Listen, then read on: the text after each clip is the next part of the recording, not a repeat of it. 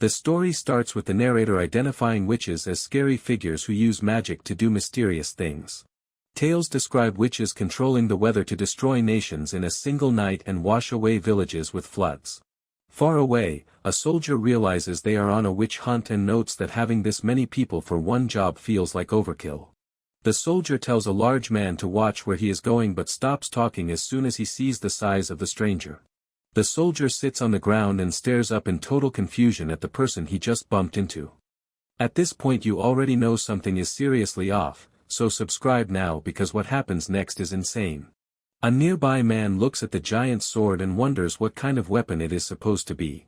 The man asks if the stranger is the dual-bladed mercenary and if he is there for the hunt. The mercenary says yes and asks for more details about witches. The mercenary stands among the crowd of soldiers with his massive blade resting casually on his shoulder. The mercenary explains that he has heard witches use something called magic to form balls of fire and create gusts of wind without using any tools. He even read several fairy tales to try and come up with a plan but found that the stories were not very helpful. The nearby soldier bursts into laughter and tells the mercenary that he looks tough but says the funniest things. He thinks the idea of using fairy tales for a professional plan is ridiculous. Wiping away a tear from laughing, the soldier tells the mercenary not to worry about magic because the target is likely just a fake. He suggests the woman is probably just a regular person being called a witch. The soldier remains confident as he walks with the group and states that they will kill the woman and finish the job in no time. The mercenary feels the job is not going to be easy. He knows that several squads already failed to catch this specific witch in the past. The mercenary understands that one person should not be able to stop entire groups of hunters. He believes the target is just as dangerous as the stories say, whether it is one person or a whole group. The mercenary plans to chop the target into bits and take his money. He views the upcoming fight as just another normal day of work. The lead soldier raises his hand and tells his entire army to stop and stay completely still. A small building sits alone in the woods with plants growing all over the walls. One soldier stares at the building and thinks that the entire house might just be made of mud. The armored men talk about how strange it is to find a home this far away from town. They mention that there are no reports of anyone living in this forest. The leader pulls out his sword and warns his men to be careful. He tells the first squad to go inside and search the entire building. The commander tells the second group of soldiers to stand ready in case the first group needs help. The leader tells everyone to secure the area but stops talking when he feels a sudden chill. The soldiers stand around confused by his awkward silence. The army spots a tiny hooded figure standing right in front of the mud house like a lawn ornament. The woman stands her ground while the massive group of men stares her down. The commander points his sword at her and yells about how they are there to kill a witch. One soldier wonders why she is hanging out in the middle of nowhere. The mercenary stares at her and realizes that something about this lady feels very strange. He tries to figure out what she is doing. The leader continues his threats by telling her she will be eliminated on the spot if she messes with their job. The woman just stares back and says nothing. The leader tells the archer to fire an arrow near the woman's feet to give her a little scare and make her move. The woman lets out a long sigh as if she is tired of dealing with these men. She begins mumbling magical words and points her hand directly at the intruders. The mercenary suddenly realizes that something invisible is moving through the air. He can feel a dark magical energy coming from the ground. The mercenary understands that he is in a very bad situation. The mercenary is yanked backward and jumps on a supply wagon. He is launched high into the sky and grabs a branch of a big tree, soaring over the heads of the confused soldiers and their horses. The army stops in its tracks as heavy thuds shake the ground, and one soldier tries to understand what is occurring. A man stubs his toe just as massive mud spikes explode from the earth to skewer the entire army. The mercenary looks at the sudden graveyard of stone pillars and wonders what has happened as the ground continues to rumble. He surveys the long rows of impaled soldiers and concludes that the entire situation is completely unbelievable. The witch stands in silence while a nearby soldier shouts in frustration and asks what is happening to the group. The mercenary stares at the scene with a shocked expression and considers who the woman is. He continues to wonder if she is truly the witch. The soldiers scream in panic and shout about their injuries as they try to figure out what kind of attack is hitting them. The survivors push each other aside and yell for their comrades to get out of the way while they attempt to escape. The mercenary thinks about running away but realizes he does not know how far the magic can reach and doubts that distance will provide any real safety. The mercenary reflects on the strange feeling he just experienced.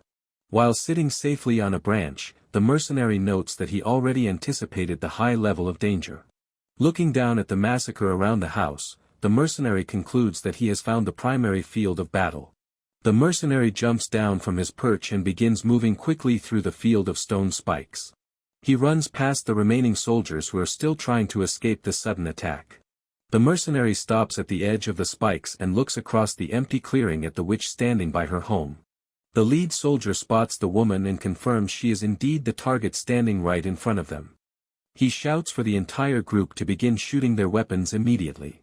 The archers follow the command by pulling back their bowstrings and launching a volley of arrows into the air. The hooded figure remains perfectly still as the projectiles begin their descent toward her position. A massive slab of earth erupts from the ground to serve as a giant shield for the woman. Every arrow makes a dull thudding sound as it strikes the solid surface of the shield. The witch brings her hands together and claps 2 times. Small bumps appear in the dirt before a massive figure made of stone and earth rises from the ground. A soldier stares upward and lets his sword fall to the ground as the giant looms over him. Other soldiers nearby freeze in place and watch the creature with wide eyes. The stone giant swings its heavy arm across the battlefield. The men scream and scramble to get away from the reach of the massive limb. The witch remains calm and sweeps her hand through the air in a single motion. The force of the magic launches the entire squad backward through the air. The witch lets out a long yawn. The lead soldier watches from a distance and concludes that the woman is a complete monster. He reflects on how it was a total mistake for humanity to ever think they could challenge the witch. A single tear falls as the soldier understands that no person has any chance of winning against a magical being. The mercenary ignores the carnage and sprints forward through the woods with his massive blade held ready. One of the survivors spots the figure running past and realizes that it is that mercenary he talked with before. The dual-bladed mercenary jumps onto the back of the stone giant and uses the creature as a platform to boost himself upward. He spins through the air and aims his weapon directly at the hooded figure while she watches him from below. The witch holds up her hand and makes a small sound to activate her shield. The mercenary strikes the massive stone 1 time to break it. The solid barrier begins to crack under the force of the giant blade. The warrior realizes that the rock wall is far too thick for him to destroy easily. He spots a movement on the ground and understands that another strike is about to happen. A fresh wall of stone erupts from the dirt to separate the mercenary from the witch. The mercenary takes a position behind the sharp stone spikes and looks back at the tall slab. The mercenary places a hand to his face and confirms that his first thoughts about the battle were correct. The witch stares at the warrior with a confused look. New stone blocks emerge from the grass while the witch continues to move away from her original spot. The mercenary tightens his grip on the hilt of his weapon. A giant explosion of earth and rock occurs as the mercenary sprints toward the house. The witch looks on with total shock as the warrior suddenly appears in front of her. The mercenary swings his massive weapon through the empty air to prepare for his next strike while the witch remains behind her stone barrier. The warrior lets out a loud shout as he smashes through a block of earth to reach his target. The mercenary acknowledges that the magic he is facing is a serious threat. He concludes that the woman lacks the proper training to defend herself at a close distance. The mercenary decides that maintaining a close position is his only chance for victory. He lunges forward with a heavy thud and continues his advance toward the witch. The mercenary shouts in surprise as a massive mud pointer of energy nearly deletes him from the forest. The warrior continues to sprint between stone pillars to avoid getting skewered. The mercenary concludes that he can win the fight if he keeps dodging until he finds a single opening to land a blow. The witch maintains her focus while the mercenary feels something. A new forest of stone spikes rises from the earth to surround the mercenary on all sides. The entire field begins to bubble with small bumps. The mercenary struggles to stay upright as a forest of sharp stone spikes erupts from the ground all around him. One of the jagged points grazes the side of the warrior's face.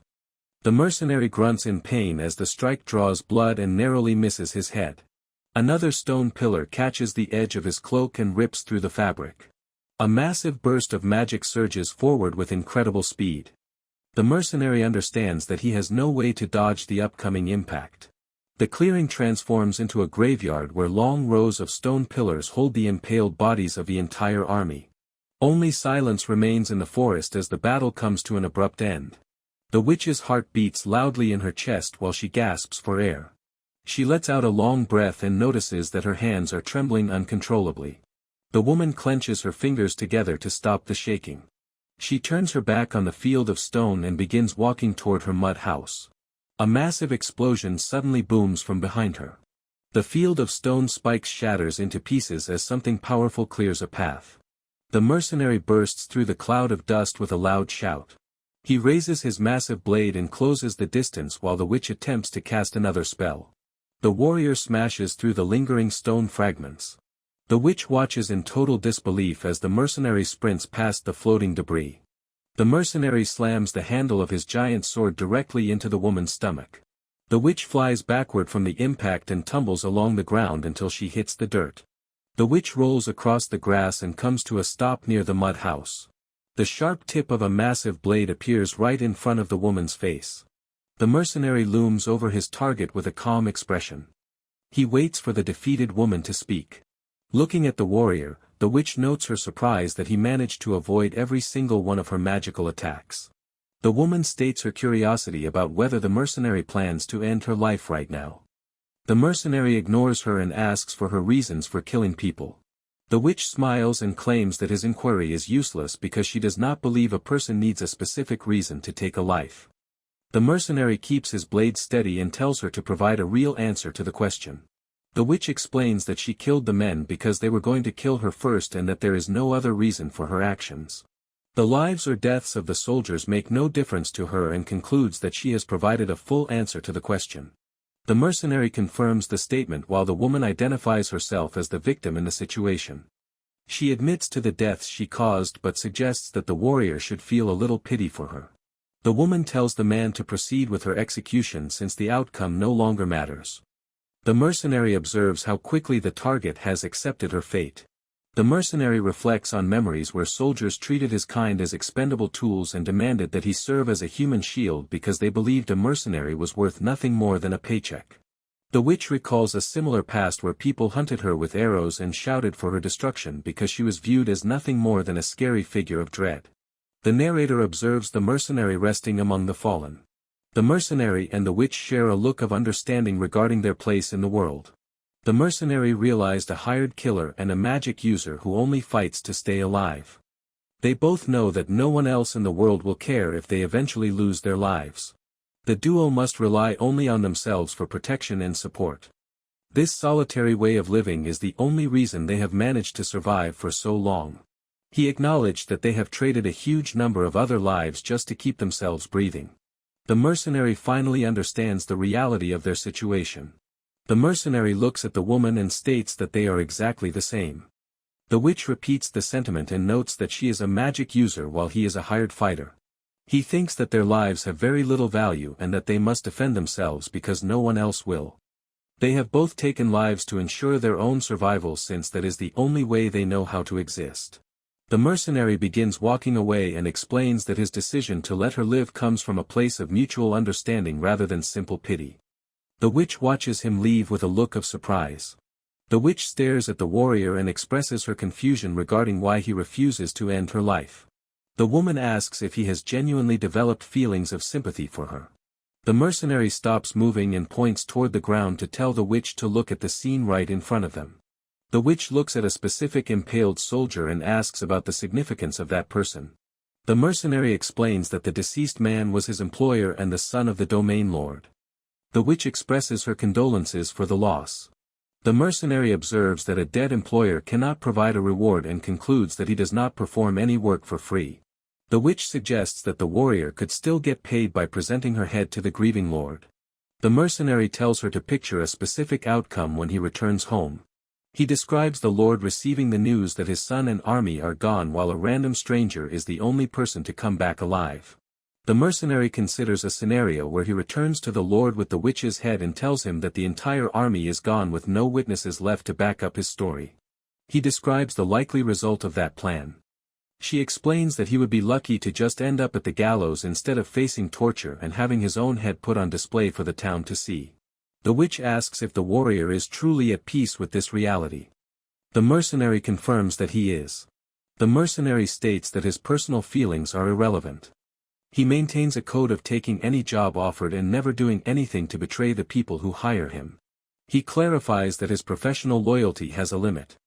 The mercenary believes he is not required to report back to a client if doing so results in his own certain death.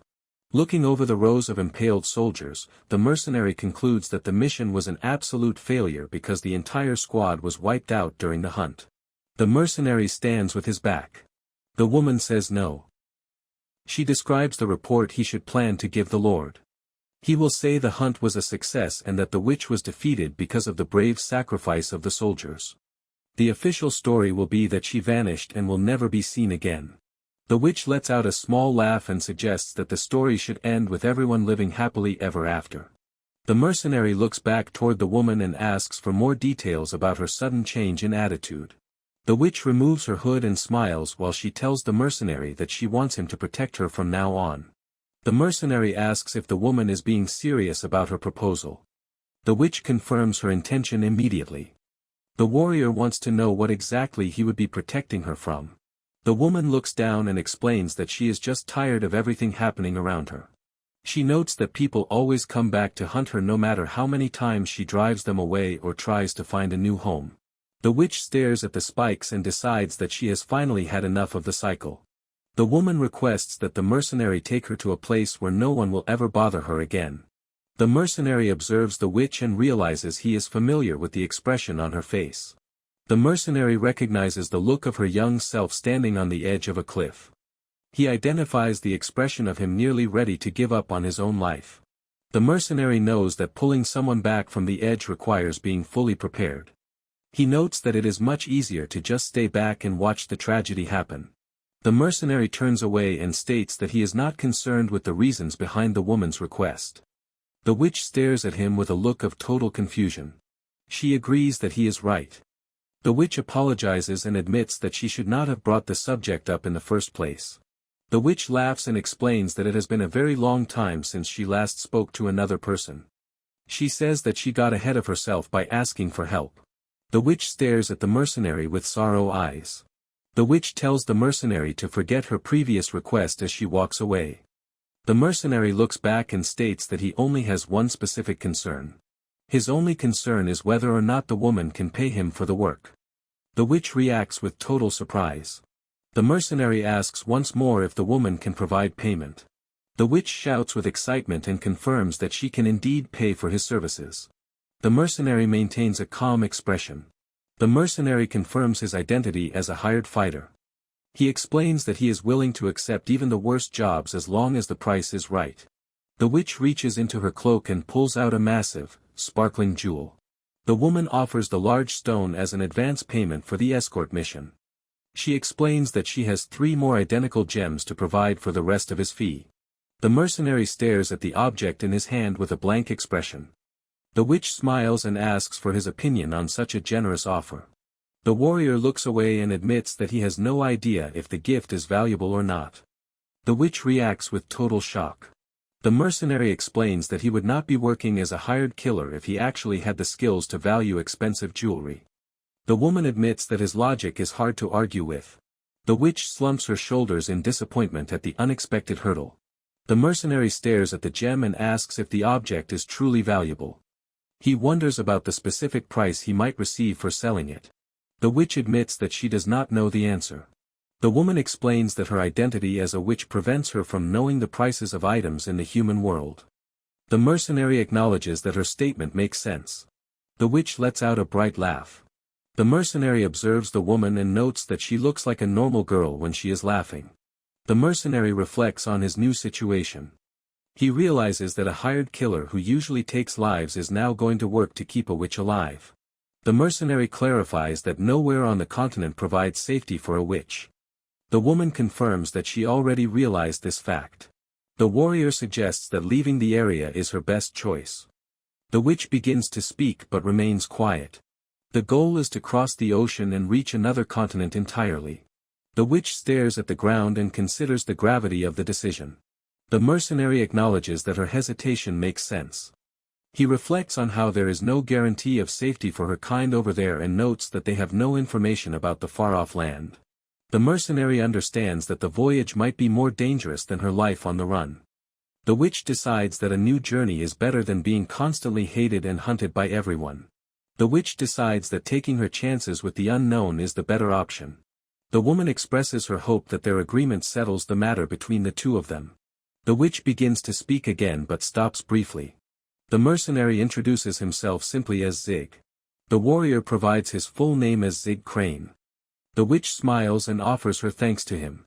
The woman identifies herself as Siasha. She states that her name is just Siasha as the new duo prepares for their long travel toward the distant mountains. The continent has dealt with conflict for a long time.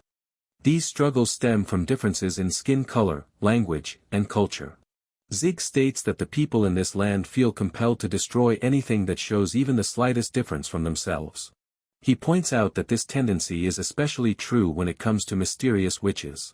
Zig and Siasha decide to leave the area behind and cross over to the other continent. The pair reaches the port town of Estina where many buildings line the curved shoreline. They pass through the marketplace and arrive at a building to find a place to stay. Zig expresses shock at the cost of 130,000 for a single night in a shared room. Siasha tells him to calm down. Zig states they are heading to the exchange. Siasha agrees to the idea. The duo stands before a massive structure. Siasha observes that the building is very large while Zig stares at it. Zig begins glancing around the area with a suspicious look. Siasha watches him and wonders what is on his mind. Siasha turns around and asks the warrior what is bothering him. Zig looks at the woman and tells her that she is the one who will go in and perform the exchange of gems. Siasha shouts in shock and explains that she has no experience with such a task. Zig notes that as a mercenary, people would likely assume he stole the gems and put him in chains. Zig tells Siasha not to worry because the exchange appraisers look at the customers as much as the jewels. Siasha wonders why the customers matter. Zig explains that mannerisms reveal status and class. He notes that the staff tends to provide special treatment to people who show these traits. Zig admits this is just something he heard. Siasha shouts that he should have left that detail out. Zig recalls hearing the information while drinking and says he thinks it is probably true. Siasha is surprised that he is only guessing. A bell rings as the duo opens the doors and enters the exchange. The people inside stop what they are doing and stare at the pair. Siasha flinches under the collective gaze of the room while Zig stands calmly beside her. Siasha lets out a breath of relief while Zig watches from behind. Siasha places a small bag and 3 large gems on the counter and states that she would like to exchange them. The appraiser examines the stones and identifies them as excellent quality before offering to take all of them. The staff member asks if 3 million orth is an acceptable price. Zig reacts with shock at the high amount while Siasha agrees to the offer. The pair leaves the exchange and walks back through the town street. Siasha smiles at the warrior and asks for his opinion on how she handled her first exchange. Zig praises Siasha for her success and mentions that the final price far exceeded his expectations for the gems. Siasha wonders about the value of the coins. Zig clarifies that the bag contains as much money as he would normally save in 5 years of hard work. Siasha is happy to hear the news and asks if this amount covers the first part of their deal. Zig explains that the payment is so large he could treat her like royalty. He notes that the current sum is more than enough for the job. Zig freezes in place as he reflects on the debt and the specific terms of their agreement. Zig experiences a moment of uncertainty while Siasha notices the change in his behavior. Siasha tugs on the warrior's sleeve and points toward a food stall. She calls out to him and says she wants to eat one of the items on display. The pair stands before a grill filled with sizzling meat skewers. Siasha encourages the mercenary to hurry up while he stares at the food in silence. Siasha expresses her delight at holding the warm snack while Zig takes a large bite of his own skewer. The witch begins eating her portion and enjoys the flavor of the grilled meat. Siasha notes that the food is delicious. Zig watches her and says he is happy she likes it even though he still seems a bit surprised. Siasha reflects on how much of the world remains a mystery to her. She realizes she does not even know the names of the different foods people eat. Siasha mentions that she did not even know the proper way to buy food.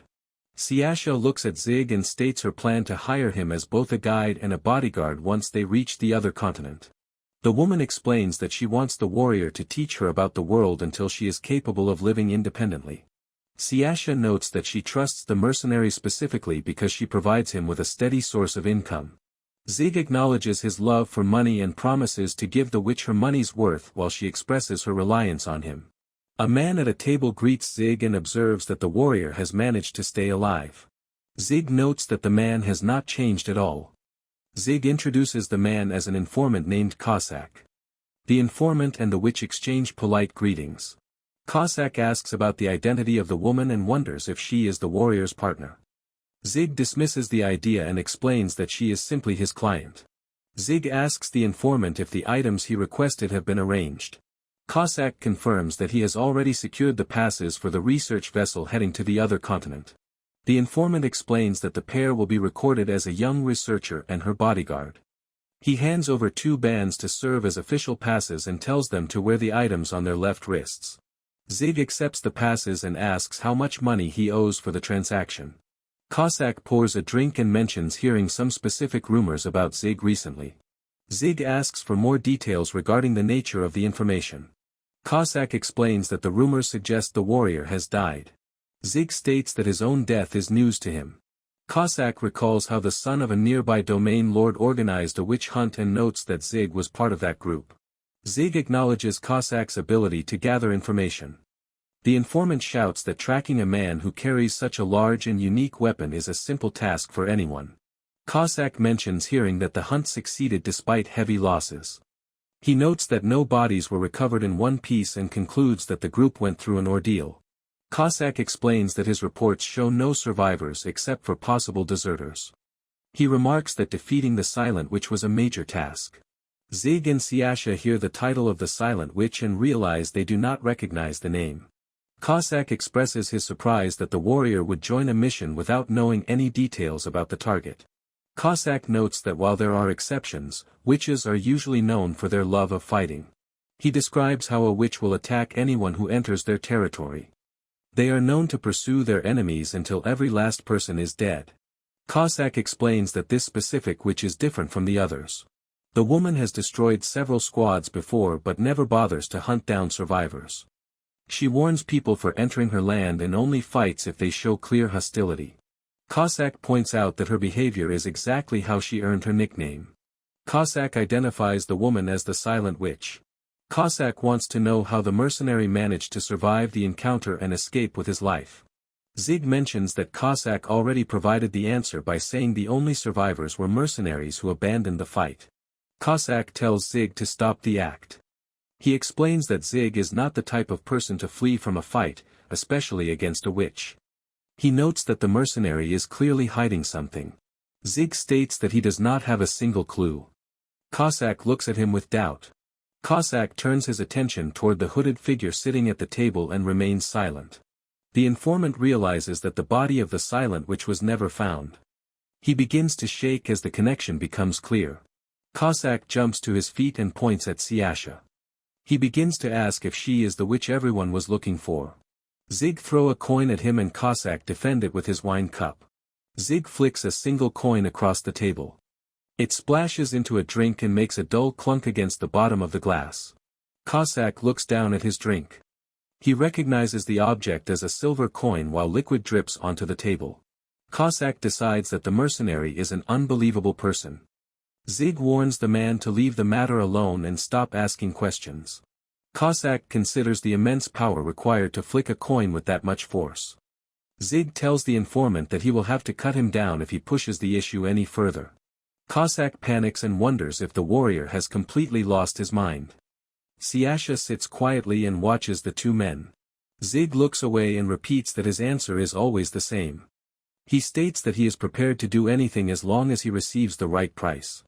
Cossack looks at the silver coin in his glass and acknowledges the situation. The informant states that the total price for his services is 2 million orth. Zig confirms that the arrangement is settled while Cossack remarks that the warrior now owes him a favor. Zig agrees and thanks the man for his help as the duo prepares to leave.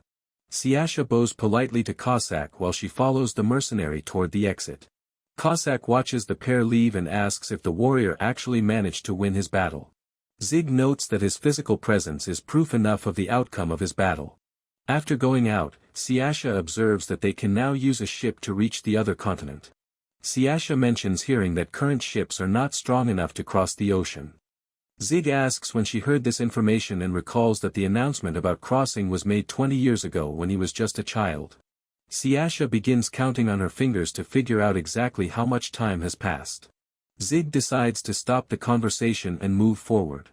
The duo stands before a massive ship while Zig explains that a group of researchers is heading to the other continent. He states his plan for the two of them to hide among the crowd. Zig points out a smaller boat and explains that they will be hiding on it. He mentions that this vessel is designed to follow the much larger main ship. The mercenary identifies a massive research vessel nearby and notes that the most important people for the mission will be staying on that larger deck. Siasha remains quiet while she stares at the two ships and processes the plan. Zig wants to know if the witch has any issues with traveling on the smaller boat. Siasha reacts with annoyance and tells the warrior to stop treating her like a little kid. Siasha looks at the vessels moving through the water and considers how these ships have the potential to accomplish many great things. The interior of the ship begins to wobble and shake as it sets sail. Siasha shouts in surprise and struggles to maintain her balance in the moving hallway. An eagle suddenly swoops down, and sinks its talons into Siasha as Zig's block it with his hand. Zig notices blood oozing from his hand and realizes he has been wounded. Siasha immediately uses her magic to heal the warrior. Zig observes that his hand is fully restored and notes that the pass is still in place. The pair enters their living quarters on the ship. Zig begins to summarize what they know about the other continent. Zig concludes that their collective knowledge of the destination is practically non-existent. Siasha expresses her confusion from her bed. She mentions the groups that traveled there before them and states that it makes no sense to have zero information. Zig notes that all contact with the ship that arrived before them has apparently been lost. The mercenary mentions his failed attempt to gather as much information as possible about their destination. Siasha suggests they must simply accept the lack of information and decides to change the subject to ask the warrior a question. The woman explains that mana is the energy source for her magic spells and notes that several steps are required to use them properly. Zig observes that she seems to be enjoying the explanation. Siasha uses the analogy of scooping water from a lake to describe the process. She states that the first step is to gather enough mana and identifies the second step as giving that energy a specific direction. Zig expresses his confusion regarding the concept of giving energy a direction. Siasha clarifies that giving a direction means assigning properties to the mana based on its intended purpose such as defense or offense. Siasha demonstrates that mana can be directed toward an attack or used for defense. Siasha identifies the third step as shaping the mana and notes that this specific stage is called casting the spell. Siasha explains that various methods for casting exist such as making hand gestures or reciting incantations. Siasha tells Zig that the scent he noticed earlier is likely the result of a reaction that occurs when mana is assigned its properties. Zig acknowledges the explanation and states that he understands the process. Zig turns towards Siasha and indicates that he has a question for her. Siasha leaves her sit and gets close to him as he prepares to ask his question. Siasha enthusiastically confirms that the warrior is allowed to ask her whatever he wants. Zig notes that the witch did not use fire or water against him during their battle and states his desire to know why she limited her attacks. Siasha explains that fairy tales are exaggerated and clarifies that a single witch does not have the power to control everything. She states that her magic depends on a specific affinity. The woman describes how mana is compatible with certain elements for each individual.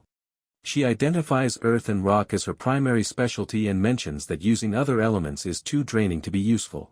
Siasha leans in with a smile and invites the mercenary to continue his inquiries about any subject he chooses. Zig observes Siasha and asks for the reason behind her positive mood. Siasha states that this is the first time anyone has ever asked about her and notes that the experience makes her very happy while Zig lets out a small laugh. Zig thanks the woman for her interesting explanation while Siasha kicks her feet and expresses her own happiness at being able to answer his questions. 20 days have passed as the fleet continues its journey across the open sea. Siasha looks toward the distant shoreline and asks if the land in front of them is the other continent while Zig uses a spyglass to get a better view. The spyglass reveals the smaller ship approaching a coastline covered in thick green trees. Zig looks at the empty forest and states that it does not look like anyone lives nearby. Siasha concludes that she and Zig are meant to be the scouts for the group. The duo joins the line of researchers and guards as they begin walking inland through the tall grass. Zig notices a sudden gleam of light coming from the thick bushes and wonders about the source of the reflection. Zig reaches down and picks up a small silver pin shaped like a pair of wings. Zig examines the metal object and experiences a sudden rumble from the ground that leads him to conclude an earthquake is starting. Zig watches as Siasha crouches down to inspect the dirt and asks her to explain what is bothering her. Siasha touches the soil with her fingertips and states that the ground is soft. The witch observes a large fissure in the earth and notes that cracks usually disappear quickly unless the soil is dry. Siasha points out that the area is very wet and says it is strange for these cracks to remain visible. Zig suggests that the marks must be recent and were probably caused by an earthquake, but Siasha states that his explanation does not quite fit the facts. A low rumble begins to shake the area once more. Siasha hears the sound and concludes that another earthquake is happening as the ground continues to vibrate. Zig stares at something in front of him and wonders about its nature. A researcher shouts for Zig and Siasha to regroup with the squad to prepare the official report. Zig remains silent while he ponders the current circumstances. Zig reflects on the previous expedition and wonders about the current location of the squad that arrived before them. The warrior observes that it is strange for the previous group to leave no traces behind even if they had a valid reason to move. Zig notes the total absence of even a single footprint just as the earth begins to shake with a loud rumbling sound. A massive, dark limb covered in coarse hair moves through a fissure in the ground with a faint scraping noise. Zig grabs Siasha and warns everyone that the threat is directly beneath them as the earth shatters. A massive, toothed creature erupts from the ground while Zig carries the witch to a safe distance. Zig wonders what the monster is and realizes it must be the thing that destroyed the first squad. Zig tells Siasha to stay alert because he doubts this is the only creature nearby. Siasha responds with a small laugh. Siasha notes that the beast dared to use a surprise attack from under the ground. Siasha states that the creature will regret its decision while dark magic begins to flow around her. Siasha notes that the beast dared to use a surprise attack from under the ground and states that it will regret that decision. Zig tells the witch to stop her magic because too many people are nearby and can see her. Zig asks her to consider the reason they traveled such a long distance. Siasha remembers how the guards tried to kill her. Zig reminds the witch that his role is to act as her bodyguard. Zig waits for a response and Siasha smiles while stating that she understands. Siasha kneels and places her hands against the dirt to send a pulse of energy through the earth. Siasha explains that she channeled her mana through the ground to locate the hidden threats for Zig. Zig acknowledges that her assistance will be helpful as he prepares to strike a lunging creature with his sword. The warrior swings his twin blade with enough force to tear through the massive beast and send dark fluid into the air. Siasha spots a new danger and shouts for Zig to watch his front and back. The earth shatters as two more monsters emerge from the ground to surround the mercenary. Zig stands between two monsters and prepares to swing his twin blade. Zig spins his body and cuts both creatures into several pieces. Siasha points ahead and says the next monster is approaching. A beast rises from the dirt and Siasha states that the enemy is directly beneath her feet. Zig rushes over and kills the creature before it can harm the witch. A loud scream sounds from a distance and Zig turns his head to find the source. Several massive creatures move quickly through the tall grass toward the path. Siasha watches the movement and joins Zig in crouching behind a thick bush. The monsters erupt from the ground and begin tossing researchers and guards into the air. A man tells the others to stay together and call for help while a monster catches another person who begs for release. Zig watches the scene from his hiding spot and observes that the situation is total chaos. Siasha grabs the warrior's clothing and tells him to be quiet and not move. Zig and Siasha stay hidden in the bushes while they wait for the danger to pass. The monsters rise from the ground and look around the clearing to search for more victims. A giant mouth filled with teeth looms over the hiding spot while Zig remains perfectly still. The massive worms slither away through the trees until the area returns to total silence. Siasha whispers that the warrior can move now but warns him to keep his voice very low. Zig understands that the creatures must use sound to locate their prey. Siasha agrees and explains that she first thought the monsters tracked heat but noticed they only went after the people who were running and shouting. Zig notes that their home continent did not have these creatures and observes that the environment is nothing like what he is used to, while Siasha remarks that they have come to a very wild place.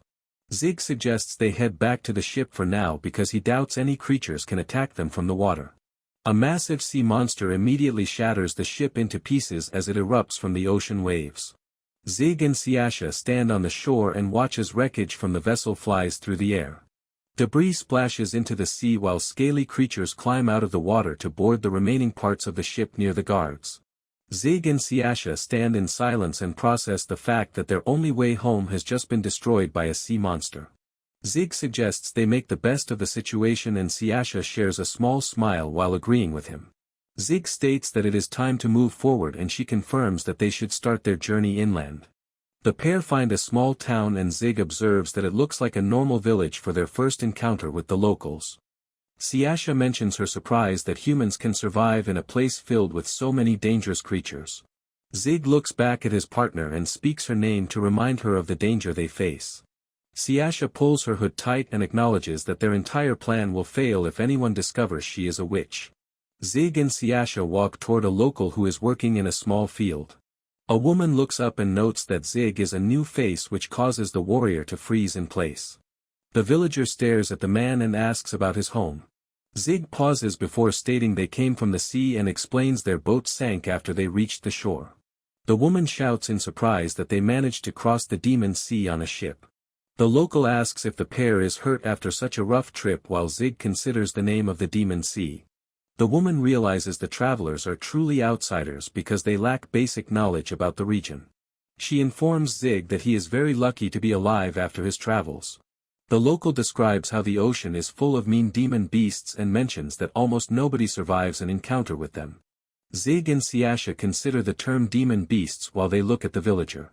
Zig realizes that calling the monsters demon beasts is the most accurate way to describe them.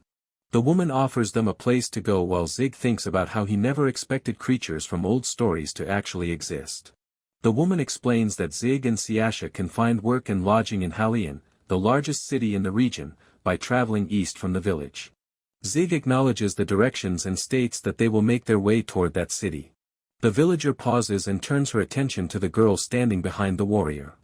Zig clenches his hand around the handle of his sword and watches the woman closely. The woman remains silent while she continues to look at the travelers. The villager suddenly hands a heavy basket of bread to Siasha and observes that the girl is far too thin. The local woman laughs and tells the girl to eat well so she can put some meat on her bones and avoid starving to death. Siasha blushes and stammers out her thanks while she balances the heavy basket of food in her arms. Zig observes the scene and concludes that his companion is simply not used to people showing her any hospitality. The warrior reflects on his own behavior and thinks that he might have been acting too cautious about their surroundings. A sharp smell rings out and Zig senses something. Zig remains focused as he identifies a faint but distinct odor that reveals the presence of a new threat. Siasha observes that she is not the person currently being discussed. Zig draws his sword and prepares to fight. A tiny flame appears on the tip of a finger of the child. A young boy's finger is lit up with fire. He squats in the dirt and uses magical fire to help with the chores. Zig watches the boy and asks if the child is a witch, but Siasha denies. Siasha watches the boy walk away and concludes that the locals are definitely human. Siasha observes the villagers working in the fields and realizes that every single person has mana despite the differences between them. A smile spreads across Siasha's face as she notes how magic thrives in this new world. The duo walks further into the village where they see common people using magic to perform their ordinary tasks. Zig looks at his companion and realizes that she finally found a place where she does not need to hide her magical powers. The warrior lets out a quiet laugh and decides that this might be the perfect location for the witch to live her life. Zig narrows his eyes and focuses on the world around him. The warrior stays silent while he touches his chin and thinks about what he has seen. Zig notes that it is only natural for people here to use magic since dangerous demons roam the land. He realizes that magic is their best way to stay alive. Zig concludes that he will definitely face battles against other magic users in the future. He leads the way while Siasha walks behind him with her heavy basket of bread. A basket sits filled with bread and other food as Siasha declares her new goal to discover the good side of humanity.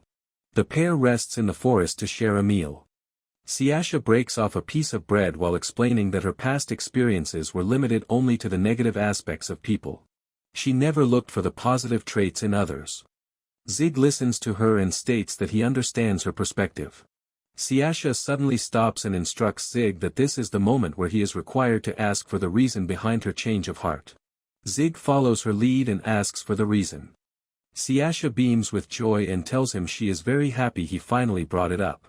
As Siasha prepares to start her long explanation, a massive armored creature rustles through the bushes and emerges directly behind her.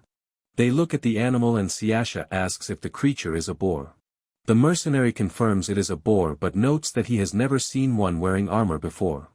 Siasha reacts to the sudden interruption. The witch sends a mud attack out of the ground and states that she was just reaching the best part of her explanation. The spikes hit the animal and shatter with a loud metallic ring. Siasha is surprised that the magic did not pierce the armor as the monster lets out a loud roar. Zig decides to distract the creature and tells Siasha to deliver the final blow.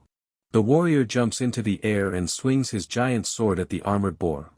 The blade hits the metal plates with a loud noise while the monster screams in the middle of the path. A close look at the armor shows that the sword did not leave a single scratch. Zig clicks his tongue and notes that he is unable to cut through the tough plating. The mercenary stays in a defensive stance as the boar stomps on the ground. Zig strikes the armored beast multiple times while the sounds of metal clashing fill the air. Siasha observes the battle and realizes that Zig is talented for hitting the exposed parts of the animal despite the intense fight. Siasha believes that the warrior will soon create a perfect chance for her magic to get past the metal plates. The witch focuses her gaze and reminds herself to stay prepared for the coming opening.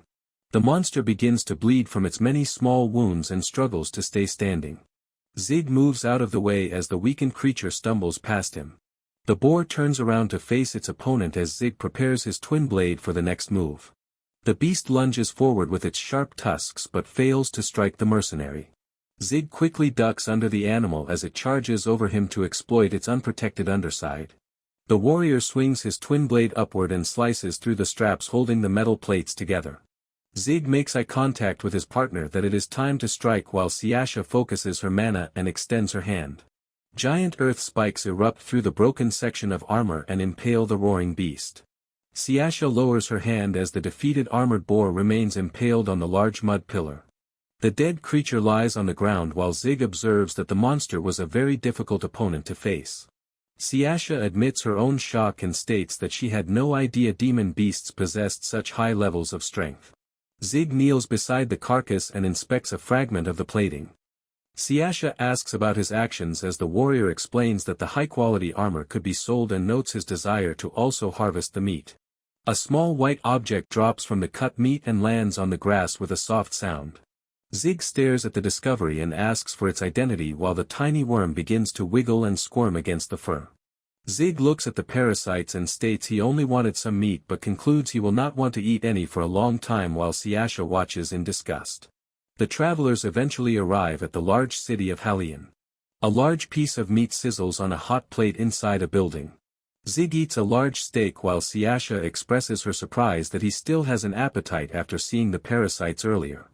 Zig instructs her to spend their earnings on gear, food, and information to ensure their survival. He tells her that earning money must become a regular routine for them to stay alive. The mercenary concludes that completing jobs and managing resources is the only way for people like them to survive. Zig explains that eating meat is necessary for survival on the battlefield while Siasha repeatedly calls out his name to interrupt him. Zig turns to listen as Siasha points to an interesting item on the menu and asks for more information. Siasha wears a wide smile while she holds up a tall glass filled with ice cream and various fruits. Siasha tastes the dessert and notes the freezing temperature of the food. The woman experiences the sugary flavor and adds that the dish is very sweet. Siasha laughs and declares that she loves the new food while Zig watches her and observes that her positive reaction is good. Siasha addresses the warrior and prepares to share a thought. The woman tells Zig that she has decided to find a job. Zig asks if her sudden motivation is due to the ice cream she is eating, but Siasha quickly states that he is wrong. She looks down at the table and explains that she wants to try fitting into the human world. Siasha considers her past and notes that she can no longer imagine living a life without the constant use of magic. Zig reacts with surprise when the witch reveals she has been using magic for over 2 centuries. Siasha looks through the window at the busy street and concludes that fitting into society is a better choice than living in isolation. She believes that since magic is accepted in this land, she should attempt to integrate with the local people. Zig listens to her plan and considers the potential dangers that might come with her decision. The warrior decides to support his companion and tells her that her plan is a good idea. Siasha reacts with a start at his unexpected approval. A gentle smile appears on Siasha's face as she accepts the warrior's encouragement. Zig asks what specific type of work she intends to find while Siasha pauses to consider her options. 2 men at the bar discuss a new reward as the pair continues their conversation in the background. Zig reacts with surprise to the beast man at the bar and wonders if the person is an animal while Siasha asks if the men mentioned a reward. The wolf-like man explains that it is currently very difficult to find adventurers at the 4th class level who are willing to provide assistance. Zig repeats the term in confusion while Siasha states that she has never heard of that specific line of work before. A waiter holding a tray stops at their table and asks if the travelers are interested in learning about adventurers. Siasha confirms their interest and explains that they are from a very distant land where everything is unfamiliar. She then asks the man to explain the details of the job. The waiter gives a friendly smile in response to her request for information. The waiter explains that adventurers belong to a guild and earn their living by hunting demon beasts. He notes that their pay depends on the type of creature they defeat and adds that selling extra materials is a common way to gain more money. Zig observes that the long explanation provides a clear summary but thinks to himself that the man speaks quite a bit. The warrior asks if the group is essentially a collection of mercenaries who focus on killing monsters. The waiter reacts with intense shock and shouts for him to be quiet. The man leans in and whispers that Zig must never make such a comparison while in the presence of actual adventurers. Siasha asks the waiter to explain the reason for his warning while Zig waits in silence. The beast man at the bar laughs while the waiter clarifies that these fighters strongly dislike being compared to mercenaries. He warns that they must never group adventurers with people who prey on others. Siasha is about to say something but Zig stops her. Siasha looks at the warrior and says his name. The waiter clarifies that his words are simply how the adventurers choose to describe the situation. The man explains that the title of mercenary does not mean much anymore and calls them unimportant people who only talk big. Siasha asks why he views them that way. The waiter says that war is now a thing of the past and explains that no one needs mercenaries like they used to. Zig shouts that the man's statement cannot be the truth. The waiter explains that minor differences in appearance or culture used to trigger centuries of conflict and notes that society would never have accepted someone like the Wolfman back then. The man identifies demon beasts as the primary cause for the shift in the world. He describes how these monsters would unfailingly appear whenever an all-out war began. The waiter states that the creatures would ignore borders to attack the military forces of every side involved in the conflict. Zig wonders that wars ended not because people lost the will to fight but because the monsters made large-scale combat physically impossible. The waiter explains that this constant threat is what forced everyone to start seeking employment as adventurers. An older man drags the waiter away and orders him to return to his duties. Zig reflects on the nature of humanity and thinks about how conflict always follows people even when peace seems to exist for a short time. Zig remembers his life on the previous continent where his skills as a mercenary were in high demand and provided constant employment. He begins to worry about his future and wonders what his purpose will be if his specialty as a mercenary is no longer needed in this new land. Siasha notices his distress and calls out his name. Zig tries to hide his anxiety and tells the woman that he is doing fine. Siasha turns toward the warrior and makes a sudden announcement that her new goal is to become an adventurer. Zig looks at his companion with total confusion. Siasha remembers how Zig told her about how mercenaries survive and smiles. She reminds him that he is supposed to ask for the reason behind her current thoughts. Siasha completed her earlier conversation before the bull attacked. She wanted to find the positive side of humans by following the lead of a person she already knows. Zig and Siasha stand in a crowded square at the start of their first job. Siasha starts to speak but stops abruptly. Siasha turns quickly and wonders about the requirements for registering as an adventurer. Zig states that the process involves handing in a form. Siasha reacts to the mention of a document with a sharp gasp. Siasha experiences a moment of panic regarding the proper things to say during the meeting. A nearby person observes her with confusion. Siasha clutches her head while her mind spins. She considers if she needs a planned speech and contemplates the correct walking speed for entering the office. Siasha feels woozy and asks Zig for his thoughts on her next move. Zig looks at her and tells her to calm down. Zig observes that the staff will not take Siasha seriously if she continues to act in a suspicious manner. Siasha declares that she cannot let that happen. Siasha resolves to assert her dominance and show everyone that she is the boss. Siasha wonders which magic spell she should use to give the workers a taste of her power. Zig lets out a sigh and notes that he has never seen his companion this flustered before. Zig suddenly lifts the witch into the air and carries her away. Siasha expresses her total confusion at the sudden change in her position. Siasha remains speechless while she processes the fact that the warrior is currently holding her. Siasha kicks her feet and strikes the man with her hands while she pleads for him to put her back down on the ground.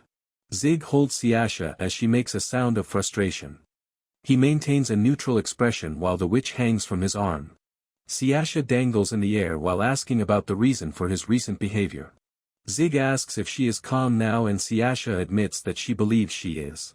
She expresses her regret that Zig had to witness the current situation. Zig observes that Siasha is new to these experiences and states he does not blame her. He explains that she must overcome these obstacles to live among humans and Siasha acknowledges the truth of his statement. Zig places his hand on the witch's head and states that he will not tell her to avoid the fear of failure. He tells her to simply make sure of her resolve. Zig explains that Siasha will eventually be able to look back at today and laugh about her experience. Siasha looks up at the warrior and states she will do her best. Zig responds that her answer is good. Siasha touches the top of her head while she watches the warrior turn and walk away. Siasha stands in front of the large double doors and states that it is time to go inside. A creaking sound fills the air as the witch opens the door and walks into the office.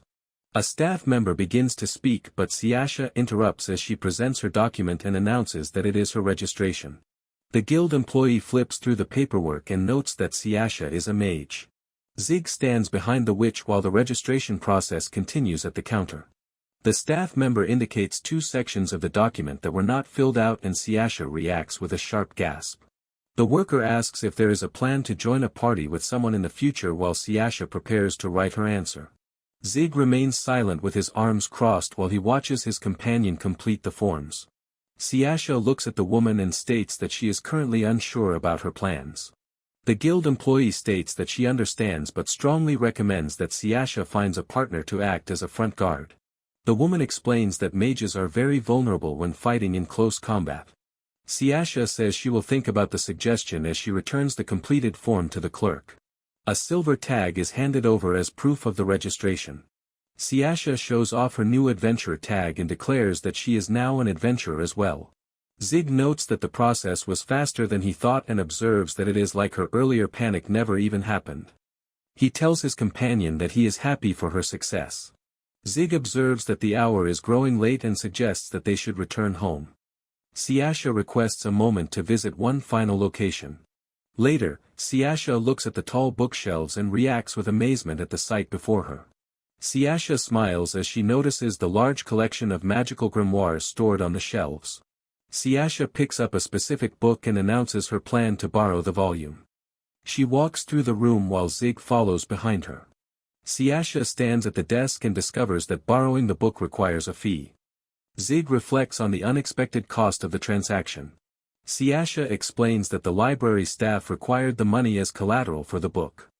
Zig holds a bag of coins and concludes that the payment is a necessary expense. Siasha holds her new book with a slight tremble while Zig asks for the total cost of the volume. A significant pile of silver coins rests on the counter to cover the expensive library fee. Siasha beams with gratitude as she thanks her companion, but Zig tells her not to worry as he reminds her that their money is for essential items. On the following day, Zig asks if a mission has been chosen and Siasha holds up a flyer while stating her plan to hunt creatures known as pouch wolves.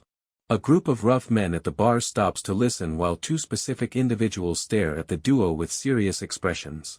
The pouch wolf is revealed as a creature that surprisingly lays eggs and carries the brood inside its stomach pouch until the offspring are ready to hatch. Zig acknowledges that the information is useful but states he wants to know more about the risks and how the animals act. Siasha agrees that his point is correct. A voice interrupts and states that new adventurers should avoid this specific task. Zig and Siasha turn toward the speaker. The information explains that pouch wolves have strong reproductive instincts and travel in packs. The existence of a hunting mission implies the group left the forest to find more food for their growing numbers. The armored man identifies Siasha as a beginner who just started her career the previous day. He tells her not to rush into dangerous jobs right away. Siasha holds her paper and asks the two men for their names. The man introduces himself as Bates and says his partner is named Grow. He offers an apology and explains that they happened to overhear the conversation.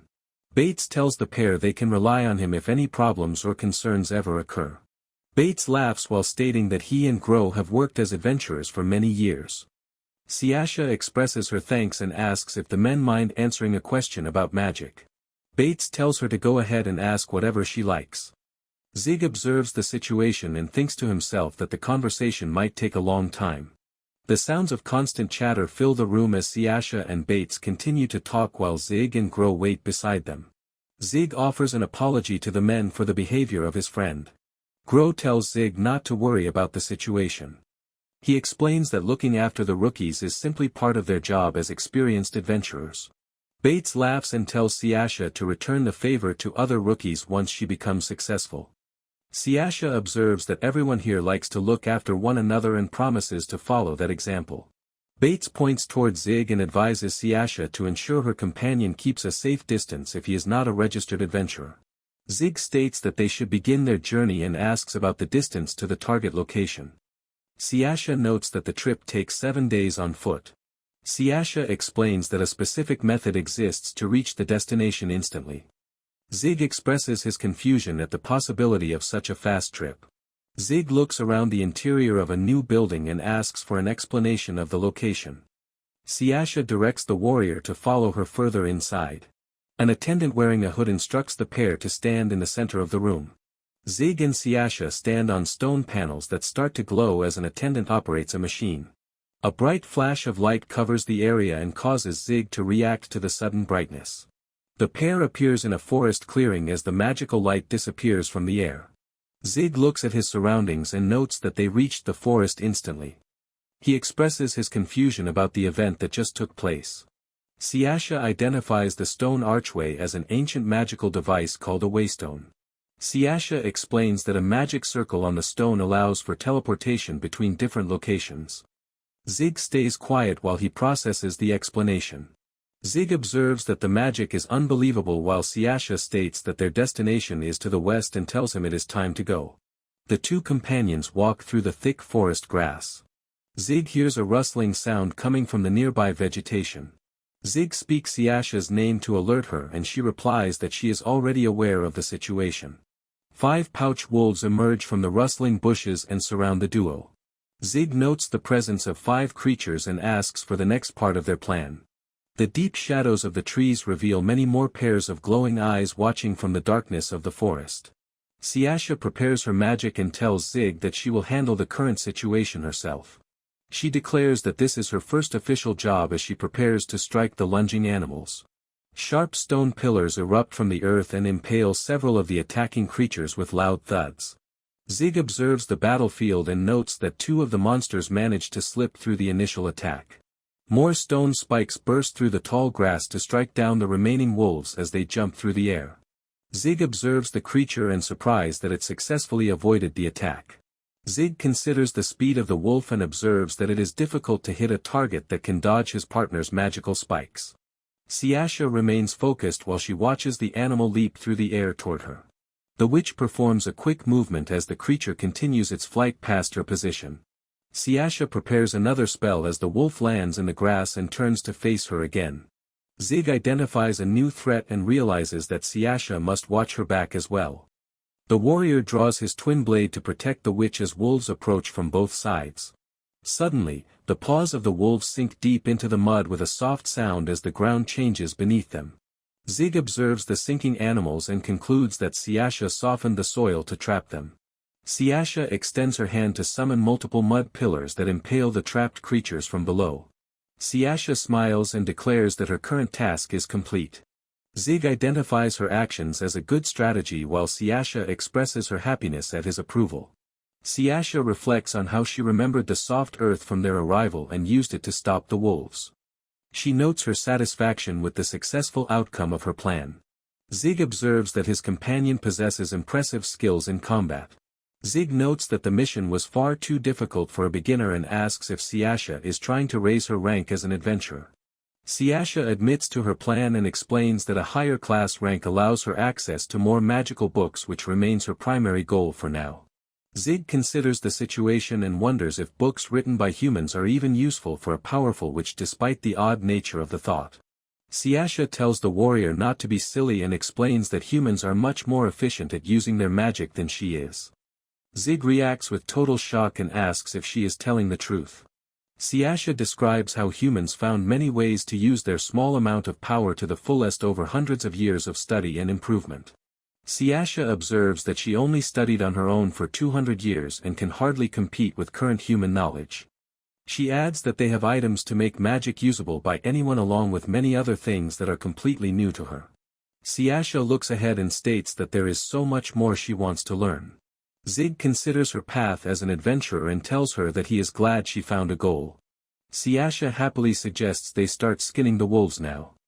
Zig watches her and concludes that this could be the perfect job for her. Zig asks which part of the animal is needed for the mission and Siasha identifies the pouch as the intended item. Siasha draws a knife and explains her reading shows the pouch is very light and durable. She notes that the material is often used to make knapsacks or water skins. Zig asks Siasha what she is doing, and she tells him she is going to help him skin the wolves. Siasha holds up her knife and tells Zig that even if he thinks otherwise, she is actually very good at skinning. Siasha reels back from a terrible smell coming from the pouch and screams that the stench is unbearable. Siasha looks at the warrior and says she is surprised that the smell does not bother him, and Zig simply agrees. Siasha notices the objects in the warrior's nostrils and shouts that Zig has actually plugged his nose. Siasha waves her arms and says it is not fair that Zig knew about the smell the whole time. Zig claims he had no idea while thinking to himself that he just assumed the inside of the pouch would be dirty. Siasha scrubs her hands in the water while complaining that the terrible smell refuses to come off. Zig remains alert as the distant sound of clashing metal reaches his ears. Zig notes that someone is currently fighting something nearby. Siasha realizes it is another group of adventurers who accepted the same hunting mission. Siasha wants to witness humans using magic at a close distance, and Zig is interested in seeing how adventurers manage a real battle. Siasha suggests that they head toward the noise to check on the situation, and Zig agrees to follow her. Siasha warns that they must be careful not to let the other group notice their presence, and Zig confirms that he understands. A swordsman slashes a leaping wolf while a knight uses his shield to block another beast. More wolves jump from the side to attack the archer and the mage waiting in the back. Arrows fly through the air to strike the targets while spells flare to stop the remaining animals. Zig stays hidden in the bushes and treats the standard fight like a study session on adventure formations. He observes that the front guard keeps the enemies busy with a sword while the rear guard uses magic and arrows to finish them. Zig watches the group and concludes that their coordination is excellent during the heat of battle. Zig notices a sudden smell in the air and reacts to the change. Zig detects a grassy scent nearby and considers the possibility that a person used magic. Zig looks at his companion and realizes that Siasha is not responsible for the current change in the environment. Distant light ripples through the air as a strange presence begins to appear in the clearing. A giant invisible shark monster with multiple fins materializes behind the other adventurers while Zig watches in surprise. Zig screams for the group to look behind them because the monster is about to strike with its mouth wide open. Light shines through the tall trees of the forest. The group of adventurers stands together in the clearing after finishing their battle. The mage from the party turns her head as she feels a sudden change in the air. Zig takes a sharp breath and shouts a warning for the adventurers to look behind them. A massive shark monster lunges forward with its teeth bared toward the party's mage. A guy reacts instantly and pulls the mage away from the path of the attack. He holds the rescued woman in his arms while the giant beast misses its target and slams into the ground with a loud thump. The massive spectre shark rips into a dead wolf as blood drips onto the grass. One of the fighters recognizes the monster as a spectre shark. An armored man wonders why the beast appeared in the forest. The guy replies that the scent of blood pulled the predator toward them. The female mage struggles to hold her staff steady as her hand shakes from the sight of the beast. He kneels beside his companion and states that the group is not yet strong enough to win a battle against the shark. The guy shouts for the adventurers to abandon their prize and let the monster have the dead wolves. The party leader commands the entire group to run away. He instructs Listy and Ryle to protect their rear while they make their escape. The archer looks around and wonders which path is the safest to take. The group stands in the forest while the archer asks for a direction that leads away from the monster. Everyone remains still as they look for an opening to escape. He hears a rustle in the bushes and feels his heart start to beat faster. The guy stares ahead as he notices the loud sound of his own heart. The massive invisible shark appears directly behind him and opens its mouth to swallow. A bright flash of light fills the forest directly in front of him. A small knife hits the shark and is stuck at the tree with a loud thump near the guy while Zig shouts for his team to go left and keep moving. The guy pulls out his blade and swings it with a fast motion. He cuts through the body of the monster with a single powerful stroke.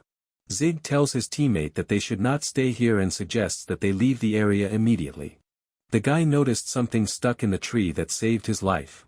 A sharp blade slices through the thick tree.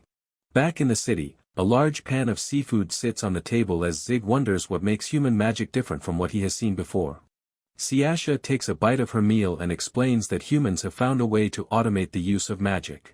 She reviews the traditional steps of gathering mana, choosing a direction, and finally shaping the power while Zig listens to the explanation.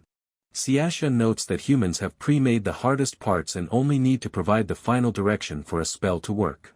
The witch identifies the waystone as a perfect example of this shortcut because the magic words are already carved into the stone as a sigil. She adds that anyone can activate the device by just pouring their energy into the pre-written instructions.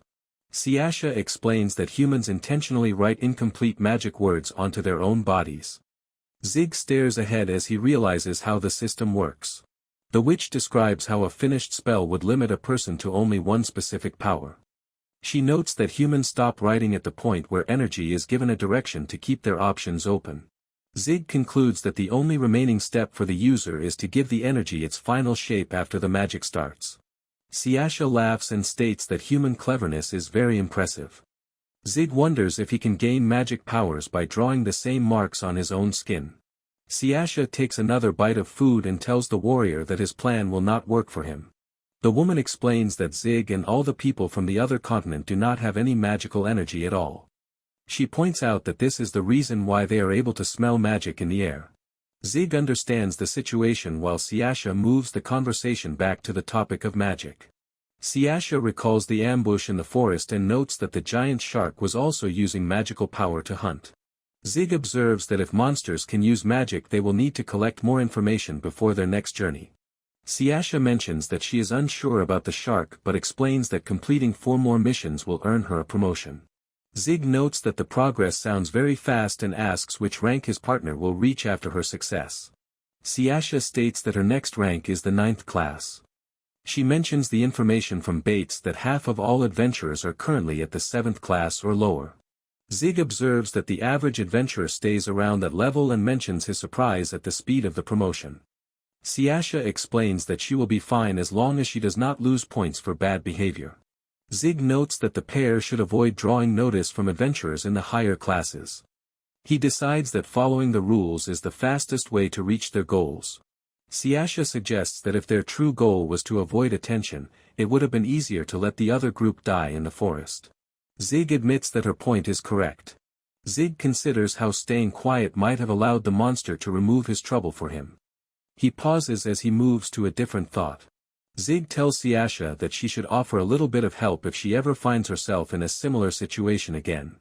Siasha looks at Zig and asks if she should help even those who provide her with no personal gain. Zig confirms her thought and explains that the most important part of living among humans is making friends instead of enemies.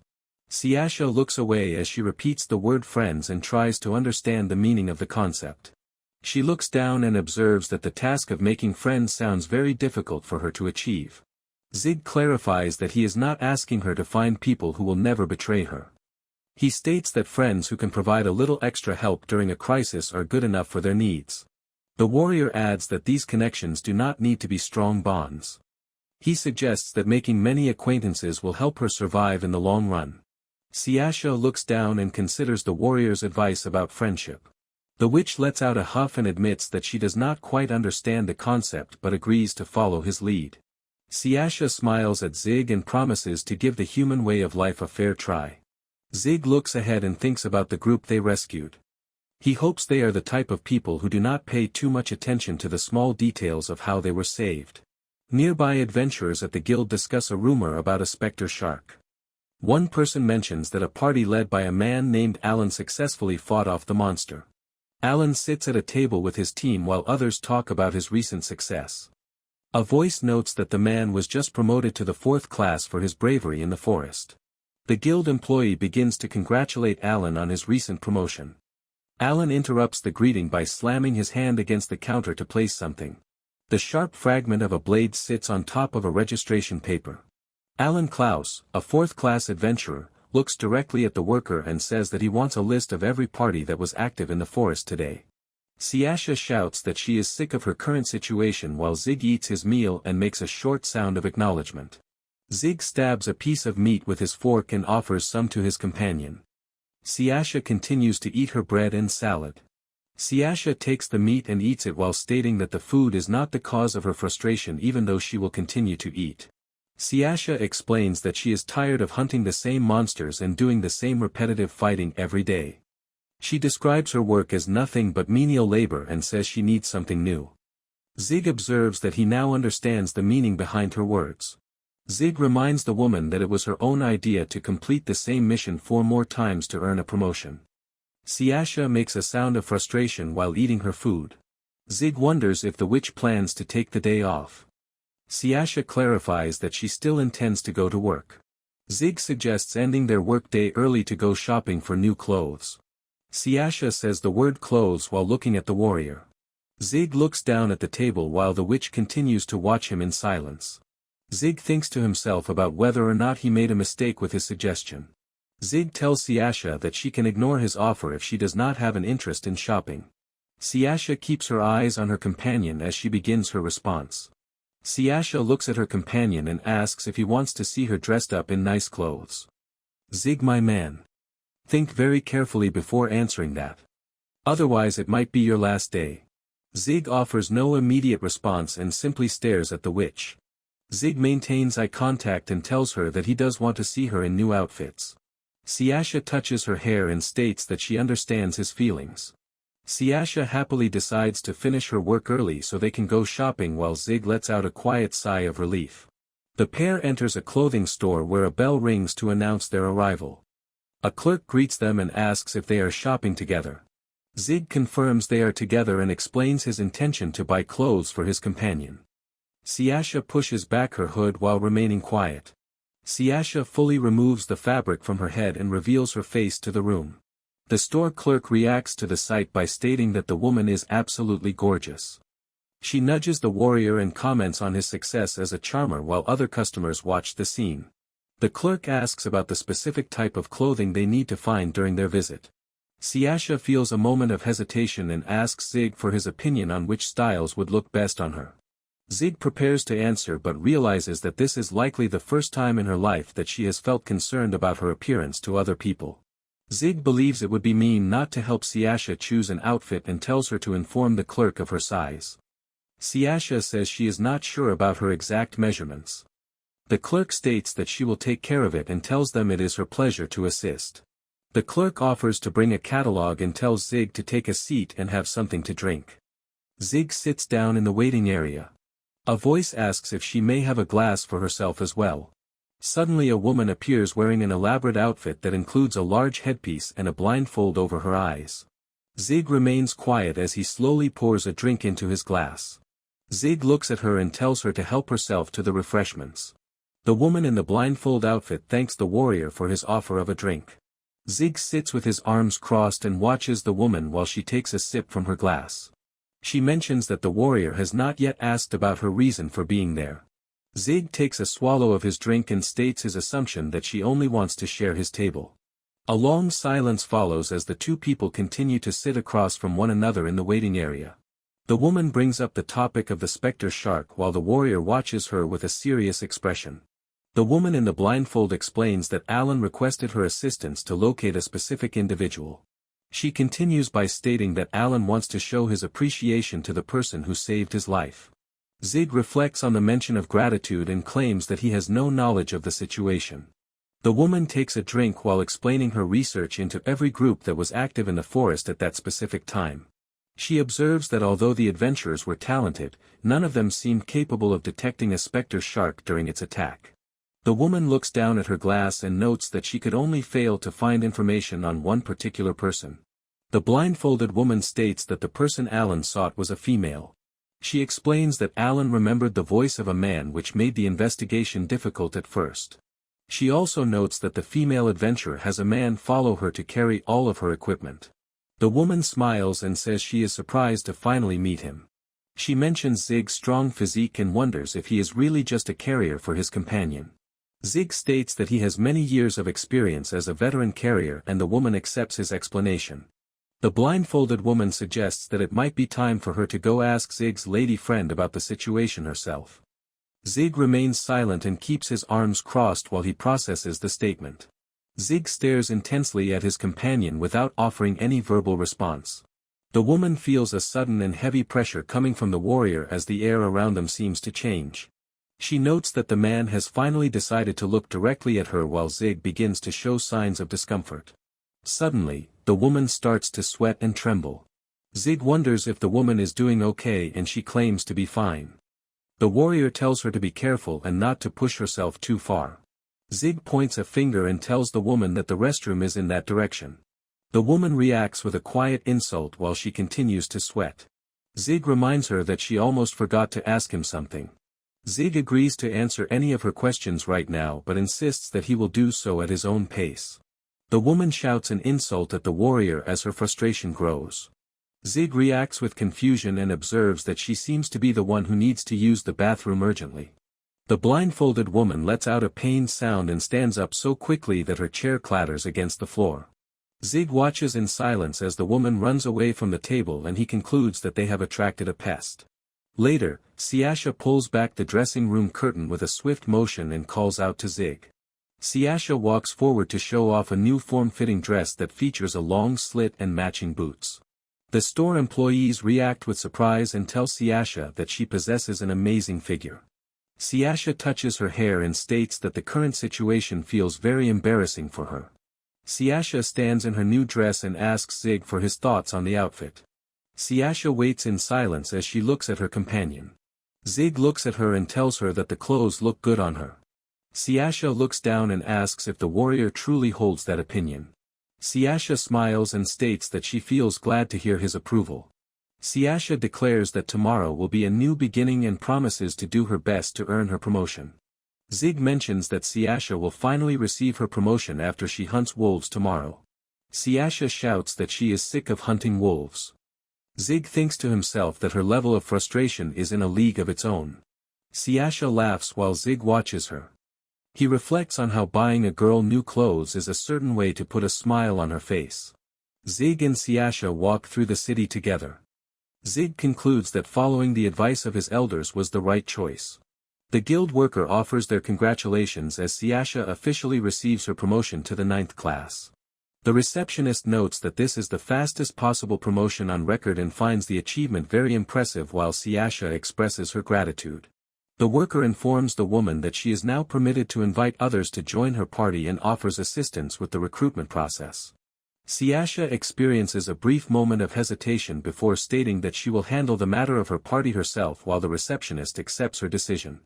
The staff member explains that Siasha is starting to become the center of attention and encourages her to reach out to the guild if she feels overwhelmed by invitations, which leaves the witch surprised by her new reputation. The employee points out that as a beautiful solo rookie with a promising future, it is likely that many people will try to recruit her following this success. The receptionist whispers that suitors will likely approach Siasha regardless of the man she is currently with. Siasha says she understands and will be sure to notify the guild before Zig ends up hurting any of them. The worker admits she had her own suspicions about the situation and asks if the warrior is actually strong. Siasha smiles and confirms that her companion is very strong. Siasha runs toward the warrior while holding up her new plate to show him that she successfully received her promotion. Zig looks at the witch and offers his congratulations on her new rank. The warrior suggests that they go out to celebrate her success and mentions seeing a large store nearby that sells magic items. Siasha reacts with immense excitement to the mention of magic items and declares that she wants to go to the store immediately. The two companions arrive at a building decorated with several lit lanterns and head through the front door together. Inside the shop, Zig and Siasha look around a large room filled with various magical goods, bottles, and crystals on every shelf. A worker explains that a flat magical tool creates drinking water and suggests testing it with a glass. Siasha sets a cup down on the device as instructed. Liquid suddenly swirls into the container and fills it to the top with a splashing sound as the magic activates. Siasha notes with a smile that the glass is full and realizes the entire magic spell is already carved into the stone. Zig agrees that the item seems like a very practical tool to own. Zig stares at the water glass in total silence. Zig slumps his shoulders and observes that his lack of mana makes it impossible for him to use the device. The interior of the shop features many shelves filled with various magical products. Zig looks at the price tags and realizes how expensive the items are as he notes that one small object costs 240,000. Zig notices a decorative dagger resting in a display case and considers if the weapon is also a magical tool. Zig picks up the blade and asks if it is a magic item while the clerk explains that the object is more accurately called magic gear. The clerk explains that the main difference between magic items and magic gear is the use of unique materials that possess special properties. Zig examines the blade while the worker mentions that unlike magic items there is no need to channel mana through magic gear. The shopkeeper describes how the dagger is made from azure diamond, which is a type of crystal that dispels magic. The warrior understands that the weapon is capable of cutting through magical spells. Zig looks at the dagger in his grip and observes that the blade is very small compared to his hand. Zig concludes that a spell would hit him before such a short blade could cut it, and the clerk agrees that his assessment is correct. Zig asks the clerk if they can make these weapons longer. The shopkeeper confirms that longer versions exist but suggests visiting a weapons store while reminding him that the cost is a major factor. Zig reacts with shock as he notices a price tag for 1,500,000 orth. The warrior slumps his shoulders and worries about the extreme cost of a normal-sized weapon. The clerk admits that full weapons are expensive and points out that she also sells smaller azure diamond arrowheads. The shopkeeper explains that these items are useful for fighting demon beasts that protect themselves with defensive techniques. Zig considers that the smaller size of an arrowhead might come with a more realistic price along with the benefit of being reusable. He asks the shopkeeper for the specific cost of the arrowheads. The clerk informs Zig that a bundle of 3 arrowheads costs 500,000 orth, which leads the warrior to wonder if that price is actually considered realistic. Nearby, Siasha excitedly asks her partner if she can buy a magic item that produces light. Back at the Adventurer Guild, a man approaches the table where the warrior is sitting and asks if he can join him. Alan, with a friendly face, stands before the warrior and waits for his response. Zig stares intensely at the newcomer for a moment before pushing a glass of water toward him and telling him to help himself to the drink. The young man politely declines the offer while explaining that he is not currently thirsty as he begins to sweat under the warrior's heavy gaze. Zig thinks to himself that the man is likely an acquaintance of the blindfolded woman as the stranger introduces himself as Alan Klaus. The warrior identifies himself as Zig while the young man offers a greeting and states his intention to speak about his business immediately. Alan presents a knife on the table and asks the warrior to confirm if the object belongs to him. Zig states that he has no knowledge of the item and observes that such a weapon is common enough to be found anywhere. Alan remains quiet as he continues to stare at the warrior with a serious expression. Zig looks back and concludes that the young man appears completely unfazed by his denial. Zig realizes that fooling the young man will not be an easy task and asks why he wants to know about the knife. Alan smiles and explains that he has no hidden motive other than wanting to express his thanks to the person who saved him. Zig wonders if the man would feel differently if he admitted to spying on the group to steal their party's combat strategies. Alan looks directly at the warrior and confirms that he would still feel the same way regardless of the reason. The young adventurer explains that while being spied on is not a good feeling, the lives of his friends are worth much more and he feels only gratitude for their safety. Zig processes the sincerity of the response and states that he now understands the situation. Zig observes the tone of the young man and concludes that he sounds completely sincere. The warrior raises his hands and tells Alan that he caught him before admitting that he was the person responsible for throwing the blade. Alan expresses surprise at the easy admission while Zig states that he hates wasting time by beating around the bush. The young adventurer responds by letting out a hearty laugh. Alan says he feels glad to have finally found the person he was searching for so diligently. The young man drops a heavy bag on the table with a loud thud and explains that he has been holding on to the collection of coins for the warrior. Zig reacts with confusion while Alan explains that the public believes he was the one who defeated the spectre shark and that he was promoted to the 4th class because of it. Alan states that the reward money belongs to the warrior instead of himself while Zig refuses the offer. Zig explains that he is not a registered adventurer and that it is not appropriate for him to accept the payment. Alan looks on in surprise. Alan asks for clarification on whether the man was actually serious about being nothing more than a carrier for his companion. Zig identifies himself as both a carrier and a bodyguard for the witch and requests that the young man keep this information private. Zig notes that his client is a rookie and that attracting excessive attention would only cause problems for her in the long run. Alan Klaus asks if the warrior is truly content with his current situation and Zig confirms that he is perfectly fine with it. The young man admits that the response is unexpected and explains that he remains unsure of how else to show his appreciation. Zig tells the adventurer that there is no need for any thanks and repeats his claim that the entire rescue was just a lucky coincidence. Alan asks for confirmation on whether the man possesses any special abilities or magic of his own. Zig denies having any powers and claims that he only noticed the monster because the light happened to change in a way that revealed a distortion in the air. The warrior suggests that they simply consider the rescue a favor to be returned by the young adventurer at some other point in the future. Alan agrees to the deal and promises to make good on the favor. Zig tells the young man that he will be in the area but does not intend to keep his hopes up for a reward. Alan adds that Alicia was absolutely livid about their previous encounter while Zig maintains a blank expression.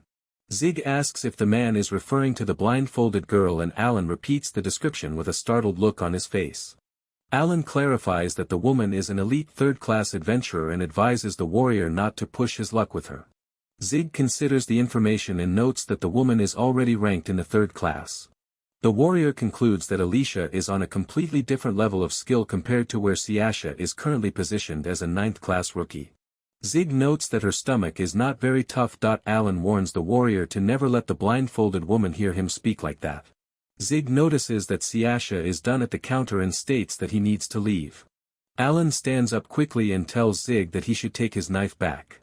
The warrior explains that he has no need for the weapon because it is just a common knife with nothing special about it.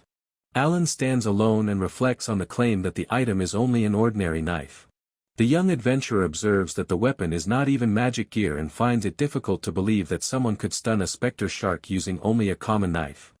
Alan Klaus lets out a breath of relief as he looks at the ordinary blade in his hand.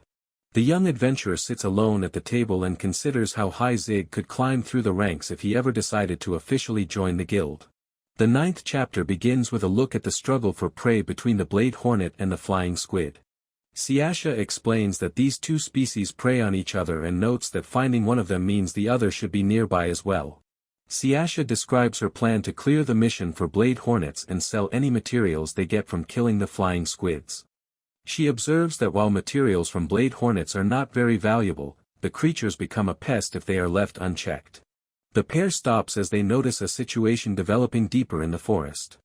Siasha looks ahead and observes that it looks like they have found what they were seeking. A massive nest sits in a clearing where many adventurers and blade hornets are already gathered and competing against each other. Zig watches the chaotic scene from behind a tree and suggests that taking out the nest itself would get rid of most of the monsters at once. Siasha explains that even if they destroyed the nest, a surviving blade hornet would simply become the next queen and the colony would eventually rebuild. Siasha adds that she expects no cooperation from the other adventurers because the nest represents a steady source of income for them. Zig realizes that the other adventurers have become accustomed to hunting the hornets to make regular money and would face a financial problem if the creatures disappeared. Siasha clarifies that while she does not blame them for their actions, she believes they should use a title other than adventurer to describe themselves. Siasha notes that no one should underestimate the danger of the current situation. An angry voice from nearby interrupts the conversation and demands to know if the pair believes they can say anything they want about the other hunters. Siasha reacts with surprise as a voice calls out to her from between the trees. A man with pointed ears approaches and calls her an amateur. The stranger shouts that she should not speak so loudly. Zig observes the long ears of the man and concludes that the group heard their conversation from a distance. Siasha apologizes for being rude but maintains that she does not understand their logic. She states that choosing money over everything else makes the title of adventurer meaningless. The man expresses his outrage and demands to know what she knows about their lives. Siasha looks at the man and confirms that it's obvious that she does not know anything about him or his team. Zig tells Siasha to drop the argument. Siasha agrees to stop but makes a low sound of annoyance as Zig watches her. Zig offers an apology to the other group and explains that his partner is only feeling frustrated because of the large number of people in the area. The other group responds with a dismissive sound. Siasha stares ahead with an intense look as the elf-like man insults Zig by calling him a coward and suggests him to hide behind his companion. Zig remains silent while a dark aura begins to rise from Siasha behind him. Siasha watches as the other group walks away and asks her companion for his reason for stopping her. Zig notes that Siasha is better off not making enemies out of people and points out that there are more people like that man than she thinks. Siasha stands in silence as she listens to her companion. Zig prepares to add another thought to the conversation. Zig explains that not everyone is strong and tells Siasha that she needs to differentiate between her ideals and reality. Siasha asks if that rule also applies to Zig himself. Zig confirms that his statement is true for him as well. Zig says that he accepts the fact that others think differently and chooses to move on. He notes that even if he does not like them, it is better to let it go. Siasha remains quiet as she watches Zig. He tells her that people like that man are everywhere and advises her not to waste her time. Siasha gives a short response of agreement to her companion. Zig adds that Siasha does not need to force herself to understand those people. The warrior tells her that she can simply continue being herself. Siasha considers the fact that not everyone in the world is strong. She reflects that those who are strong or are working towards strength should not be held back by individuals like the group they just encountered. Zig suggests that they postpone their mission to hunt blade hornets until a later time as the sun shines over the forest. Siasha states that the reward money is not her primary concern. She explains her true goal is to hunt demon beasts and accumulate enough points to advance through the 9th and 8th classes. The scene shifts to the depths of the forest where a variety of unusual creatures live their daily lives. A large bird watches from a branch while other armored and horned beasts move through the brush and drink from the water.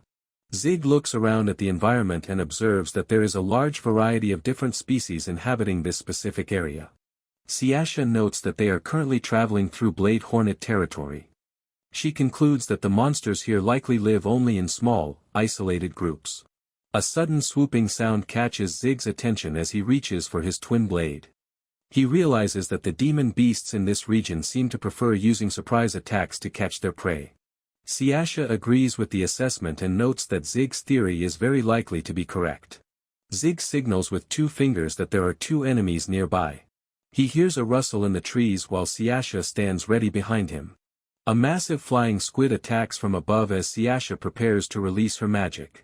The monsters take heavy hits as more creatures join the fight in the middle of the forest. The flying squids wrap their tentacles around a tree limb while Zig moves in to strike.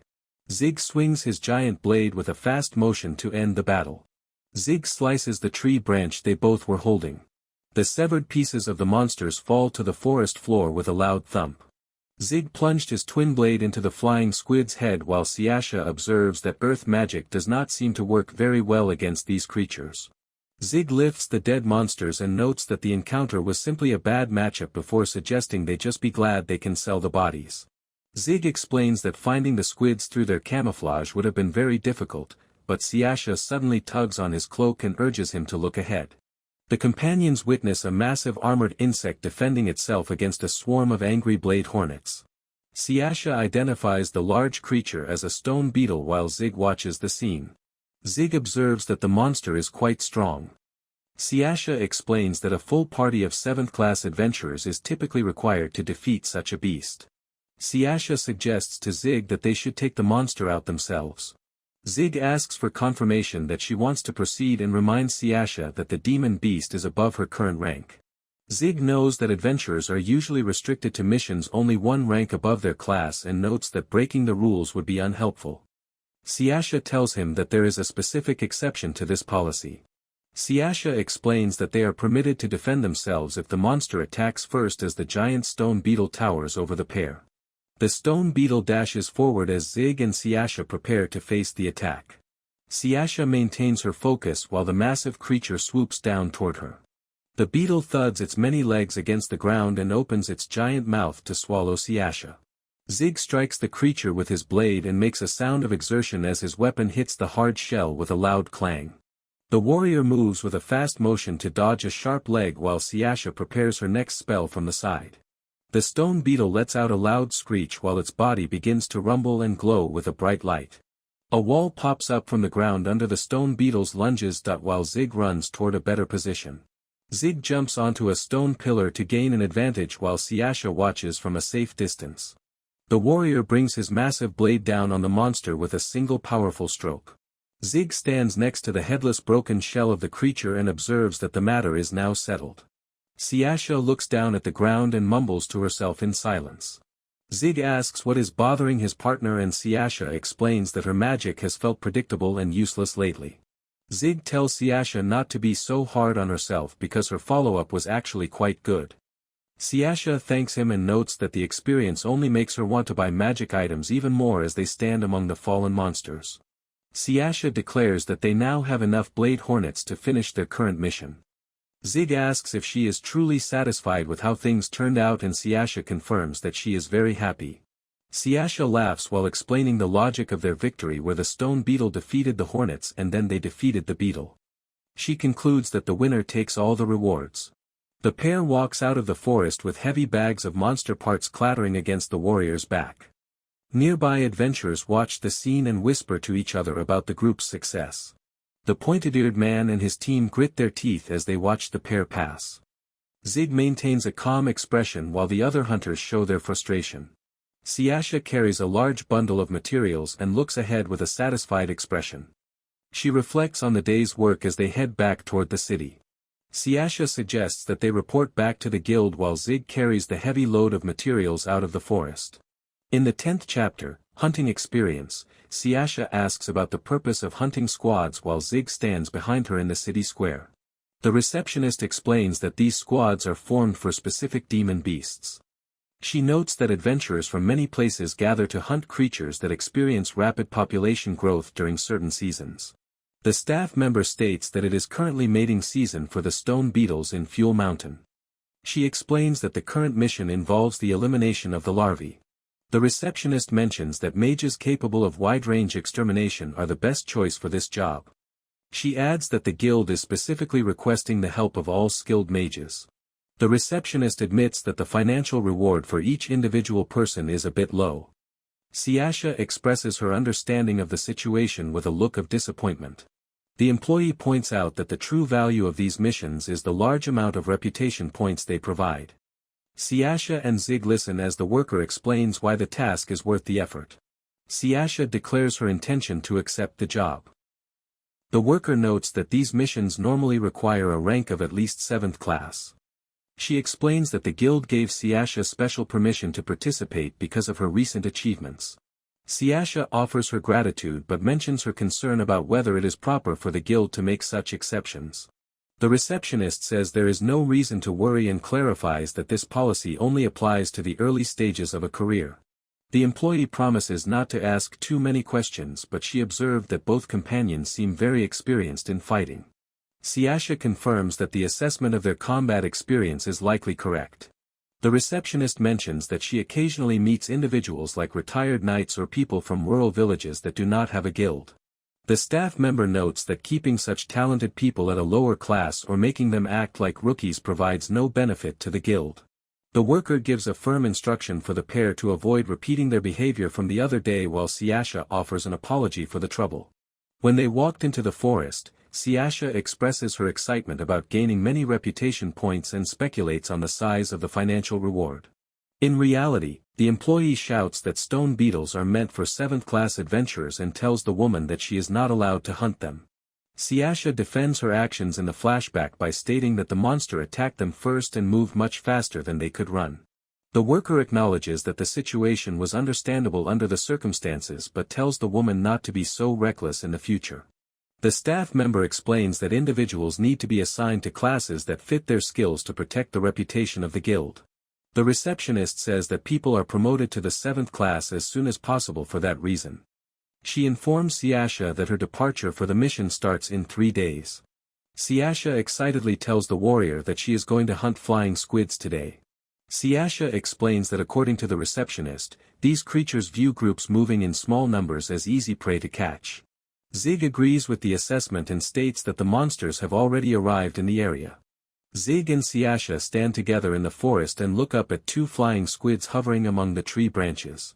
Zig prepares to draw his weapon but stops moving when Siasha tells him to wait for a second. Zig makes a sound of exertion as he stops his attack midway and keeps his head safe from flying squids' attacks. Zig looks back at his companion and asks what is wrong. Siasha tells the warrior to try not to damage the bodies of the creatures, while Zig asks for clarification as a monster attacks him from behind. Zig holds his massive blade up to block the tentacles of one flying squid as it strikes from the air. Siasha tells Zig to cut the tentacles from the base and the fins vertically while the warrior struggles to follow the specific orders during the fight. Zig looks at the dead monsters and observes that the battle is over while wondering about the meaning behind the detailed instructions. Siasha explains that she will take the beaks and stomachs to the guild as proof of their hunt while Zig watches in the background. Siasha excitedly tells her companion it is time to leave while Zig asks where they are going. The 2 companions sit before a meal as Siasha notes that the food looks very yummy. A cook explains that he has not seen flying squids in such perfect condition for a long time and used them to show off his skills. Siasha clarifies that she followed his exact instructions for the hunt while Zig remains silent. Siasha laughs while explaining that she told the cook she would be providing her own ingredients for the meal. Zig looks at his companion with a confused expression and asks when she managed to make that arrangement. Siasha warned that she will eat the food herself if he decides he does not want to. The warrior takes a bite of the meal and begins eating his portion. Siasha tells the chef that the food is super delicious while she enjoys the meal. Zig continues to eat and agrees that the quality of the dish is good. Siasha asks Zig what his plans are for the rest of the day. Zig states his intention to take a look around the city once they are finished at the restaurant. Zig notes that they will likely stay here for some time. He decides to gather some general information about the city. The warrior walks through the quiet streets and explores the local area. He stops in front of an old building. The shop door is covered with wooden boards and sits beneath a sign showing a small bottle of potion. Zig stands outside with his large twin blade and prepares to go inside. The door makes a loud creak as Zig enters the dark room. He looks at many jars and plants sitting on the shelves. Zig realizes the store sells many strange things. He looks at a selection of sleeping drugs, poisons, and aphrodisiacs. Zig looks at the items in his hand and considers the possibility that none of these products are legal. A voice from the back asks the warrior what he is doing in the shop. A young man sits behind a desk and reads a newspaper while ignoring his visitor. Zig stares at the stranger while surrounded by skulls and strange animal parts. Zig puts a coin on the counter and asks for the person currently in charge of the building. The worker looks down at his paper and explains that he only sells medicine in this location. The young man remains focused on his reading and tells Zig to leave the premises if he is not planning to buy anything. Zig asks the man where he gets his stock for the store. The employee calls the information a trade secret and tells the warrior to leave once again. Zig accepts the answer and prepares to head back outside. Zig apologizes for the trouble and tells the man to keep the change before heading toward the exit. The warrior walks out the door and leaves the shop. Inside the room, the clerk remains seated and continues to read his newspaper in total silence.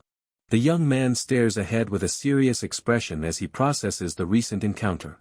The worker suddenly sets his paper aside and begins to sneak away from his desk. The man heads through a back door and makes a clacking sound as he enters the alley. He looks around with a quick glance to ensure he is not being followed. He stops at a nearby building and lets out a series of quiet knocks on a wooden door. The clerk enters a room where several men are sitting on a couch. A man with tattoos and a cigarette asks what he wants and notes that he already told him not to visit so frequently. The young clerk looks nervous as he addresses Angus. He explains that a strange person came to look around the shop. Angus looks toward the door and asks who is standing behind the clerk. The worker expresses confusion while Zig taps him on the shoulder. Zig stands behind the clerk and offers his thanks to the man for showing him the way. The clerk lets out a shout and falls to the ground with a loud thump. Angus quickly draws a knife and calls him a fool for letting himself be followed. Zig raises his hand and tells the men to wait because he did not come to this location for a fight. Zig keeps his hand raised while Angus points a blade at his neck. He wants to make a deal with the men. Angus ponders the offer of a deal and asks the warrior to explain his actual goal. Angus keeps his knife steady and demands that the man reveal his identity. Zig presents himself as a lowly mercenary and suggests that he and the men are on the same team. Angus considers the possibility of meeting yet another mercenary. Angus concludes that the warrior is definitely not the police but still notes his interest in why a mercenary would bother visiting their hideout. Zig reaches toward his pocket with a quiet rustle while explaining that he is simply looking for some answers. As he reaches into his cloak, Angus and his partner react with a start. A heavy bag makes a clinking sound as Zig pulls it out. Zig tells Angus to catch the bag and tosses the sack through the air. Angus catches the object with his free hand. Angus stares at the contents and sees that the bag is full of coins. A wide smile spreads across the face of the man. Angus tells his group that they have a guest and instructs them to treat the visitor well. Angus identifies himself and invites the warrior to state his specific interests. Zig gives his name and explains that he wants to learn about the major groups in the city along with their territories and current business activities. Angus notes the lack of local knowledge and asks if his guest is a newcomer. Zig clarifies that he reached the city only a short time ago. Angus lights a cigarette and says that while the information is common knowledge, there are only 3 major groups worth mentioning. Angus lists the 3 main powers as the Basalta family in the north, his own Cantalera family in the south, and the Jinsuya group in the east. Angus explains that the Cantalera and Basalta families function as traditional mafia organizations that manage illegal drugs, gambling, and the smuggling of magic gear. Angus notes the lack of serious conflict recently, but Zig noticed that Jinsuya seems different from the other 2 powers. Angus begins his talk about the Jinsuya group. Angus admits his own ignorance about the group and calls them a complete mystery to the point where even Zig feels disappointed. Angus explains that the group consists of Eastern immigrants who arrived 2 decades ago and remains a secret to the rest of the city. Angus describes how the outsiders took over the east side from the Basalta family after appearing out of nowhere. The Basalta family fought back to keep the outsiders from stealing their land. But the situation was far from simple and the Basalta family ultimately had to surrender their territory. Zig asks for confirmation on whether the members of the Jinsuya group are actually strong. Angus admits that the group is indeed powerful even though he finds it annoying to acknowledge the fact. Angus notes that his rivals have many members whose abilities can rival the top-ranking fighters in his own gang. Zig processes the information about the Eastern group and concludes that he will need to be careful to watch his back. Angus cracks his neck and explains that everyone does what they want, which leads to them bumping heads on a regular basis. Angus warns Zig that some members of the rival group are pure trouble and suggests that running away is the best option upon seeing them. Zig considers the concept of these dangerous individuals while Angus adds that they probably hold high positions and possess incredible strength. Angus explains that a single fighter from that group is capable of defeating every member of his gang without any help. This conversation reminds him of a certain someone. Angus finishes his summary of the city and mentions that the information is likely not worth the large payment he received. Zig says the information is more than enough and offers his gratitude to the man. Angus finds it strange that he keeps meeting mercenaries lately as he finishes his cigarette. Zig reminds the man about the other mercenary mentioned during their earlier conversation. Angus thinks about the local talent pool and notes that mercenaries in this city are generally insignificant. Angus looks at his guest and observes that the other mercenary actually looks quite a bit like him. Angus describes how that person stood out from the crowd as Zig says goodbye and heads out the door. Angus offers to sell Zig some drugs as a parting gift, but Zig explains he is already well stocked before he suddenly spots a reason to stop talking. Zig tightly clenches his weapon while Angus wonders what exactly is bothering his new business partner. Zig stands in the alleyway and says that spying on other people is a very rude habit. A voice from the dark tunnel responds with a sound of curiosity. The newcomer expresses surprise that the warrior managed to sense her presence from such a long distance. A female elf wearing Eastern garments and carrying a long sword stands before the group. Angus reacts with alarm and identifies the woman as one of the dangerous individuals he described. Angus warns the warrior that the woman belongs to the Jinsuya group. Angus shouts at the newcomer and demands to know what gives her the right to spy on them while calling her actions pathetic. The elf woman finds the accusation rather upsetting coming from individuals like them. The woman clarifies that she was simply eavesdropping instead of spying. The stranger explains that she wanted to observe the group but worried that the warrior would figure her out if she moved any closer. The woman notes that Zig ended up being noticed despite her attempts to stay hidden. The elf looks at the warrior and asks for his identity while Angus and his partner flinch in fear. Zig identifies himself as a simple mercenary who is only traveling through the area. The elf woman processes this information and confirms that the man is neither an adventurer nor a member of the mafia. Zig agrees with the assessment while the woman lets out a quiet laugh. The woman concludes that she has caught the mercenary in the middle of a drug deal with local criminals. Zig states that he did not actually purchase any illegal substances. The elf points out that she heard his earlier words and insists that he must have some drugs in his possession anyway. The elf woman notes that his lack of affiliation is more than enough reason for her to act and observes that he does not belong to any organization. The woman smiles while saying that no one will care if she ends his life right now. Angus tries to apologize as he prepares to leave while Zig tells the man that he is not required to stay and should feel free to run away. Angus and his men flee down the alley as the elf woman considers that chasing after small fry like them is usually a waste of time. The woman rests her hand on her blade and decides that this encounter has actually paid off and will likely be very fun. Zig stares back and states his preference to avoid a pointless battle that has absolutely nothing to do with his job. The elf woman explains that this is her job and tells the warrior to simply accept the situation. She adds that the encounter is not pointless as long as it is fun. The 12th chapter begins with a duel in the dark alleyway. Zig studies the elf woman and notes that her current posture makes it impossible for him to guess the length of her sword. The two fighters stand at opposite ends of the path. Zig feels that she is an expert who knows exactly how to fight human. Zig swings his giant twin blade in a wide arc that clears the air with a loud swoosh. The elf woman stays perfectly still. The warrior continues his attack while the elf woman manages to dodge him in the blink of an eye. Zig changes his direction and his sword smashes into the ground with a loud bang that ruins the local masonry. The elf woman jumps away from the flying rocks. The elf woman slides across the street to give herself more room. Zig stares at her and realizes that she is about to draw her sword. The elf woman draws her blade with a motion so fast the air seems to vibrate. The woman launches an attack that forces Zig to react with total surprise. The warrior uses the heavy guard of his twin blade to stop the metal. But her blade cut his twin blade. A pile of crates explodes into tiny pieces when that piece falls to the ground. The two fighters make some distance between their positions. The woman stands in the alley and admits she did not think the man was fast enough to survive her previous move. Zig looks at the long curved blade. The woman stares back with a look of extreme focus. The elf identifies the weapon as a katana and explains that it is a traditional sword from her own country. Zig points out that the woman managed to launch her entire attack during the same split second she pulled her sword from its scabbard. The elf woman explains that in her homeland people use that specific method as the standard way to unsheath a blade for combat. The woman says that the warrior is the very first person she has ever met who was able to stay alive through that move on his first try.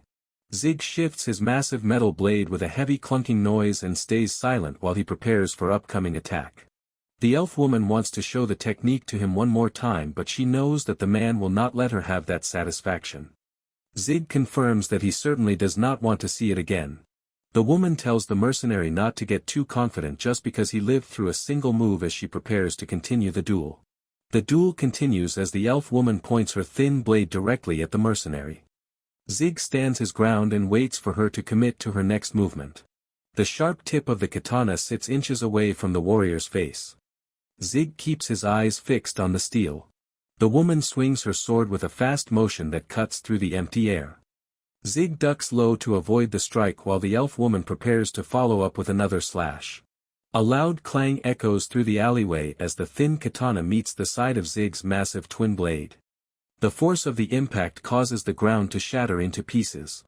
The elf woman slides across the cobblestones and resets her stance to evaluate the situation. Blood begins to drip onto the ground from a fresh wound on the elf woman's leg. Zig notes that the cut is not deep enough to hinder her movement while the elf woman lets out a short laugh of amusement. The elf woman tells the warrior that his performance is impressive. Moreover, he possesses a high amount of courage before she dashes forward. The woman executes a series of fast strikes that Zig is barely able to follow with his eyes. She looks quite pleased with the opportunity to test her speed against his heavy armor.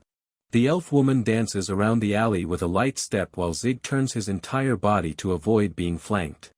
She lifts her katana high and prepares for a heavy downward stroke. The sounds of combat fill the alley as the blades meet with a sharp clang. The woman slides her feet across the pavement to reposition herself for another aggressive swing. Zig's heavy weapon smashes into the ground with a loud bang that sends debris into the air. The warrior observes the movement of his opponent while thinking that a major attack is arriving. The elf woman rushes in to capitalize on the warrior's stuck weapon but finds her blade hitting the solid metal instead of the man. She realizes that Zig has used his own sword as a shield to block her path. Zig holds his ground while the elf woman tries to maneuver around his massive sword. He anchors himself in place and uses that position to counter with a kick. Zig decides that close-range combat requires more than just a blade and delivers a heavy blow. The elf woman grits her teeth as she feels the impact of the warrior's physical strength for the first time. The force of the exchange sends the woman flying across the alleyway with a loud thud. She hits the stone wall hard and lets out a short sound of pain while the dust settles around her. The elf woman remains on the ground for a moment while her body shakes from the shock of the hit.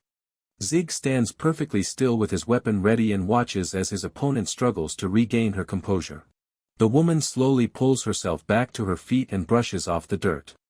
Zig remarks that her aggressive expression is quite a good look for him.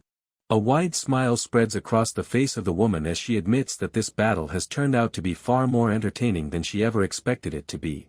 Zig acknowledges that the woman is quite energetic and realizes that while she managed to soften her landing, the heavy hit definitely left a mark. He reacts with surprise as a sudden movement passes right by his face. A pleasant aura fills the air and Zig identifies the smell of healing magic. He realized his own mistake in forgetting that his opponent is capable of using spells in addition to her sword skills. The elf woman stands quietly and admits that a very long time has passed since she last felt the need to use this power in a fight. A strange vibration causes Zig to shiver as the atmosphere in the alleyway begins to change. The woman stands in the shadows and declares that Zig is an opponent worthy of her full strength. She decides to stop holding back as a loud crackling sound echoes through the narrow corridor. Sparking energy surrounds the elf woman as she prepares for the next stage of the battle. She focuses her power on the blade and gets ready to end the duel with everything she has.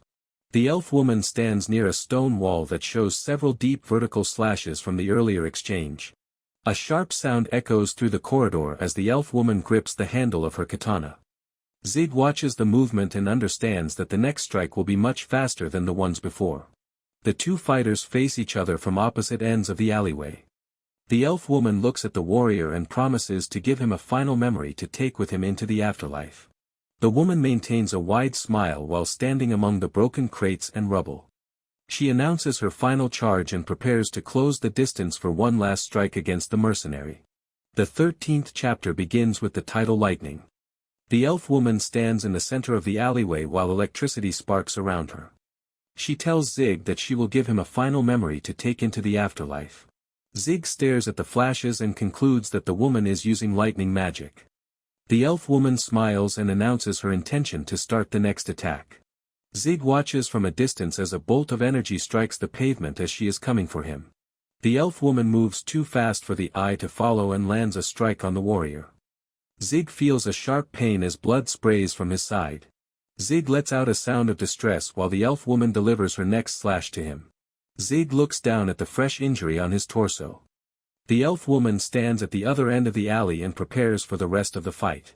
Zig realizes he cannot dodge the incoming attack. He watches the blade move toward him while he remains in a defensive stance.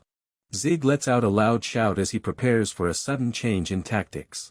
Zig let go his massive sword away to increase his speed. The elf woman expresses her confusion at the sight of the warrior discarding his only weapon. Zig lunges forward and grabs his opponent before she can react. The elf woman is startled as the warrior closes the distance between them. Zig catches the arm of the elf woman to stop her from using the blade. He holds her wrist firmly while she tries to regain her balance. Zig blocked her sheath with his other hand. But her sheath crushed his armor. Zig notices that the elf woman is using an iron sheath to defend herself. The woman is impressed by the warrior's block and asks how he will survive without his sword. Zig is not worried and notes that having a weapon would have made the battle far too easy. The elf woman demands silence while her lightning magic crackles with renewed intensity. Zig uses his armored arms to deflect the incoming strikes during the frantic exchange. He quickly realizes that the electricity is not being used for a direct ranged attack but functions as a form of self-enhancement magic. The mercenary observes that the woman has become much faster and physically stronger than she was before activating her powers. Zig struggles against the sheer physical power of the elf woman as both fighters shake from the intense strain of their close grapple. The elf woman breaks the hold with a swift motion and forces the stumbling warrior to lose his grip. She launches another rapid hand strike that forces Zig to quickly move his arm to defend himself. The elf woman lands a heavy body blow to the warrior's torso, causing him to grunt from the sudden impact. Zig wobbles backward to regain his footing while the elf woman immediately swings her blade for another strike. He barely reacts in time as the fast attack cuts through the air right in front of his face. Zig uses his armored forearm to block the elf woman's blade and try to prevent himself from being cut. Zig looks at the cracks in his gauntlet and realizes that his metal armor is not strong enough to handle the pressure of the attack. The elf woman lets out a shout while she continues her fast strikes against the mercenary. Zig stands in the dark alleyway and makes a sound of pain while his blood drips onto the cobblestones. The elf woman stops her movement and asks why the warrior refuses to use any magic during their duel. The woman stares at her opponent and asks if he is actually holding back his true power. Zig says that he might be holding back or maybe he is not. The elf woman considers the response and prepares to finish the duel. The elf woman tells the warrior to keep holding back and take his secrets to the grave while she readies her sword. She dashes through the alley with a burst of speed that destroys the stone ground in her path. Then she closes the distance and swings her katana toward the mercenary in a wide arc. A bright light fills the screen as the two fighters collide in the center of the narrow corridor. The elf woman declares that she has found her target while the tip of her blade reaches the warrior. Zig looks on as the attack connects with his body. Zig moves away from the elf woman's strike and retreats toward the back of the alleyway. The woman continues her pursuit while the warrior stays low to the ground. Zig lands firmly on the cobblestones with a heavy thud. He repositioned himself near the giant sword he discarded earlier in the fight. Zig stands next to his massive blade while the elf woman realizes he intentionally led her back to his weapon. She wonders if the warrior actually planned the movement from the start. The woman stares at her opponent and wonders if he seriously believed she would fail to notice his tactical maneuver. The elf woman declares her disappointment in the mercenary and launches a fresh attack. Zig reaches out to defend himself as the thin blade swings toward him. The katana slices into the warrior's shoulder and causes a spray of blood. Zig lets out sounds of exertion and pain as the sharp metal cuts through his armor and into his skin.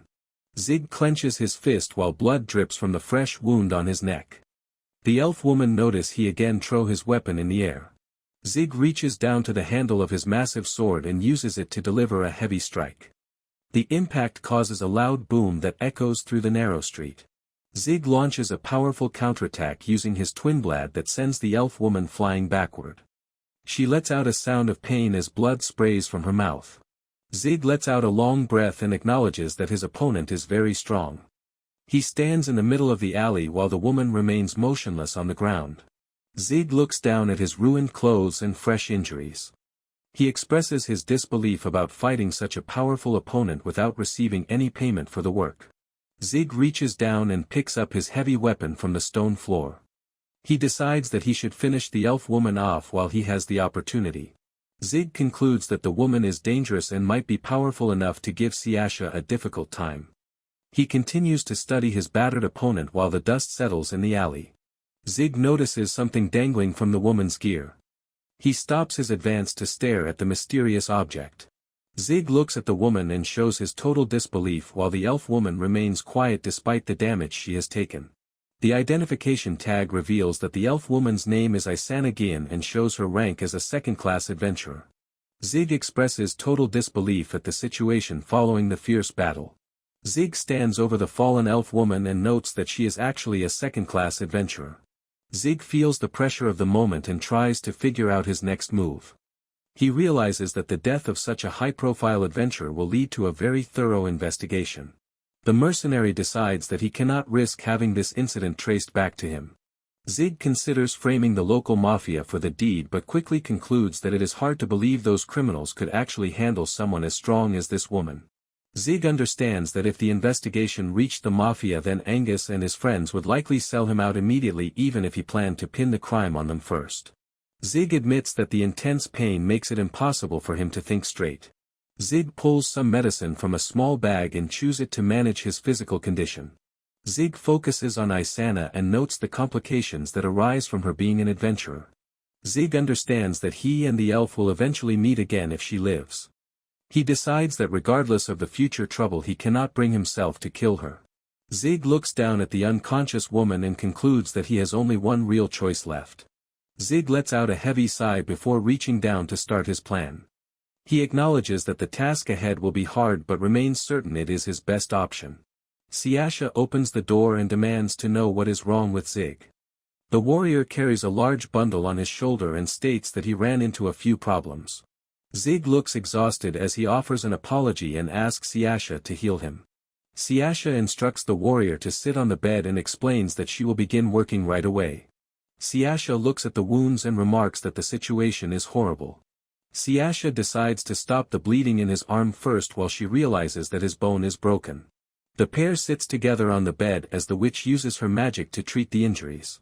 Siasha asks Zig to explain exactly what happened during his time away. Zig notes that the woman tied up in the corner of the room was the one responsible for attacking him. Siasha asks if the woman was really alone while Zig confirms that he fought her by himself. Siasha observes the severity of the injuries and reflects on how Zig is usually on a different level in close combat. She finds it difficult to believe a single person could leave a sword wound of this magnitude on him.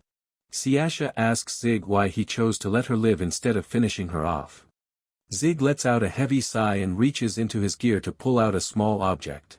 Siasha looks at the item and states with total shock that the woman is a second-class adventurer.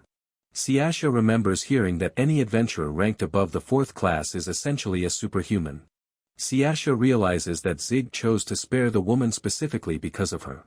Siasha considers her new career as an adventurer and understands that Zig cannot let anyone know he harmed a high-profile target due to their close partnership. Zig offers an apology and admits that his own carelessness led to this situation. Siasha tells the warrior not to worry and notes that he has already done a great deal for her. Siasha states that they eventually need to decide what to do with their captive while Zig confirms his agreement. Zig looks toward the corner and observes that the woman is finally awake before asking if she has anything to say. The captive elf woman stays perfectly still while tied up against the wall. The woman stares back at the mercenary and mentions that he did not actually kill her. She explains that she would rather bite her own tongue than allow anyone to use her as a hostage against the Jinsuya group. The elf suggests that Zig should just cut off her head and give it to the Basalta or Cantalera families as a gift. Siasha listens to the offer and wonders what the woman is talking about. Zig asks the woman exactly how much she values her life while the elf asks for a better explanation of his meaning. Zig asks the woman how many crimes she is willing to ignore to save her own life, including drug possession. The elf reacts with total surprise. The woman asks for more details about the deal and notes that simply killing her would be much faster. Zig stays silent while the warrior looks at his captive.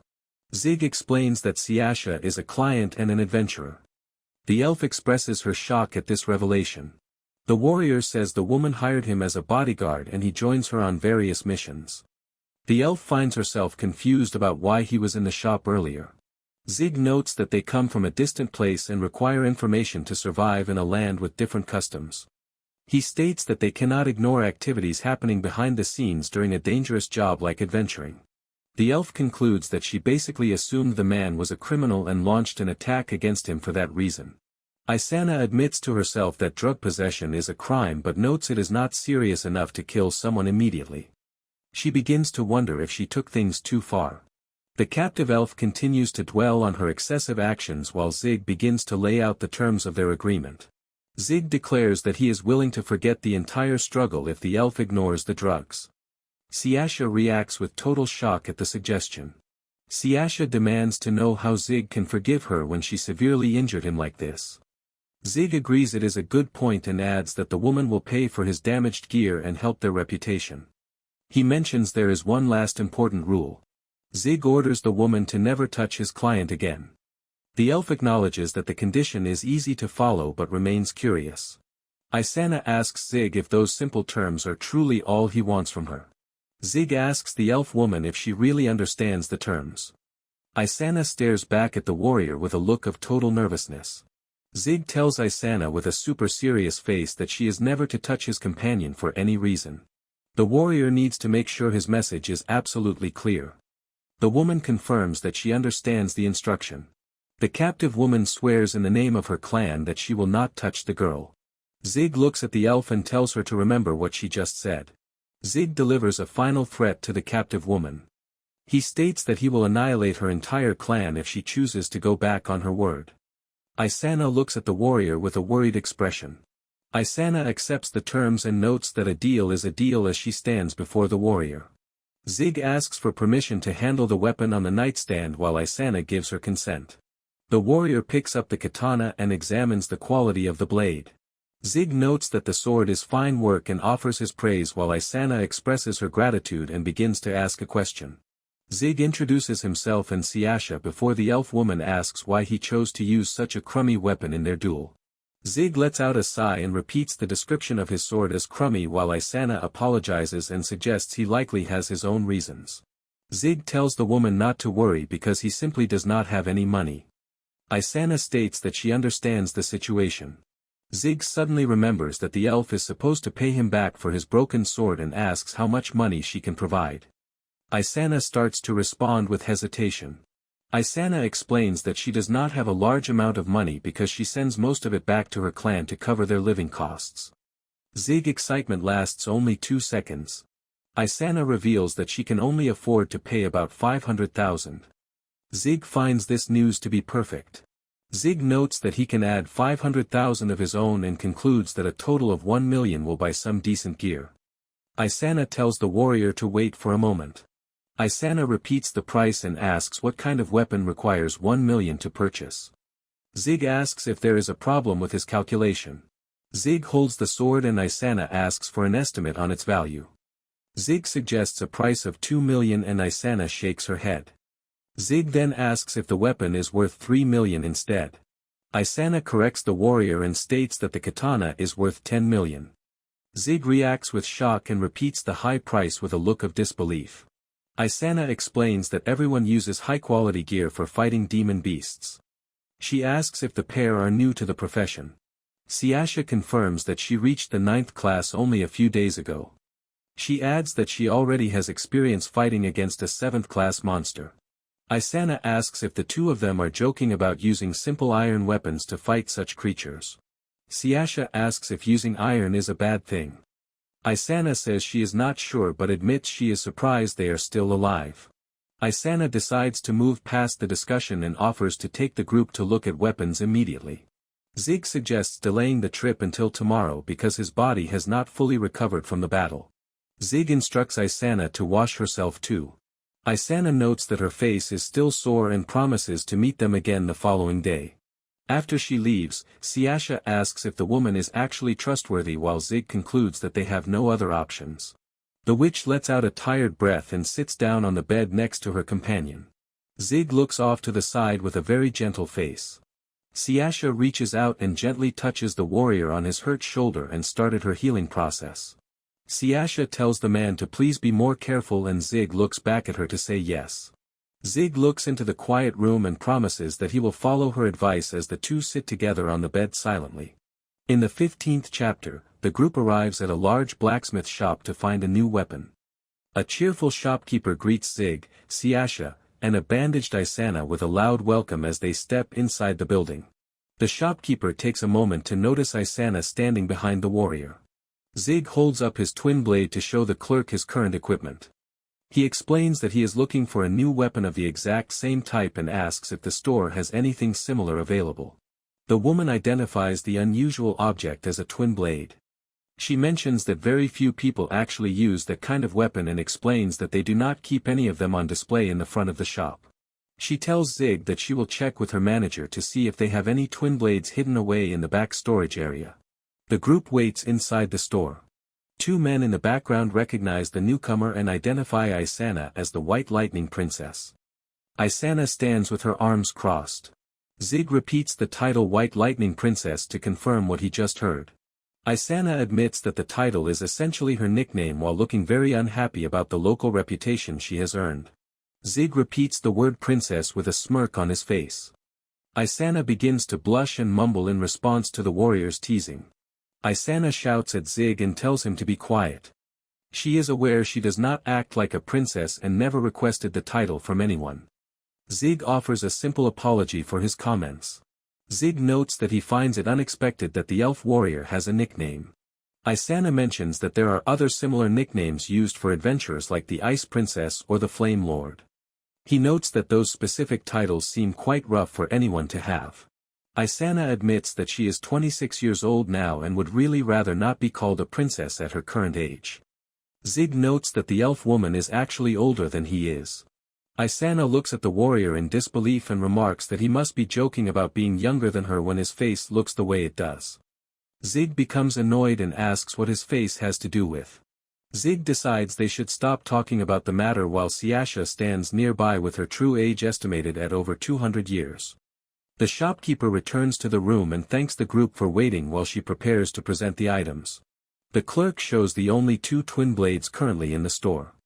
She explains that the first one is a high-quality weapon made from the scythes of a razor-head mantis. She adds a warning that the blades are so sharp they have even accidentally cut off the arm of a previous owner. Zig studies the mantis blade and observes that extremely sharp weapons tend to become brittle very quickly. He expresses his doubt that the tool would survive through multiple fights or even a single long battle as the shopkeeper moves on to the next weapon. Zig picks up the second twin blade to inspect its weight and construction.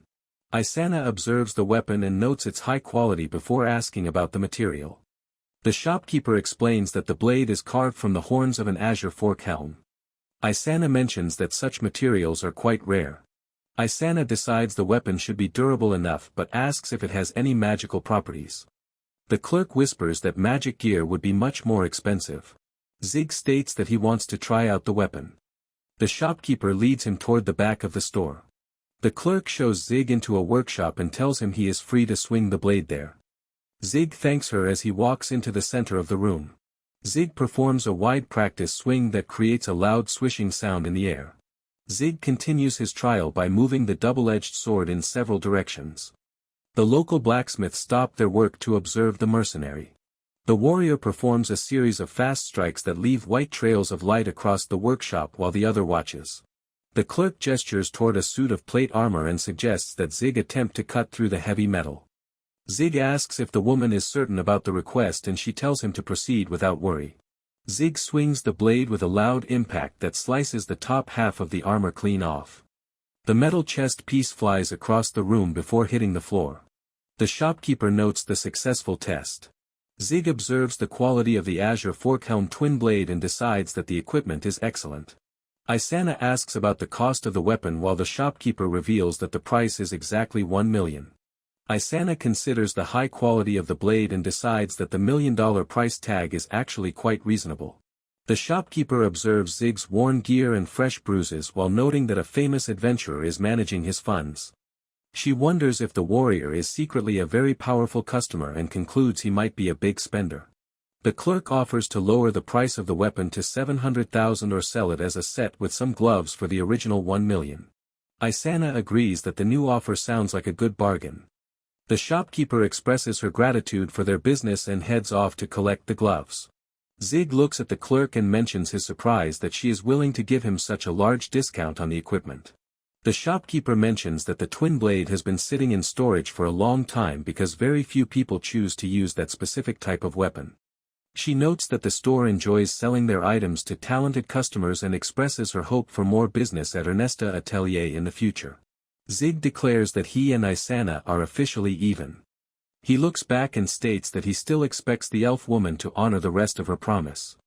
Isana remains silent. Zig and Siasha begin to walk away down the narrow street. Isana stops their movement and asks if she can inquire about a specific topic. Isana looks at the pair and asks if they are just like everyone else who is unwilling to accept individuals from a different race like her. Siasha looks down and explains that she was not accepted at the place where she lived before. She mentions that she eventually ran away because she is also considered to be from a different race. Siasha clenches her fist and states that she understands why people find it difficult to accept them. She explains that it is natural for people to fear the unknown when they do not understand what someone else is thinking. Isana asks if she knows of a way to fix that problem. Siasha observes that finding a solution is difficult. She explains that trying to convince or overpower others does not work and suggests there might not be a good answer to the problem. Siasha smiles as she adds that this is exactly why she wants to keep people who can understand and accept her nearby. Isana repeats the phrase about people who can understand while Siasha asks if the elf has anyone like that in her life. Isana considers the possibility that she was the one responsible for building walls around herself. She wonders if she is just acting like an immature brat. Zig gives Ishana a pat on the shoulder and asks if she wants to go on a journey of self-discovery. Isana reacts to Zig's suggestion by shouting that she will absolutely not go on any such journey. Then, Siasha bows her head as the group prepares to part ways. Isana huffs and clenches her fist as she begins to walk away from the duo. Shah walks down the city street alone, planning to return home, have a drink, and finally relax after the long day. Zig and Siasha continue their walk through the crowded marketplace. Siasha asks the warrior if he is interested in getting something to eat and Zig agrees to the idea. The warrior suddenly feels a shiver and turns his head toward a side street. Zig stops moving and looks deep into a dark, narrow alleyway. A sudden sound echoes from the shadows. Siasha notices his reaction and asks him if there is something bothering him.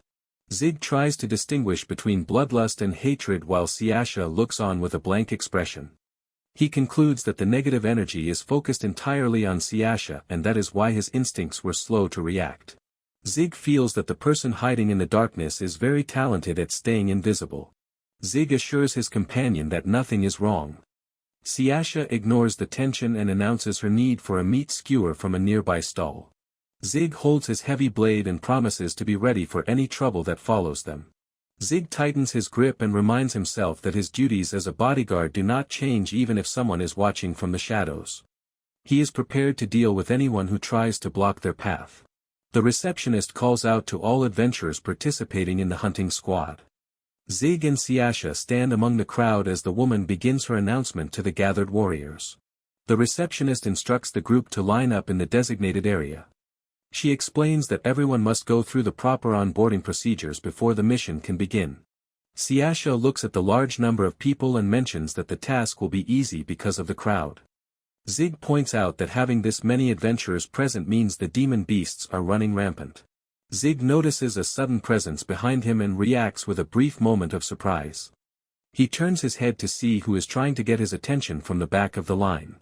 A man with a goatee greets Zig and notes that he has brought a different woman with him today. He also declares that Zig is a very lucky guy. Subscribe now if you want to get lucky too. Zig spins around with a swift motion to face the two men. The sudden movement forces the man to grit his teeth while he stares at the large mercenary. Zig realizes that people are talking about him being seen with Isana a few days ago. The man with the goatee notes that it must be nice to switch between different women so easily. The man points out that Zig even gets women to buy weapons for him and claims his own dignity would never allow such behavior. Siasha tries to explain that the man is wrong about how things actually work between them. The stranger asks Siasha if she really does not care that her partner is pursuing other women despite having her around. Siasha begins to say again that the situation is not what the man thinks it is. The man with the goatee suggests that Siasha should leave the cheating loser and join his group instead. Siasha reacts to the suggestion with a look of intense anger directed at the stranger. Zig remains silent while a voice from the side asks the group what they are doing. A guy identifies the newcomer as Alan while he mentions that the group appeared to be having an argument. Alan asks if there is a problem while the man with the goatee nervously laughs and claims they were only having a short conversation. The two men quickly run away as Alan asks if he overstepped his bounds and Zig thanks him for the assistance. Siasha stands with a dark expression as Zig notes that she was very close to losing her temper. Alan admits he only intervened because he was worried about the safety of the other men. Siasha mentions that he makes her feel like she is being judged. Zig advises his companion that she needs to learn how to ignore situations like the one they just experienced. Siasha explains that she does not care what people say about her. She adds that she only becomes upset when people speak poorly of Zig. Zig says he appreciates her feelings but acknowledges that he looks like a complete parasite to everyone else. Siasha shouts that people only think such things because they do not understand the actual circumstances of their partnership. Zig mentions that explaining every small detail to everyone is not a realistic goal. He understands that people will judge others based only on their own observations and the things they hear. Siasha agrees and slumps her shoulders in response to the situation. Zig looks at her with a smile and places his hand on her head to ask if she remembers a specific thought. Zig recalls the moment Siasha mentioned wanting to keep those who understand and accept her nearby. Siasha shows a warm smile after hearing the warrior's words. Alan watches the duo from a short distance and notes that Zig is a rare type of person. Alan observes that many people in their profession pick fights because they believe being underestimated will stop their progress. Zig responds by stating that he does not consider himself to be an adventurer. Zig explains that those who underestimated others in the past typically did not live very long lives. He decides that it is a waste of time to worry about people like that. Alan observes that Zig's description of his profession sounds like a very difficult and violent way to make a living. Zig asks Alan about his own role in the current mission since the group is officially designated as a 7th-class hunting squad. Siasha explains that his team is present as a form of insurance and describes their job as babysitting the lower-ranked adventurers. Zig repeats the word babysitting. Alan clarifies that the local policy requires at least one party ranked 4th class or higher to accompany every large hunting squad for safety. Alan notes that high-class demon beasts often appear during the current mating season and his team is responsible for handling those dangerous irregularities. Zig agrees that the term babysitting makes sense for the situation while Alan admits he is not a fan of using that specific word. Zig concludes that he has no reason to worry about the mission if Alan and his group are nearby to provide support. Alan mentions that he is glad Zig feels that way and promises not to let him down. He gives a wave to the group as he prepares to depart. Zig confirms with his companion that their current destination is Fuel Mountain. Siasha agrees and explains that their main targets are stone beetle larvae. She adds that there is a possibility of running into fully grown stone beetles or mad claw beetles during the hunt. Siasha lists the high-class demon beasts that inhabit the area. She identifies the potential threats as gobblestone goblins, hammertail lizards, and pickhead dragons. Zig focuses on the mention of dragons. Siasha clarifies that the beasts are actually demi-dragons rather than true dragons. She explains that they lack intelligence and cannot breathe fire, but she notes that their physical strength and vitality are still exceptional. Zig mentions that the description of the mission sounds like a fairy tale and admits his interest is growing. Siasha explains that they cannot hunt those specific creatures because pighead dragons are elite 4th-class demon beasts. Zig states that even if they managed to defeat a dragon, the guild would only respond with a scolding. Siasha remarks that the limitation is a shame. The duo reaches Fuel Mountain and pauses to look at the massive rock formations under the clear sky. Alan tells the crowd that stone beetles are the target for the mission. He warns that the creatures appear in large numbers despite not being fully grown and orders everyone to stay together to protect their teammates. Zig observes many adventurers from different parties talking to each other.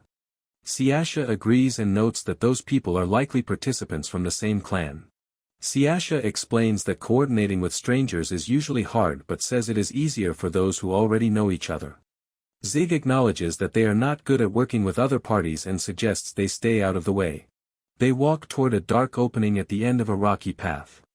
The tall stone cliffs make the adventurers look very small as they enter the narrow canyon. Zig observes the way Alan has organized his team. He notes that the party has split into 2 groups to watch both sides and protect the main force from any surprise attacks. Zig sees that the other adventurers are using magic to fight the enemies and realizes he will not be helpful in this situation. Siasha tells him that he should relax and take it easy for the day. She declares that using magic is her specialty and she is ready to show what she can do.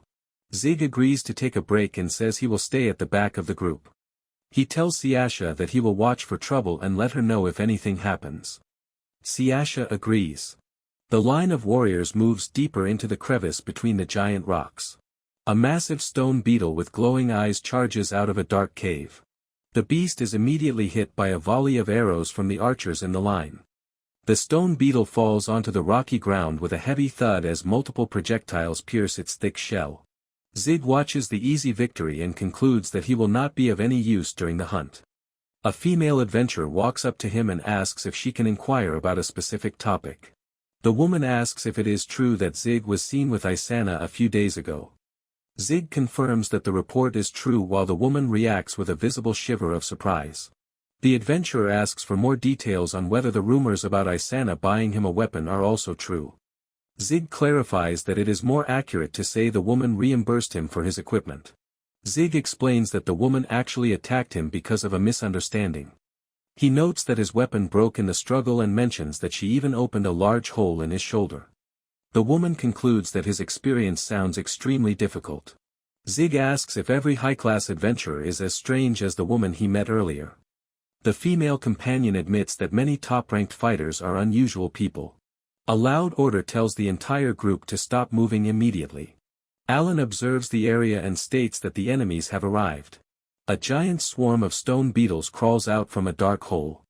The monsters fill the entire floor of the rocky canyon as they move forward. Alan notes that the enemies have finally arrived at their location. The valley floor begins to shake with loud thuds. A huge cloud of dust moves toward the group as the hidden monsters get closer. A giant swarm of stone beetles covers the entire canyon floor. Alan tells the squad that the targets are right in front of them. He orders the mages to start charging up their magic spells for the first strike. Zig watches the approaching insects and Alan tells the adventurers to point their magic at the monsters. Alan gives the command to let the magic go. Massive explosions hit the middle of the swarm and send beetle shells flying through the air. Alan identifies a second wave of monsters approaching. He holds out his hand to prepare the next attack while the rest of the group maintains their positions. Alan gives the order to fire. A barrage of fire and ice magic launches toward the stone beetles. The magical attacks hit the center of the swarm. Zig observes the destruction and concludes that the group possesses more than enough firepower to handle the mission. The adventurers continue their march while Zig looks toward a dark opening in the canyon wall. He notices a strange shape lurking in the shadows. Zig watches as a large, pointed limb reaches out from the darkness. 2 giant mantis monsters step out from the dark cave. The large insects appear at the front and sides of the rocky path. Zig drops into a low defensive stance and grips his heavy weapon. He wonders if these are the uninvited guests the guild mentioned during the mission briefing. The girl tells the warrior not to worry about the new threat. Zig asks her to explain exactly what she means by that. She points out the obvious fact that the high-ranked adventurers are being paid to handle this exact type of mess. A mantis beast stands directly in front of the lower-ranked squad. Alan suddenly blurs into motion. He draws his weapon and rushes toward the enemy. Alan ducks under the giant bug legs and swings his sword. The metal makes a sharp noise as he avoids getting squashed by a heavy limb. The swordsman slides across the rocks and delivers several quick cuts. He stays low and keeps spinning around the shell of the insect. Alan ends the fight with a single massive slash that turns the bug into pieces. The crowd cheers for the hero while he stands still. She points at the victory and Zig agrees that it was a clear display of skill. Zig watches the warrior and thinks about how a fourth-class rank is well earned. He notes that the man knows exactly how to move in a fight. The girl mentions that the enemy was only a minor threat called a madclaw beetle. Zig admits he has no idea what that is and asks for more details about the creature. The monster is a madclaw beetle and is known as an elite 7th-class demon beast. It is a much faster and stronger version of the regular stone beetle. The description continues that these creatures have very strong instincts to protect their territory and will act aggressively toward anyone nearby. Even so, they are quite simple-minded and can be easily tricked with decoys or bait, which keeps their threat level relatively low. She observes that it is very unusual to see these specific beetles forming a large group. Zig looks on as a fresh pack of the giant insects crawls out from the dark cave to face the line of adventurers. Zig decides that the strange behavior of the monsters is worth reporting to the mission leaders. The girl gives him a casual wave and tells him to go handle his business because he does not need to worry about her safety. In the background, the rest of the squad uses arrows and shields to hold back another charging beetle. The canyon floor becomes a noisy mess of fire and smoke. Siasha prepares her own attack. She stands with total confidence as she uses her magic to lift 3 massive boulders high into the air. The massive boulders slam into the ground with loud bangs. Beetle shells shatter as the rocks crush the monsters. Zig observes Siasha and concludes that she is holding back a lot of her power. He asks himself if she is just trying to match the pace of the other adventurers or if she has another reason for staying quiet. The entire squad engages the beetle swarm. A female warrior runs forward and uses her sword to strike down several enemies in a single motion. Alan swings his blade through the air and cuts deep into a beetle shell. He moves quickly to avoid the sharp legs of the next monster. Alan remains on his feet while the defeated beast stops moving behind him. 2 beetles move in to trap the warrior between their claws. Zig keeps a steady gaze on the fight and wonders about the situation. Alan leans his body back to avoid a sharp strike from the beetle. Alan looks tired as he continues to dodge the monsters. Zig wonders if the party leader is starting to panic under the pressure of the fight. More monsters keep showing up to join the battle one after another. Zig notes how strange it is to see so many of these creatures together since they are supposed to be very rare in large groups. Other mages step forward to provide backup for Alan. One beetle is set on fire while the support team prepares more magical attacks to thin out the swarm. Siasha uses her power to lift 3 massive boulders into the air. The boulders fall and crush a huge section of the beetle army with a loud boom. Zig observes the destruction and realizes that the magic spells from his companion are becoming much more powerful. Zig watches the chaos and decides that they need to finish the current mission as fast as possible. Zig stands in the middle of the group. Zig notices something as magic spells start hitting the ground. Siasha reacts to a sudden realization. She tells the female adventurer nearby that she is finished with her current task and the others can take control of the area. Siasha walks up behind the mercenary and says the name of the warrior. She observes that a new group of demon beasts has arrived to help the stone beetles. The large insects surround the warriors. Siasha explains that Alan and his party are busy holding back the enemies. She mentions that the leaders are unable to stop all of the monsters and more people have moved forward to assist them. Zig realizes that Siasha must have been covering for the adventurers who left the area. A member of the squad shouts to get the attention of the mercenary. Alan asks for an update on the status of the other squads as he continues to fight the demon beasts. Zig shouts back that the center squad is unaffected. He reports that the squad advancing to the right is in a situation similar to their own. Alan hears the word as he cuts down the hand of a beast. Alan observes that Siasha covered for them on their side of the canyon. He believes the group will pull through the encounter because of her help. He adds a brief word of caution as he swings his sword. Alan says that the situation for the right squad is much worse than the rest of the group. A large pack of insect monsters surrounds the struggling right squad while they try to defend their position. Alan asks Zig to leave his post and provide backup for the team in trouble. Zig hesitates for a moment. Siasha tells Zig to go ahead and help the struggling squad. Siasha smiles and declares that she is more than capable of handling the remaining monsters by herself. She mentions that the fight has been easy and she has barely worked hard at all. Zig looks at his companion for a long moment. He finally gives a simple agreement and prepares to move toward the position of the right squad. Siasha thanks Zig and shares her plan to finish the mission quickly so they can both get a promotion. Suddenly, while fighting the demon, Alan tells the mercenary that he has a request. Alan tells Zig that he has a specific job for him. Zig tells the adventurer to explain the details first because he will only give an answer after he knows exactly what the task involves. The ground is covered in the remains of defeated stone beetles. The team continues to push forward while the mages maintain their attack against any surviving enemies in the area. Alan asks Zig to focus on protecting his comrades during the fight. He offers to pay 500,000 regardless of the result and promises an extra 500,000 if Zig successfully keeps everyone safe. Zig accepts the offer to become a very expensive bodyguard. Alan smiles and adds that the bonus money depends on the number of injuries the squad members receive during the fight. Alan watches Zig walk away and admits he does not know the exact level of the mercenary's power. He realizes Zig is not an ordinary person and is very different from everyone else in the group. Alan observes Zig from a distance and decides that the warrior has a unique set of values. He compares the experience to meeting someone from a culture that is very far away. Alan continues his observation by focusing specifically on the appearance of the mercenary's eyes. Alan recalls Zig's claim that his profession is a mercenary. Alan concludes that he has never met a mercenary who possesses eyes like the ones on Zig's face. Alan stands with his sword and concludes that Zig is the right man for the job. The right squad finds itself in a difficult spot as several giant insects crawl out of the shadows to surround them. The archer girl thinks about the overwhelming number of monsters. Her partner admits that the two of them are not enough to stop the entire swarm. The girl pulls back her bowstring and notes that they have no choice but to stand their ground. A beetle blocks the arrow shot by the girl. The duo stands in the middle of the canyon while the insect army prepares for a final charge from every side. The archer girl takes a moment to process the fact that the local beetle population is much larger than she initially expected.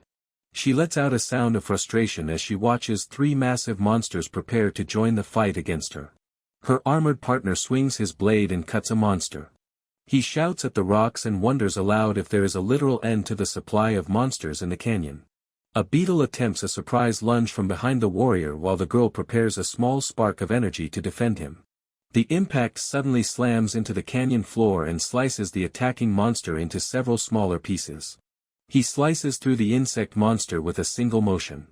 The armored warrior offers his thanks for the assistance. The archer girl tells him to forget the gratitude and maintain his focus on the battle.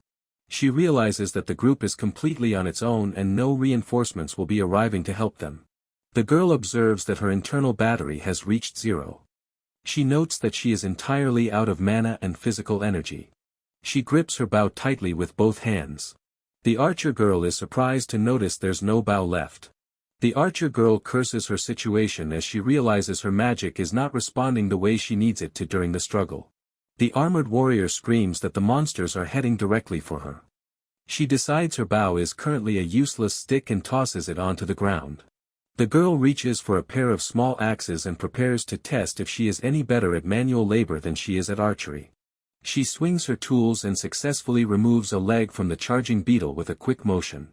One monster lies in pieces on the floor while another one immediately attempts to flatten the girl from above. The girl narrowly avoids becoming a permanent part of the canyon floor. The beetle monster tries to give the girl a free haircut with its sharp pincer. The girl drops her axes and slumps onto the rocks. Her body begins to shake as she realizes her internal battery is completely dead. The monster helps her travel by kicking her directly in the chest. The girl bounces across the canyon floor like a skipping stone. Her body hits the rocks multiple times before her unplanned flight finally ends. She manages to stop her slide but looks like a mess. Blood covers her face while she gasps for air and tries to stay upright. The girl stares at her blood dripping onto the stones in front of her.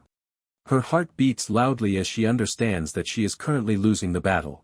The girl shakes like a leaf as her body quits on her. A massive shadow covers the area. The girl admits that this is the end of her story while the monster raises its sharp limbs to strike. The insect lunges forward for the kill. The archer accepts that she is dead and stops struggling against the inevitable. A loud metal sound interrupts the execution. The girl stays on her knees and stares at the floor. She realizes that her head is still attached to her shoulders. Blood drops onto the rocks while the girl turns her head. She looks behind her to find out who interfered with the monster strike. Zig stands over her like a human wall. The expensive bodyguard has finally shown up to earn his $1 million paycheck. The armored warrior fights a group of stone beetles while his companion remains on the ground. He shouts the name of Listy as he notices a monster lunging toward her from the shadows. Listy looks ahead with a calm expression despite the blood on her face. She accepts that the fight is over and waits for the final strike. A monster swings its sharp limb but Zig appears to block the attack with his own body. Listy looks up at the mercenary and wonders why he is standing over her. Zig tells the girl to get down while he stands firm against the monster. Zig delivers a heavy kick to the chest of the insect. Zig draws his large blade and swings it with a loud sound. The weapon slices through the air and cuts the stone beetle into pieces. Listy sits on the rocky floor and stares at the mercenary. Zig turns his head and asks the girl if she is healthy. Listy responds that she is doing fine for the most part. Zig picks up a tool from the floor. He announces that he is borrowing the weapon as he begins to run. Zig grips the handle and strikes the head of a beetle. Zig looks back at the archer again. He asks if she has the strength to move her body. Listy takes his hand and says she is able to walk. Zig helps her stand and tells her that she has plenty of guts.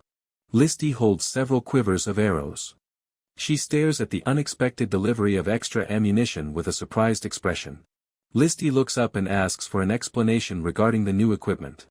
Zig states that he took the liberty of borrowing the arrows from the center squad during his trip to her side of the canyon. He tells her that she can express her gratitude to those people at a later time. Zig tells the girl to monitor the area behind him while he focuses on the enemies in front. He declares that he is responsible for the current side of the battle and promises that he will not let a single monster pass through his line. Zig orders the insects to move back as he launches a massive attack. The armored warrior watches the sudden destruction and wonders what just happened to the monsters. He looks around and wonders if a new ally has joined the fight. The armored warrior looks at the stranger in the middle of the carnage and asks for his identity. Zig identifies himself as a mercenary and explains that Alan hired him to provide support. The armored warrior stares in disbelief and wonders why a mercenary is present on the battlefield. The warrior decides that the conversation can wait until later because the hunting squad is in danger. He warns that the entire group will be in trouble if their defensive line breaks and orders everyone to hold their position at all costs. Zig acknowledges the command. Zig stands alone in the center of the canyon floor. One monster lunges forward with its sharp claws. Zig swings his weapon with a loud swish. The blade cuts the monster into two separate pieces. Zig clenches the handle of his weapon. A swarm of stone beetles surrounds the mercenary and prepares to attack from every side. Zig swings his twin blade and blocks a strike from an insect limb. He puts his full weight into the attack to strike multiple targets at once. The single strike turns the entire group of beetles into sliced pieces. Another monster rushes toward the warrior from the side. Listy fires 3 arrows into the face and chest of a beetle. Listy reaches back to grab more arrows from the quiver provided by the mercenary.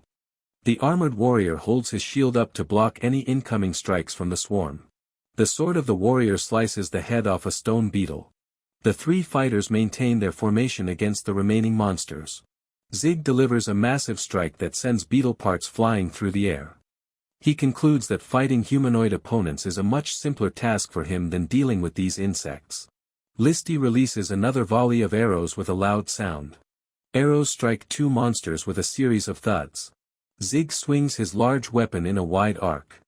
The blade slices through the air and cuts deep into a nearby monster. The armored warrior lands a heavy blow on the head of a beetle. The warrior readies his equipment with a loud clicking sound. He shouts for the monsters to look at him instead of his allies. An arrow hits the shell of a monster with a metallic clang. Zig performs a swift horizontal cut that slices through the torso of a beetle.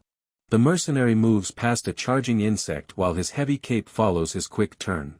Zig swings his large weapon and creates a clean line through the middle of the monster. Zig delivers a heavy kick to the chest of a beetle and sends it backward. The sharp blade travels vertically through the shell of the insect. The monster falls to pieces on both sides of the warrior. Zig looks at the rocky ground and observes the result of turning the local beetle population into a collection of spare parts. Zig admires his new weapon and concludes that the twin blade was definitely worth the money. Zig stays focused while the warrior shouts from behind his shield and Listy aims another arrow at the approaching swarm. A lone insect monster stands as the final survivor among a field of its fallen comrades. Zig stares down the creature and observes that finding someone with even half the determination of these beetles would be a very difficult task. The beetle makes a final charge and Zig simply sways his body to avoid the incoming strike. Zig steps through the attack and leaves the last monster in pieces on the ground. Zig stands victorious beside the dead corpses. Ryle tells the mercenary that he saved their lives and assumes that Alan was the one who hired him. Alan runs toward the area while calling out the names of Listy and Ryle. Alan asks if his friends are still in one piece while Ryle and Listy raise hands to show that they are healthy and unharmed. Alan shares his relief that everyone is safe. Zig ignores the praise and asks the man for a report on the current status of the mission. Alan explains that his side is finished and only the target stone beetles are left to hunt. Zig looks at the dead insects and asks if finding extra trouble is a normal part of the job. Alan explains that running into enemies other than the mission targets is actually a common event for them. He notes the rarity of seeing two separate swarms at once. He observes the pile of dead insects and states that he has never heard of madclaw beetles forming such a large group. Alan concludes that something is wrong with the situation. He plans to contact the guild and mentions the possibility of ending the mission early. Zig states his plan to return to Siasha since his current task is complete. Listy gives his agreement. Ryle points out that the mercenary has sustained a fresh injury. Listy asks to inspect the wound on the shoulder. She pours liquid over the injury. Listy applies her magic to the bloody area. The wounds are instantly healed. Listy shares her name and expresses her gratitude for the rescue.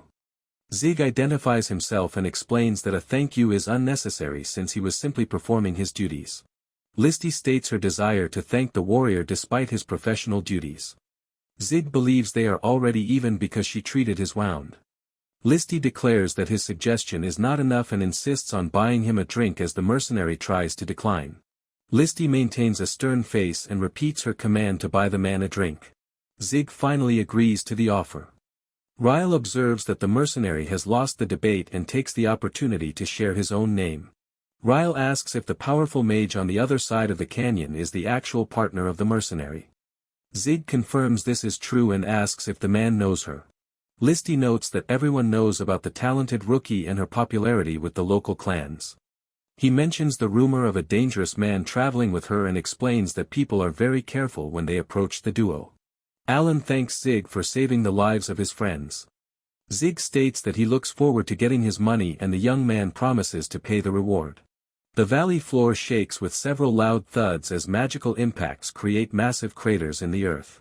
Massive boulders slam into the insects while Siasha gives loud orders to the nearby warriors. She stops her movement to comfort a crying girl. Siasha raises her hand and maintains a steady gaze. Giant spikes of energy erupt from the ground with a loud boom. The massive display of power sends the last of the beetles flying into the air. Zig observes the settling dust and decides that the mission is officially over. Siasha stares at the smoldering remains inside a deep crater and holds a large sheet filled with beetle parts. She covers her face to avoid the smell of burnt insects. Siasha closes her eyes and states that the task is finally finished. Siasha collapses nearby and adds that the hunt was the easy part of the day compared to how tired she feels now. She notes that no words can describe the terrible smell of the monsters. Zig holds out a sweet bun and tells Siasha she did a good job. Siasha takes the food with a happy face and offers her thanks to the warrior. Siasha enjoys her treat and declares that the sweetness is excellent. Zig eats his portion and observes that cleaning up a mess is always a pain whether it involves people or monsters. The story continues at night as several tents sit quietly in a rocky canyon under a starry sky. Different groups of adventurers gather around campfires to eat and rest.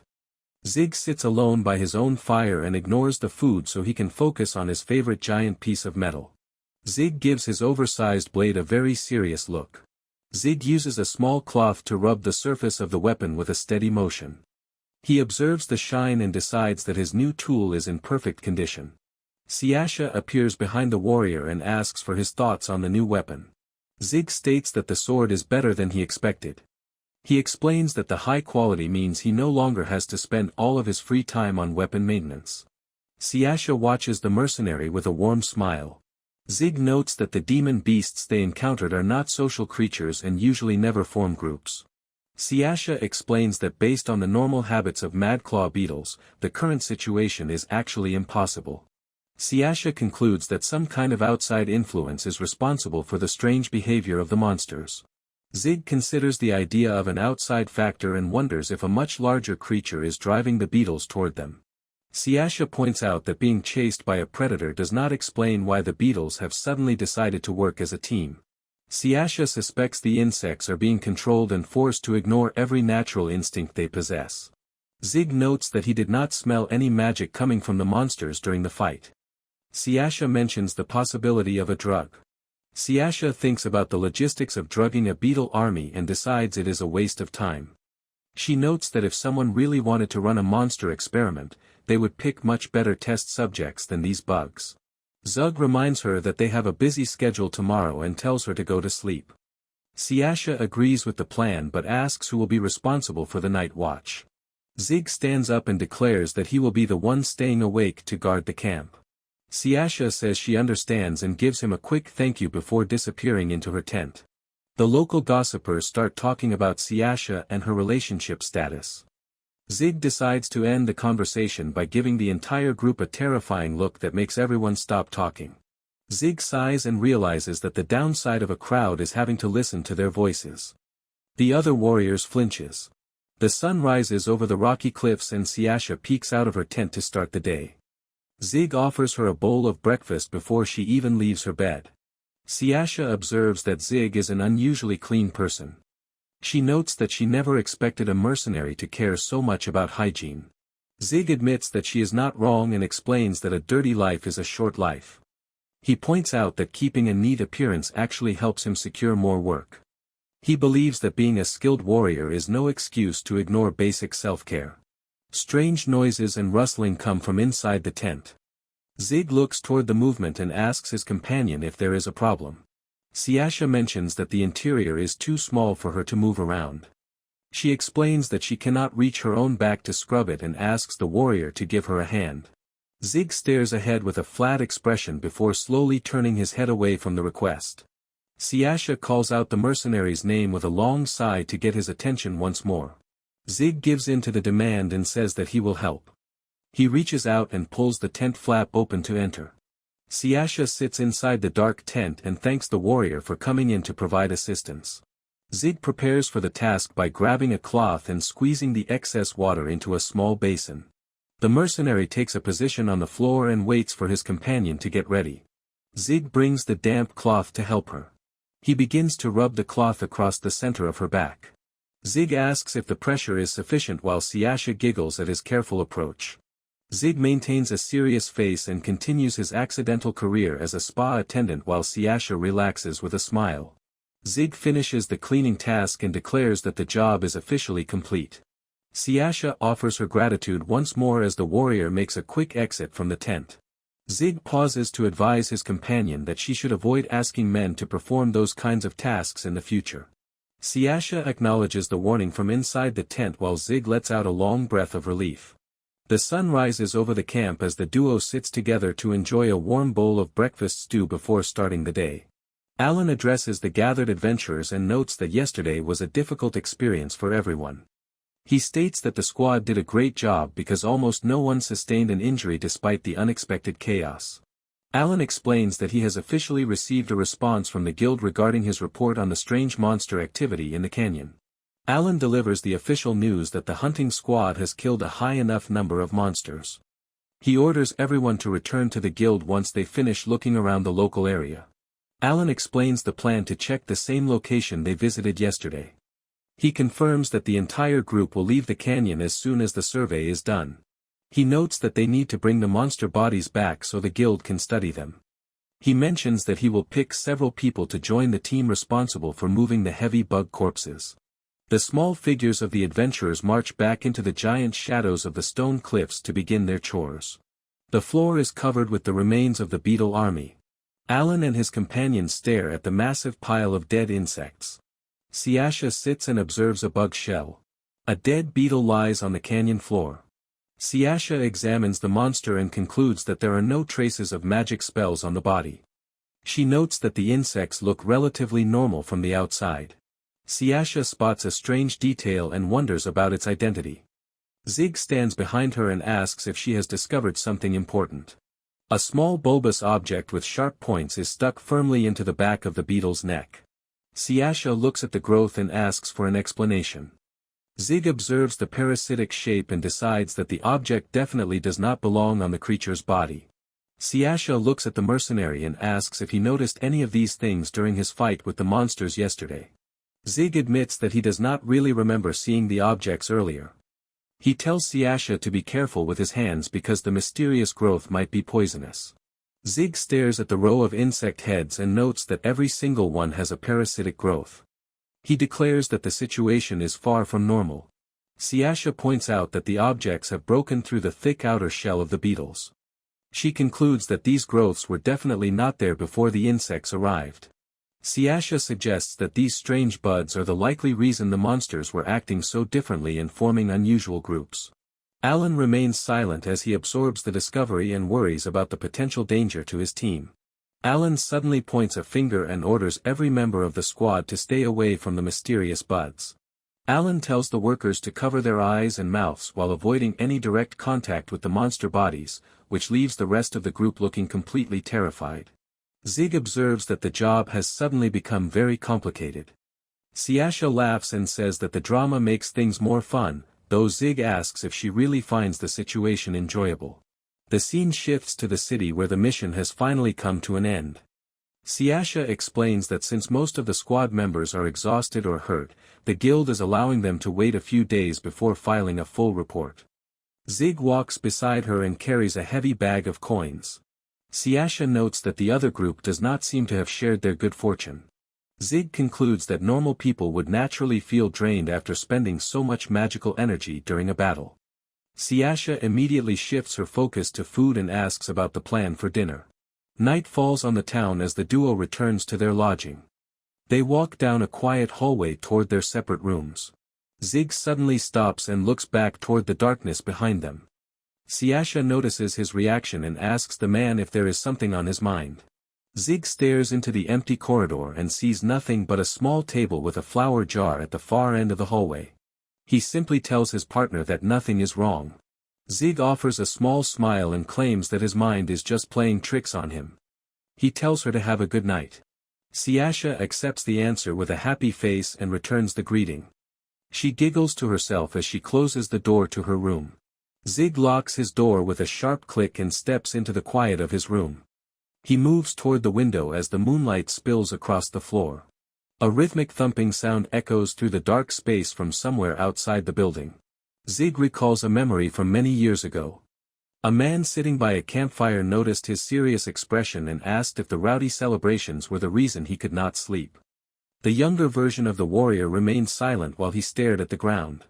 A tall, dark silhouette stood alone under the vast night sky. In the present, Zig decides that sleep is a lost cause and sits up in his bed. The mercenary throws his cloak over his shoulders and takes a firm grip on the handle of his massive weapon. Zig stands perfectly still in the center of the room and focuses his attention on the hallway. He chooses to investigate the source of his unease and steps back out into the corridor. The building remains still under a field of bright stars. In a dark corner of the city, two men lie on the ground surrounded by empty bottles. Zig walks through the narrow streets under the full moon. He suddenly stops his movement. The mercenary moves deeper into the alleyways between the stone buildings. Zig reaches an open space and decides that the location is far enough away from any witnesses. Zig puts his hand on his pocket to bring something out. Zig throws the object to someone. A person reaches out and catches the item in his gloved hand. The person from the shadows mentions that he must have dropped the object. The guy looks down at the silver wing-shaped ornament resting between his fingers. The stranger, carrying a sword, walks out from the dark alley. The man with the messy hair smiles at Zig and notes that the moon looks very nice tonight. Zig looks at the newcomer and notes that a significant amount of time has passed since their last encounter. Zig identifies the man as Lyell while the stranger continues to walk forward across the stone path. Lyell stares at the mercenary and demands to know exactly what Zig has been dragging around with him lately. He draws his sword with a sharp sound. The scene shifts back to childhood, where Lyell stands in a training area during the day. Someone calls out to him. The person tells Lyell to take care of the younger version of Zig. Lyell observes the appearance of the boy's eyes. He gives a simple verbal agreement to the request. A long silence passes between the two characters. Lyell breaks the quiet by suggesting that they begin with sword practice. Lyell points out a collection of daggers for the boy to use. The kid ignores the suggestion and struggles to pull a heavy sword out of a wooden barrel. Zig grips the handle with both hands. His entire body shakes as he tries to lift the massive weight of the weapon. The boy drags the heavy sword across the floor while Lyell watches. Lyell accepts the choice and tells the kid to say something if he becomes tired. A woman working in a kitchen observes that Lyell finally has a junior. She asks for his thoughts on the experience of taking care of a newcomer. Lyell looks down with a tired expression. He refers to his new student as a cold little kid. The woman reflects on the fact that he is still quite young himself. She tells him to share the meal with the boy. Lyell carries the tray of soup through the forest toward the training grounds. Zig continues his training by swinging the giant sword. Thick sweat covers his entire body from the effort. Lyell recalls that the boy was unable to even move the sword earlier that morning. He calls out to let the kid know that food is ready. Lyell catches the boy's arm and realizes his hands are bleeding from the constant swinging. Lyell scolds the boy and forbids him from eating with bloody hands. He tells the kid to wait while he goes to get a bucket of water. Lyell wraps the boy's hand in a bandage. He points out that the sword is much too heavy for someone of his size. Zig looks away and declares that practicing with a smaller weapon would be useless. The boy explains that if his own weapon breaks during a battle, he must be prepared to use whatever the enemy is carrying. Zig explains that he must learn to handle adult weapons if he wants to survive. Lyell scratches his head and gives a short agreement to the child. Lyell tells Zig to eat more so his small body can grow and notes the current meal is too small. Zig points out that the food is already equal to the rations for one person. Lyell grins and mentions that he knows several ways to obtain more food. Zig carries a heavy metal bucket and realizes that doing extra work is a way to get paid in food. Lyell instructs the boy to wash the bottom of the container as well. Zig confirms that he understands the task. Lyell notes that he still does not know the name of his new student. Zig identifies himself as he continues to scrub the metal. Lyell laughs and introduces himself. He tells Zig that it is a pleasure to meet him. In the present, Lyell asks for the reason behind Zig's arrival. Zig observes that the man has changed since their last meeting. Lyell looks around the dark alleyway and admits that he does not understand the current location. Lyell observes that the local population uses magic without any hesitation or suspicion. Zig stares ahead and concludes that the man's assessment is accurate. Lyell raises his hand and adds that the presence of demon beasts makes the situation even worse. Lyell recalls a traumatic event where a massive worm monster pulled his companions into the earth. He notes that the terrified expressions of his friends are impossible to forget. Lyell covers his eyes and states that the memory will remain in his mind for the rest of his life. Lyell looks at the sky and admits that discovering Zig's presence in the area felt like a piece of good luck. Lyell smiles and explains that he hoped the two of them could survive the environment by working together. Lyell's expression turns to horror. He demands to know the identity of the person near the mercenary. Lyell demands to know what type of person the mercenary has brought along with him. Lyell asks how the man can remain so calm in the presence of such a creature. Zig replies that the woman is simply his client. Lyell reminds the warrior to choose his assignments with more wisdom. He wonders why anyone would work for a witch or how Zig even managed to find one. Zig mentions the advice he once received about never sharing the specific details of a job with other people. Lyell looks at the mercenary and asks if the warrior is currently being threatened by the creature.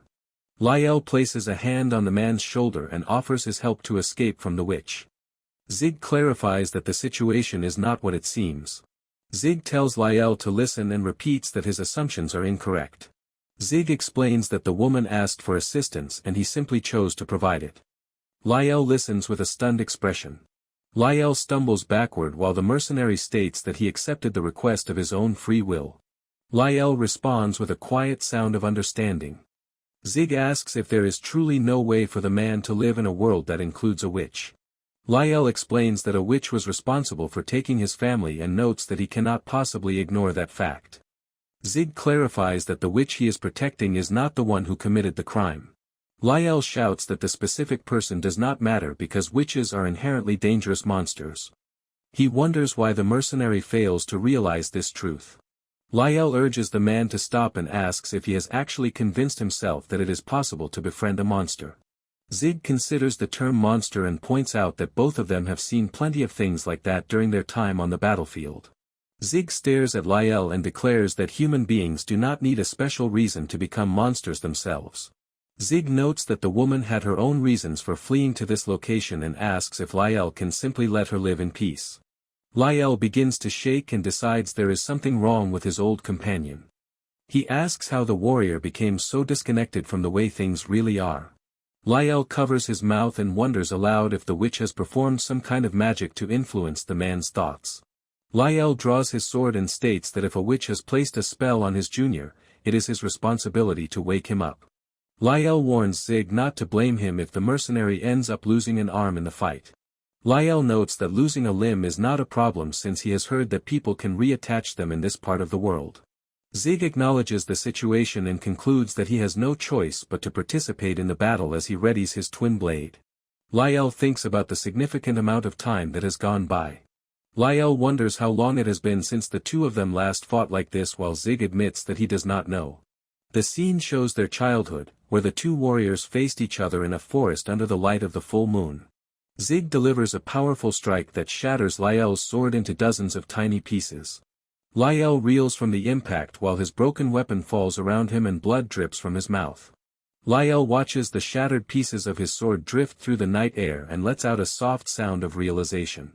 Lyell recalls the sight of the young boy struggling with his work and acknowledges that Zig has become much stronger over the years. Zig stands under the moonlight with blood on his face and gives a simple verbal confirmation to the man.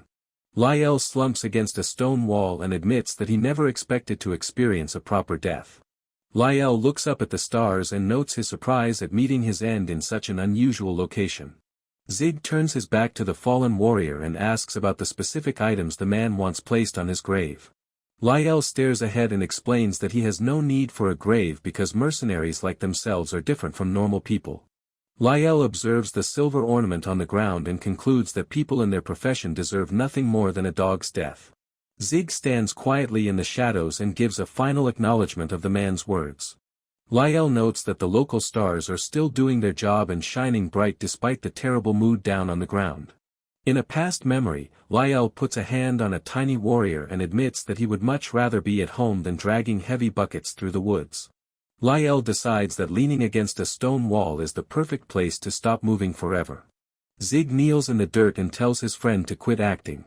Zig observes his blood-covered face and notes that his hands have officially gone on strike. He tells Lyell that his fingers are no longer following orders. A younger Lyell expresses his shock that the kid is still pushing. He wonders if the boy has ever heard of the concept of not trying so hard for once. Tiny Zig stands there with broken hands and asks if they can get back to training as soon as he finishes the dishes.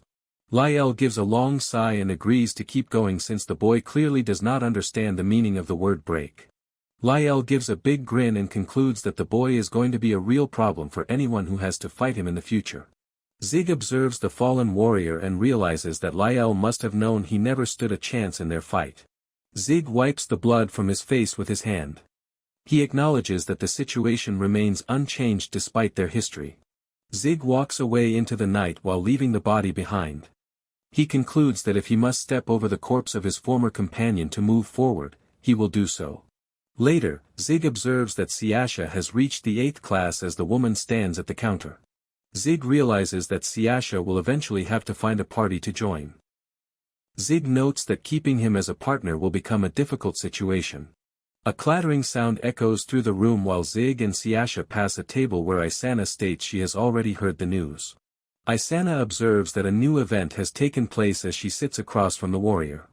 Zig lets out a tired sound while Isana tells him to change his irritated expression and requests an explanation for his problem. Zig tells Isana to ignore the matter and states his desire to know the reason for her visit. Isana states that she can speak with him without having a hidden motive. Zig asks her if she is trying to annoy him. Zig turns his back and tells Isana that she needs to act like an adult while she makes a sudden sound of shock. Isana wonders if the warrior is certain about the way he chooses to treat her. Isana explains that she made a special effort to bring him interesting news. Zig identifies the news as the swarm of demon beasts and states that he will receive the full details from Alan later. Isana admits that the warrior has won the argument. She shares the findings from the investigators that the strange objects are a specific type of mushroom. She notes that the mushrooms feed on insects to reproduce and highlights their unique ability to take control of their hosts. Zig states his surprise at the news and notes the potential danger to the recovery squad. Isana explains that humans cannot be infected and notes that the mushrooms only target specific types of insects. Zig realizes why the beetle swarm was so large and Isana remarks on the unfortunate nature of the situation. Zig tells the woman to leave now that the conversation is finished. Isana states her belief that providing information should earn her a better response from the mercenary. Isana wonders if the mercenary learned his combat skills through his own efforts. Zig explains that his present fighting style is something he developed himself while noting that his training began with military spearmanship from a different country. Isana expresses her surprise and asks if the mercenary was once a soldier. Zig clarifies that he never held such a position. Zig shares that a former soldier served as an instructor in his old mercenary group and provided his initial training with weapons. Isana acknowledges the man was his teacher and asks about the extent of the instructor's strength. Zig states that the teacher's skill in close combat was equal to the level of ability the mercenary possesses now. Isana reacts with confusion as Zig adds that the instructor was a tactical genius and notes that his own skills do not reach that same level. Isana wonders if the mercenary is making a joke as he looks away in silence. A memory shows a younger version of the warrior lying on the ground as a voice informs him that he has two choices available. A man in a flashback tells a youth that he can choose to die like a dog in that place or join his group to learn how to kill and survive. He explains that there is no turning back once the choice is made and notes that the past will eventually catch up to him even if he tries to leave. The man tells the boy to think hard before making a final decision. Zig thinks that his former teacher was likely more than a common soldier and considers the possibility that the man was a general from a great nation. He notes that there is no way for him to confirm the truth now. Zig explains that his choice of weapon changed as he became larger and stronger. He describes his move from using a spear to a halberd before eventually choosing a twin blade. Isana acknowledges that his story makes sense. Zig asks her to share information about the nature of her ears. Isana states her desire to know exactly what the mercenary wants to learn. Zig notes his knowledge of her good hearing and asks for the specific extent of her ability. The woman demonstrates her power by repeating a distant conversation about inviting a gorgeous and talented girl to a future mission. The woman continues to repeat the conversation where a speaker notes that the girl always travels with a man and mentions they received a warning to stay away from the duo. She recites the rumors regarding the girl's connections to Isana and the realization from one of the men that the mercenary is currently present in the building. Isana repeats the man's inquiry about whether the duo is actually together and the second man's command to stop looking in their direction. She concludes the whispered conversation with the warning that no one wants to make the White Lightning Princess angry. Isana states that the example should provide the mercenary with a clear understanding of her hearing abilities. Zig acknowledges her skill at recognizing specific voices in addition to her excellent hearing. Isana states that her capability is the result of many years of experience. Zig notes that people seem afraid of Isana and asks what actions she took to cause that reaction.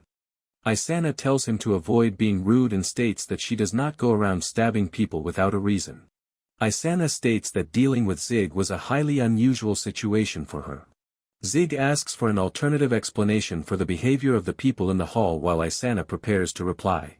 Zig states that he does not care to know the reason for the behavior because it helps eliminate problematic individuals.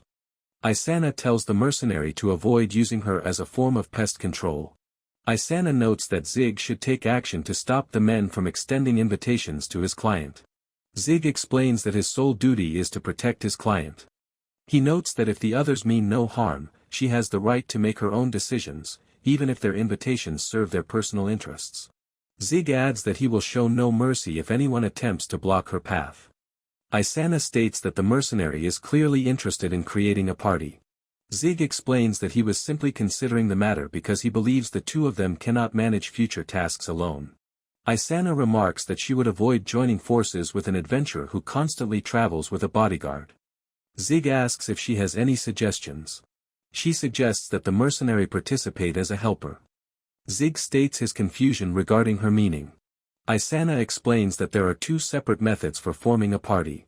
She describes how some individuals establish long-term parties as comrades while others with identical objectives form temporary groups known as helpers. Isana explains that she usually works alone but occasionally forms a team with others when hunting large targets. Zig observes that her approach sounds like a mercenary job and adds that veteran fighters understand how to handle these situations. The elf woman agrees and states that the mercenary should show respect because reaching the second class is a major achievement. Siasha arrives at the table and greets the elf woman by her name.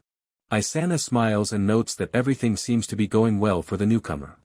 Siasha confirms the observation and announces that she received a promotion to the 8th class just a moment ago. Isana expresses surprise at the speed of the promotion and warns her to never take battles lightly even when moving up quickly. Isana adds that having a partner to watch her back will likely keep her safe, while Siasha states her intention to be careful. Siasha turns to the mercenary and mentions that Alan is currently searching for Zig. She explains that Alan wants to know if the mercenary will join him for a meal later. She adds that he intends to deliver the reward and buy him a drink. Zig gives a brief statement of agreement. Isana tells them to do their best to stay safe as a clattering sound occurs while she prepares to leave. Isana walks away down the corridor while Zig watches her departure in silence. Siasha states her desire to know if the mercenary prefers women with a similar personality to Isana. Zig notes that her choice of attire made the assessment take a significant amount of time. Zig explains that he has successfully determined the exact distance of her stride and remarks on the length of her legs. Siasha repeats his statement regarding the stride with confusion. Zig states that it is impossible to predict when a future battle against her might become necessary. Siasha states her concern regarding the possibility of a future betrayal from the elf woman. Zig clarifies that he can identify numerous alternative reasons for a conflict to happen even if a betrayal never occurs. Zig explains that individuals can share a drink and fight together on the battlefield without any guarantee that they will never cross blades in the future. Siasha wonders if that same logic applies to her. Zig looks directly at his companion and states that his only assignment is to protect her. Siasha lets out a breath of relief and smiles while the mercenary watches her from his seat. Zig lets out a sudden gasp as Siasha turns around and orders him to follow her so they can leave the area. The mercenary lifts his large weapon onto his shoulder and follows behind while remaining confused. The group raises their glasses together to share a loud toast. Alan announces to the gathered adventurers that he brought everyone to the tavern to show his appreciation. He tells the squad to eat as much as they want. Alan then focuses on Zig and places a large bag of coins on the table. He states that the money is the reward for a flawless job and includes a completion bonus. Listy leans forward to pour more wine into Zig's cup and tells him to have another glass. Zig holds up his drink and thanks her as she fills the container. The scarred warrior holds a bottle and remarks that Listy seems heavily devoted. He asks if the mercenary is her preferred type of man. Listy smiles and states that the mercenary has a bright future, so she intends to try her luck with him. The long-haired companion sips her drink and remarks that the warrior is already strong in the present. Alan speaks up and tells the group to ignore the conversation about relationships for a moment. He looks directly at Zig and Siasha to ask if the duo would like to join his permanent party. The scarred warrior turns his head in surprise and asks the leader if he is actually serious about the proposal. Alan confirms his serious intent to the team.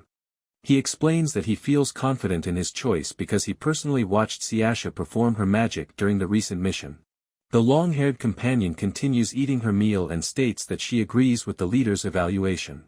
She explains that her own spells are limited to enemy detection and defense. She points out that Siasha's firepower and mana supply would give the team more tactical choices.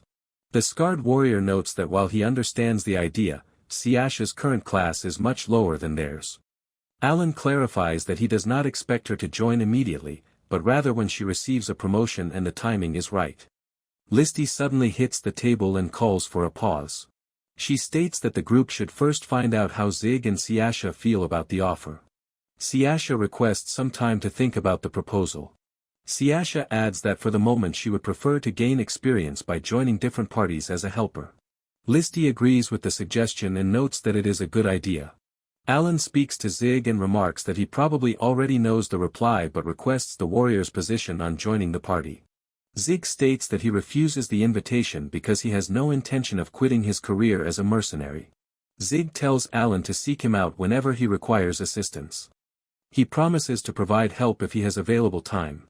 Zig adds that his willingness to assist the group will depend entirely on the size of the reward. Alan smiles and states that the response is exactly what he expected to hear from the mercenary. Alicia approaches the table with a glass of wine and notes Alan's presence. Alan looks back at the newcomer and states that it is good to see Alicia. Alicia recognizes Zig at the table just as Listy stands up to loudly identify her as an unpleasant person from a past encounter.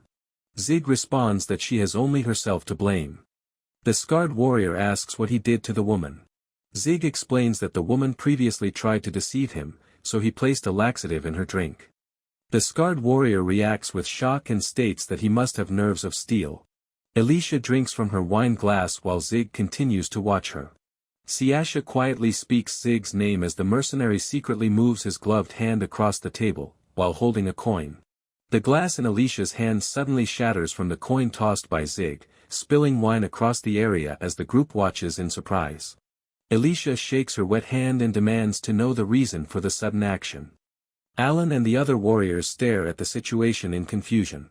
Alan tells Zig that his action was uncalled for and went too far while liquid oozes from Alicia's hand. Zig demands to know what Alicia is trying to accomplish, and she counters by challenging his own behavior. Zig faces the woman directly and states that this is the second time she has attempted to cast a magic spell on him. Alicia releases a quiet sound and shows complete confusion at the accusation. Alan steps forward to address the mercenary and asks him to explain the meaning behind his words. Zig looks back at the leader and responds that the situation is exactly as it sounds. He continues his explanation and adds that the woman also attempted to use magic against him during their very first meeting. The scarred warrior asks how the mercenary can be completely certain about the hidden use of magic. Zig stands by the clattering dishes and states that he has a specific method for detecting it. Zig states that he overlooked the action once before but refuses to do so this time. Zig declares that he would have already separated her head from her shoulders if she were not an adventurer. He states that they need to take the matter outside so he can teach her a lesson. Alan quickly steps in between them to stop the confrontation and tells them to hold up. Alan asks if there is any way for the two of them to talk over the situation. Zig responds by highlighting that she is the woman who attempted to cast a spell on him the exact moment they met.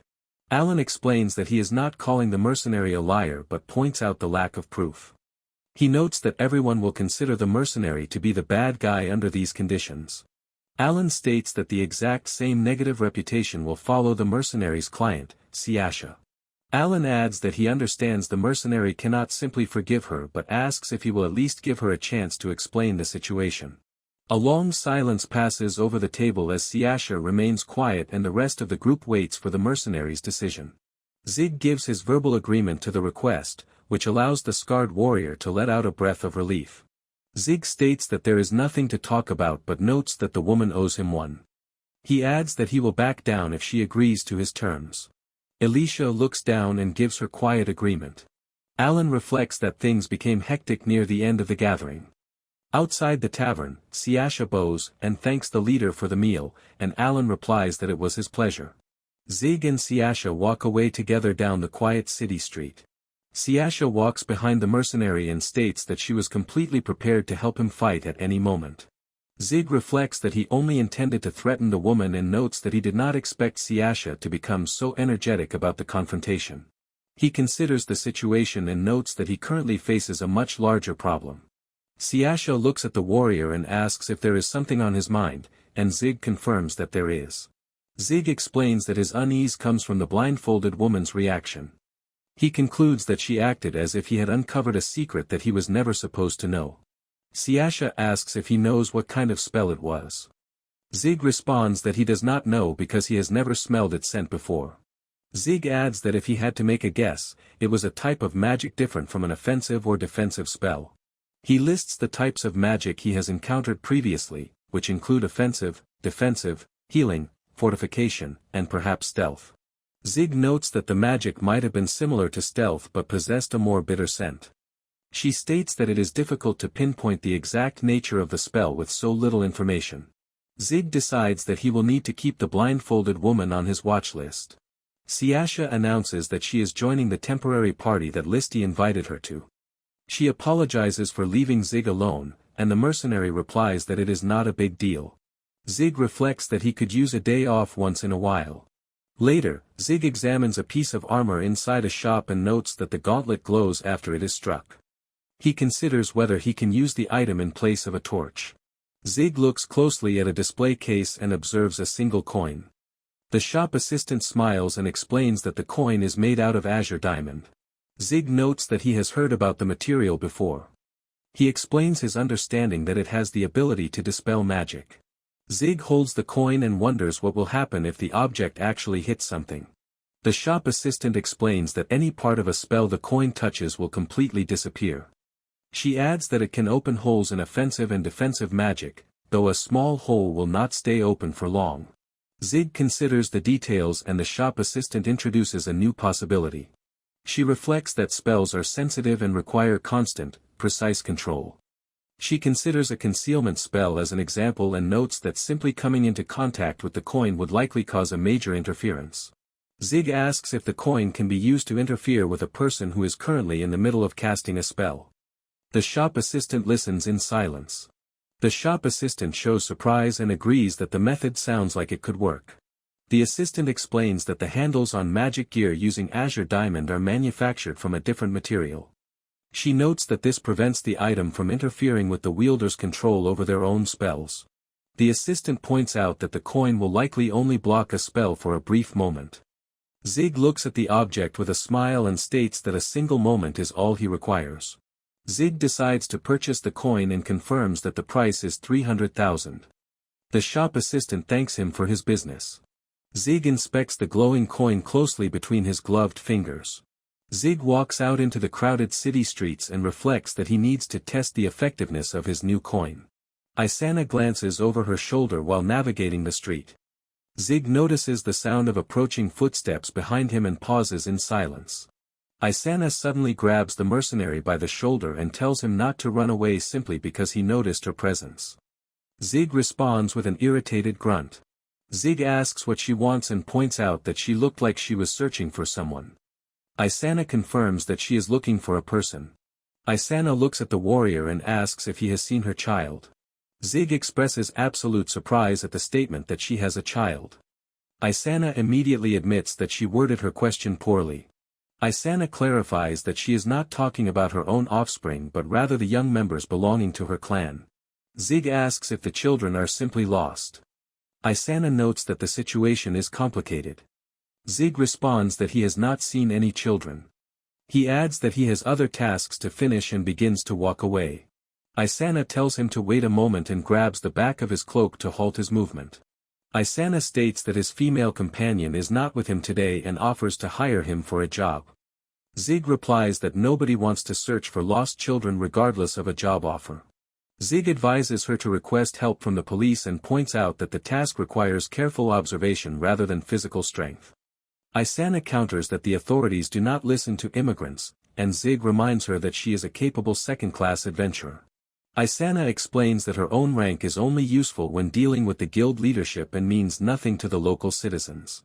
Isana adds that even if people show kindness initially, no one will conduct a real search for the missing group. Zig realizes that since she cannot turn to the guild, the problem must involve the mafia, which leaves Isana completely startled.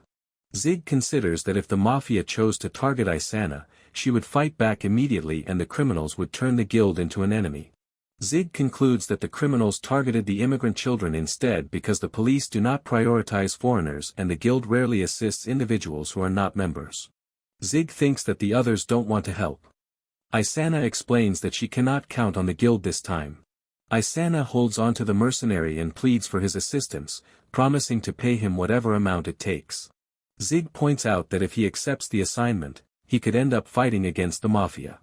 Zig explains that the situation would be different if he were completely alone, but he has a client to protect and cannot afford to take too many risks. Isana counters by stating that he can wear a mask during the mission so that nobody will see his face. Isana adds that she will also provide a completely different weapon for him to use, repeating her plea for help while Zig lets out a heavy sigh. Zig looks at her and clarifies that the task will not be cheap. Isana looks up at the warrior with wide eyes and states her realization that he is going to help her.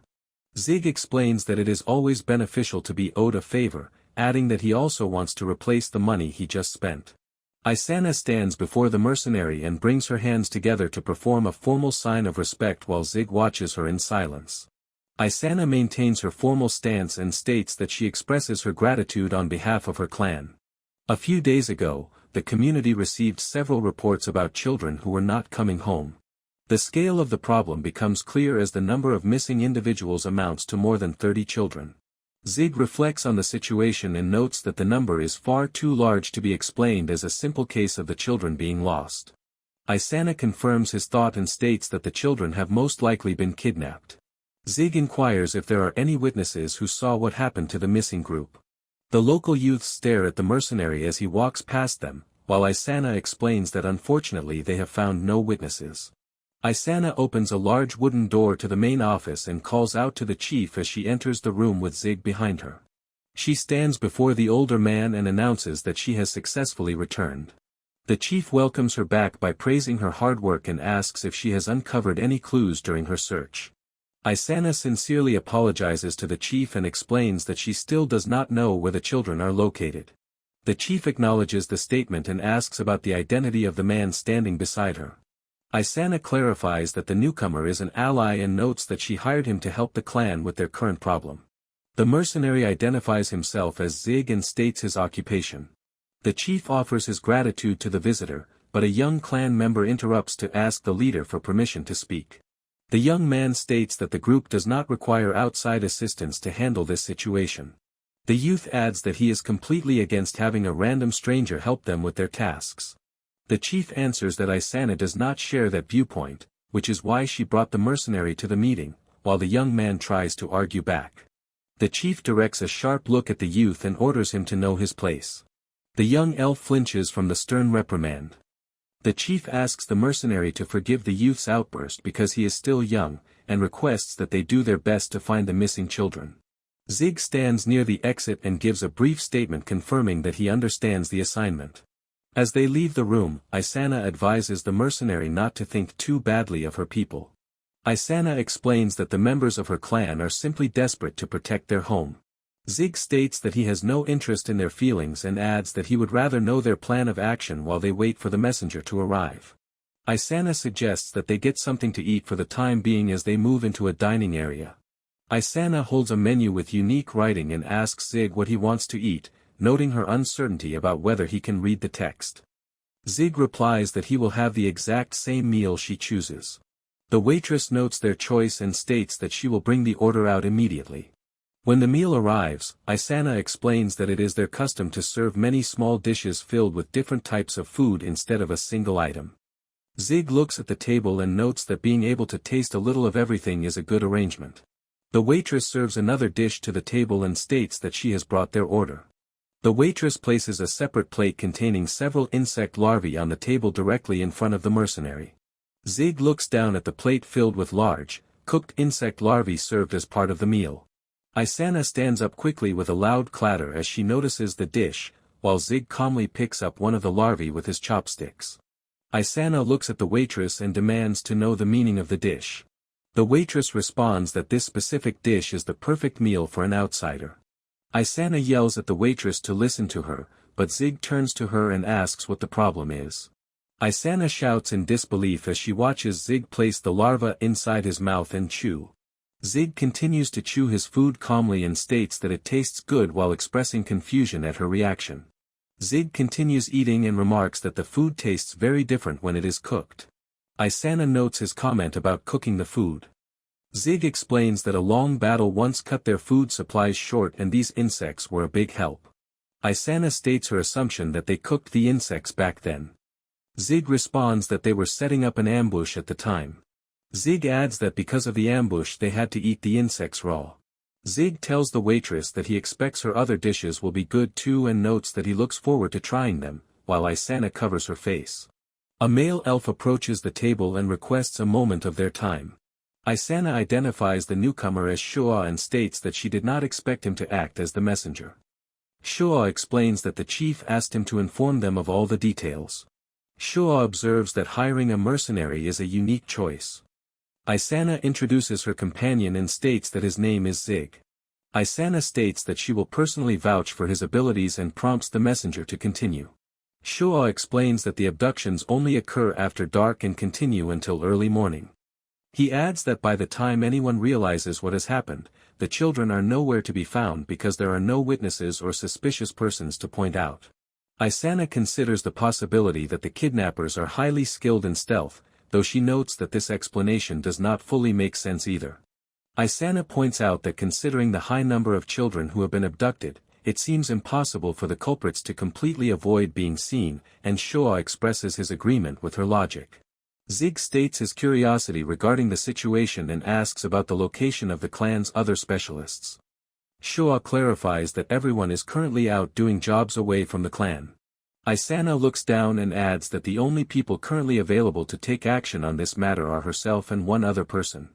Zig reflects on the details provided so far and concludes that they are dealing with a crafty criminal. Zig asks if it is a mere coincidence that these crimes took place specifically while the most skilled members of the clan were away. Shua looks down in distress and admits that he did not want to believe there could be a traitor operating inside the clan, while Isana remains completely silent. Zig cuts through the silence by requesting a map of the perimeter, prompting Isana to ask if the mercenary has already noticed something strange about the case. Zig looks down as Shua spreads a large map across the table and states that his request does not mean he has uncovered a strange detail. Zig holds the map up to examine it and explains that he wants to focus on rescuing the children instead of capturing the criminal, causing Isana to ask what he means by that statement. Zig looks directly at his companions and asks for their thoughts on why the culprits chose to abduct the children in the first place.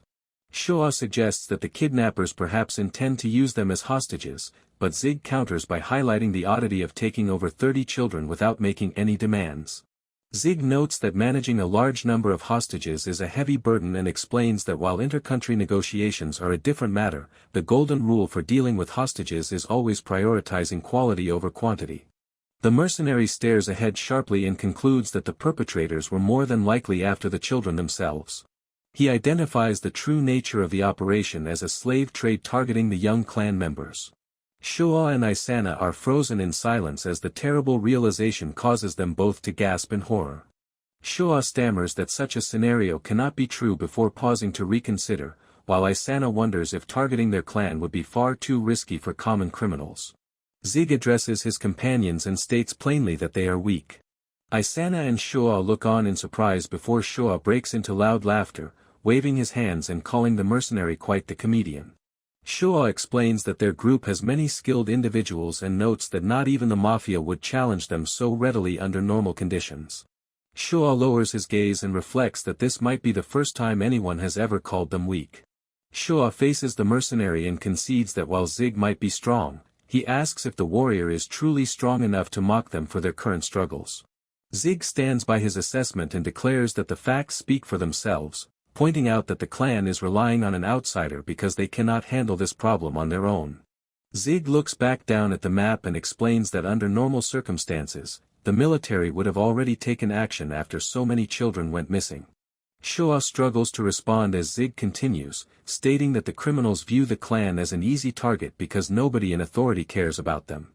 Isana stares ahead in silence as Zig adds that they are skilled people who are oppressed and viewed as a liability simply because they look different and were born somewhere else, asking what else they would call it if it is not weakness. Isana stares in silent realization while Showa clicks his tongue in frustration. Zig remains focused and states that they need to get straight to the point.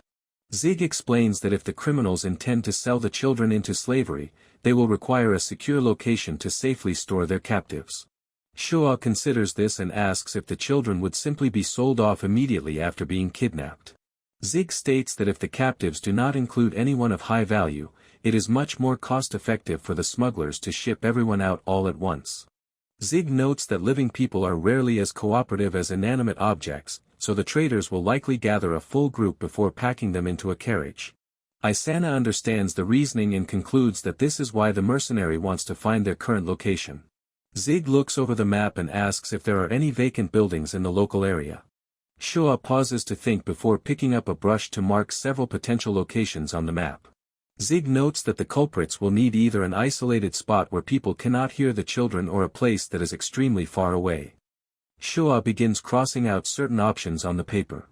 Showa highlights specific locations on the map to evaluate them and Zig notes his belief that the likelihood for the western region is low. He explains that regardless of which mafia group initiates action first, the probability of running into the opposing group remains high. He adds that choosing to move toward the north increases the likelihood of the Basalta family being involved in the crime.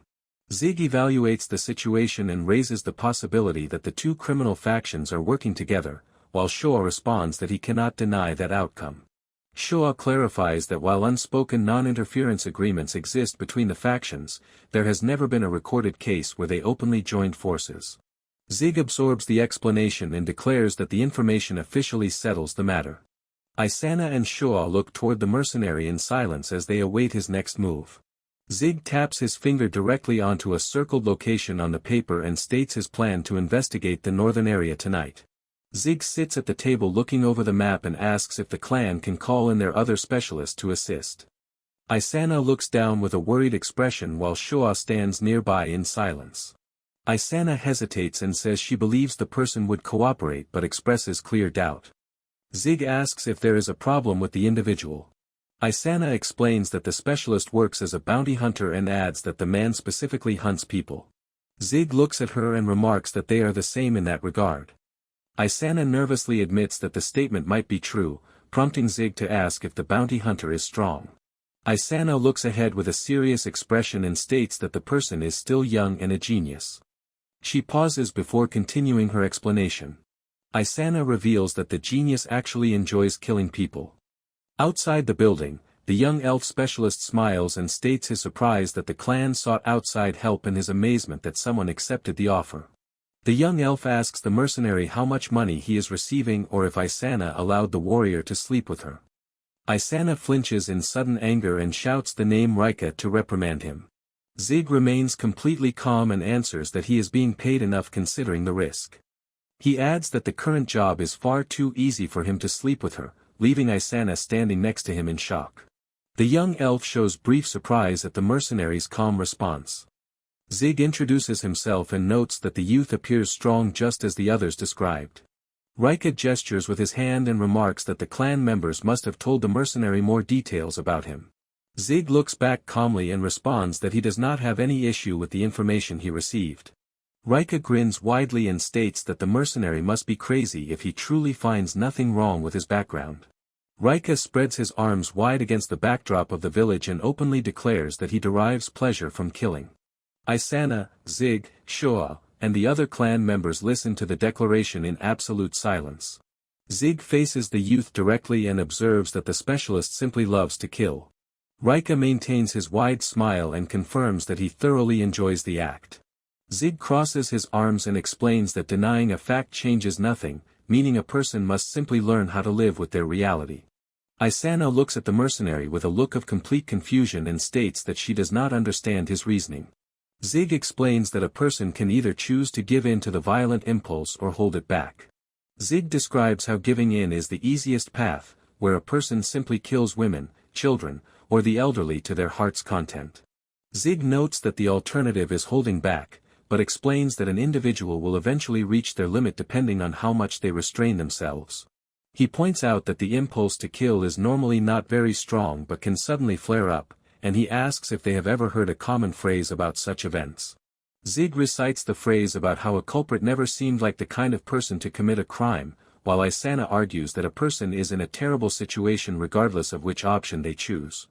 Zig lifts his gloved hand and states that many individuals have successfully dealt with this urge and are currently living well. Zig looks toward the young specialist and concludes that a person simply needs to turn that desire into their actual profession. Zig explains that the world contains people whom nobody cares if someone kills, meaning many would be grateful to have someone do the dirty work for them.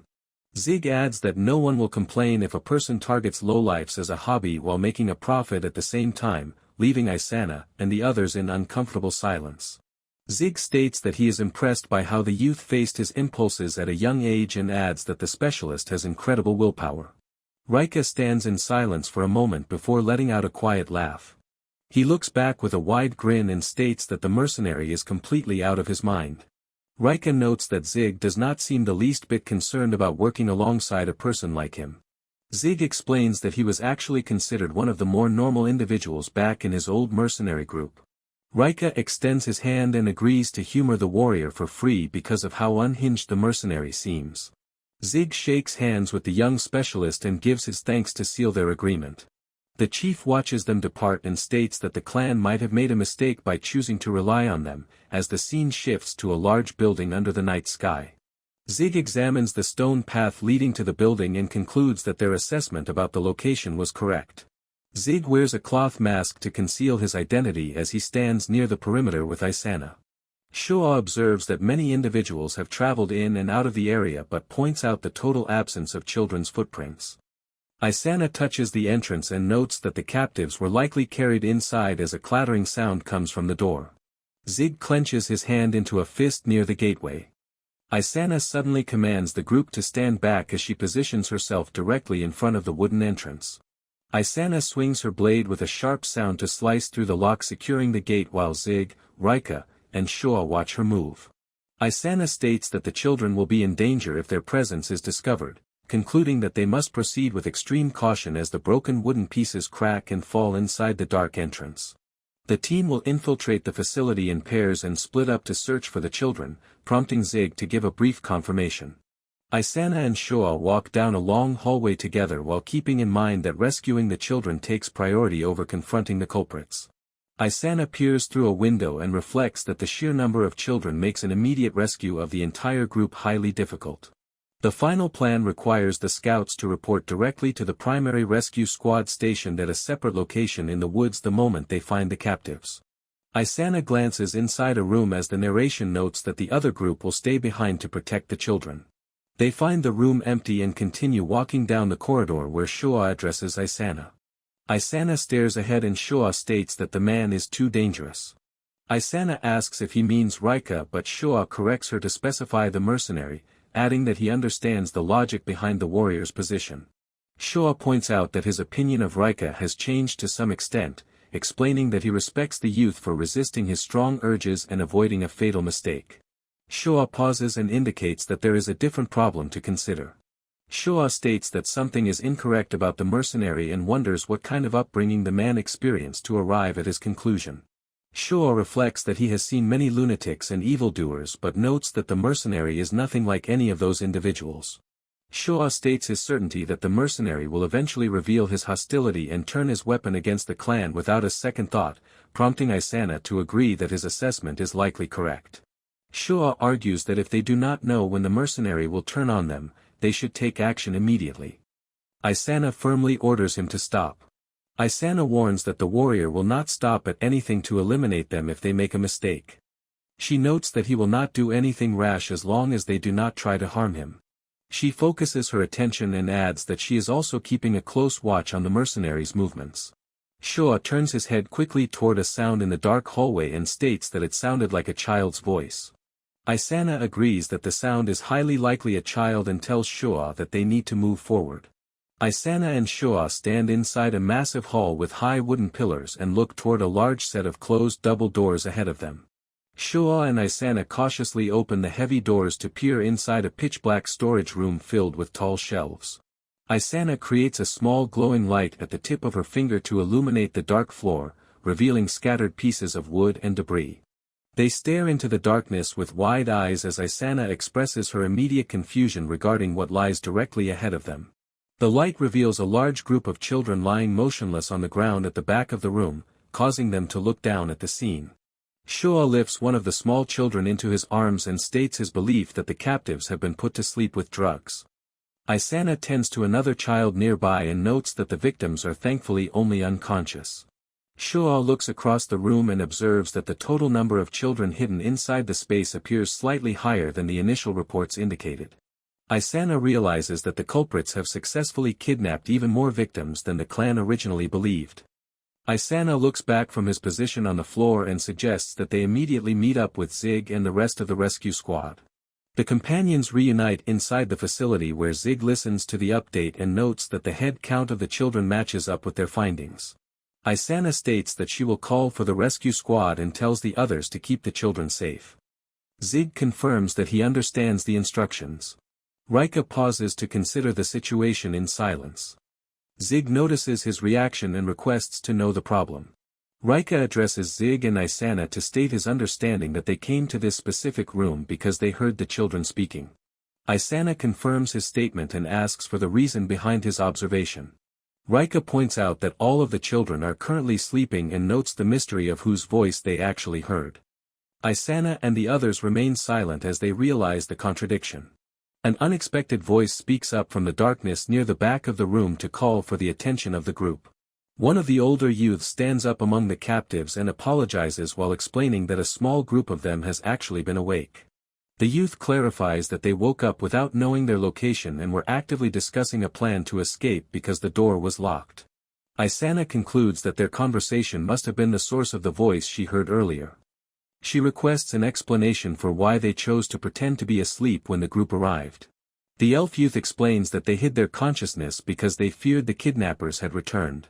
Showa explains that the culprits likely miscalculated the exact dosage of the sleeping drug. Isana requests clarification regarding the meaning of his statement.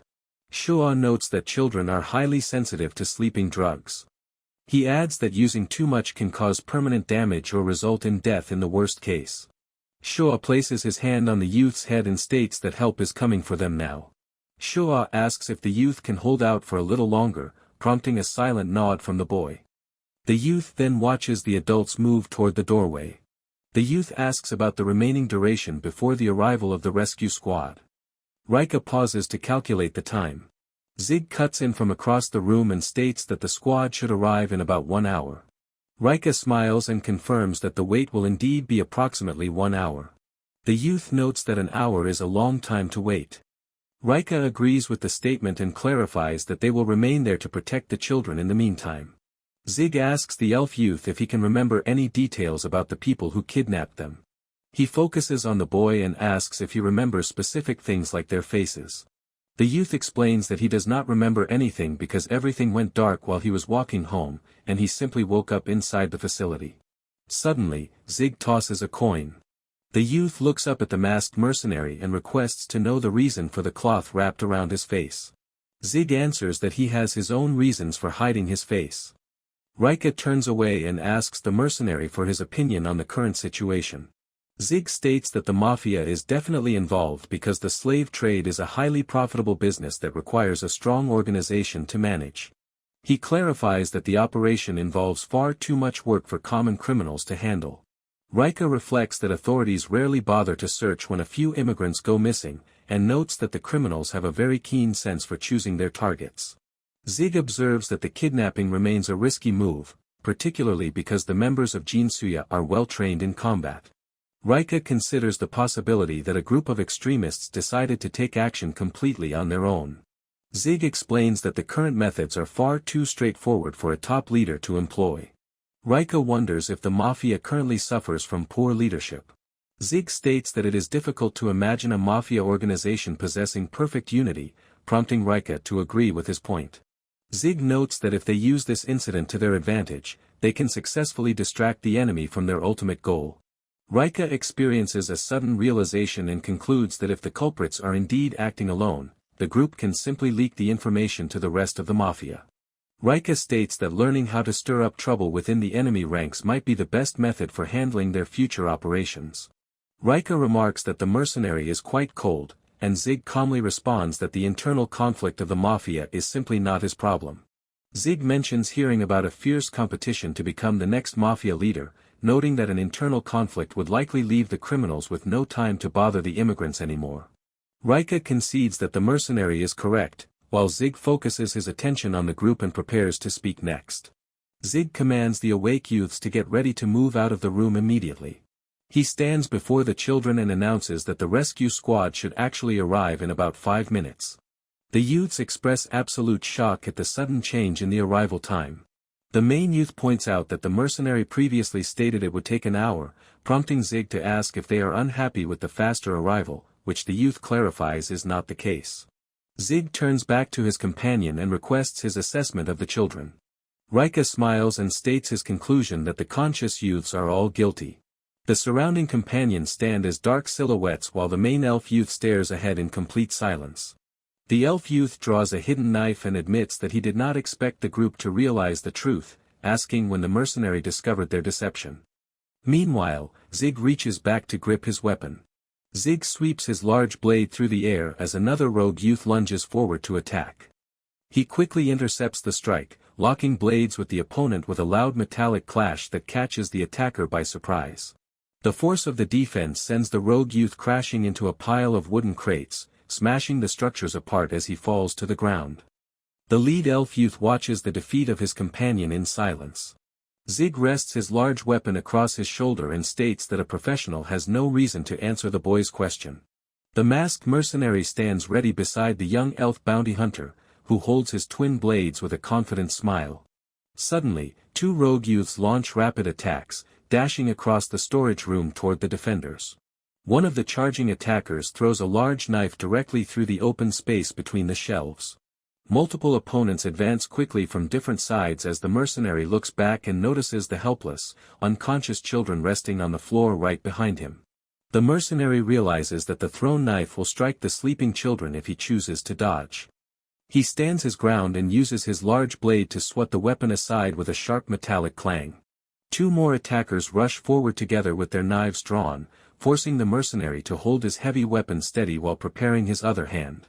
The mercenary swiftly uses his large weapon to intercept a close-range blade strike from one of the charging youths.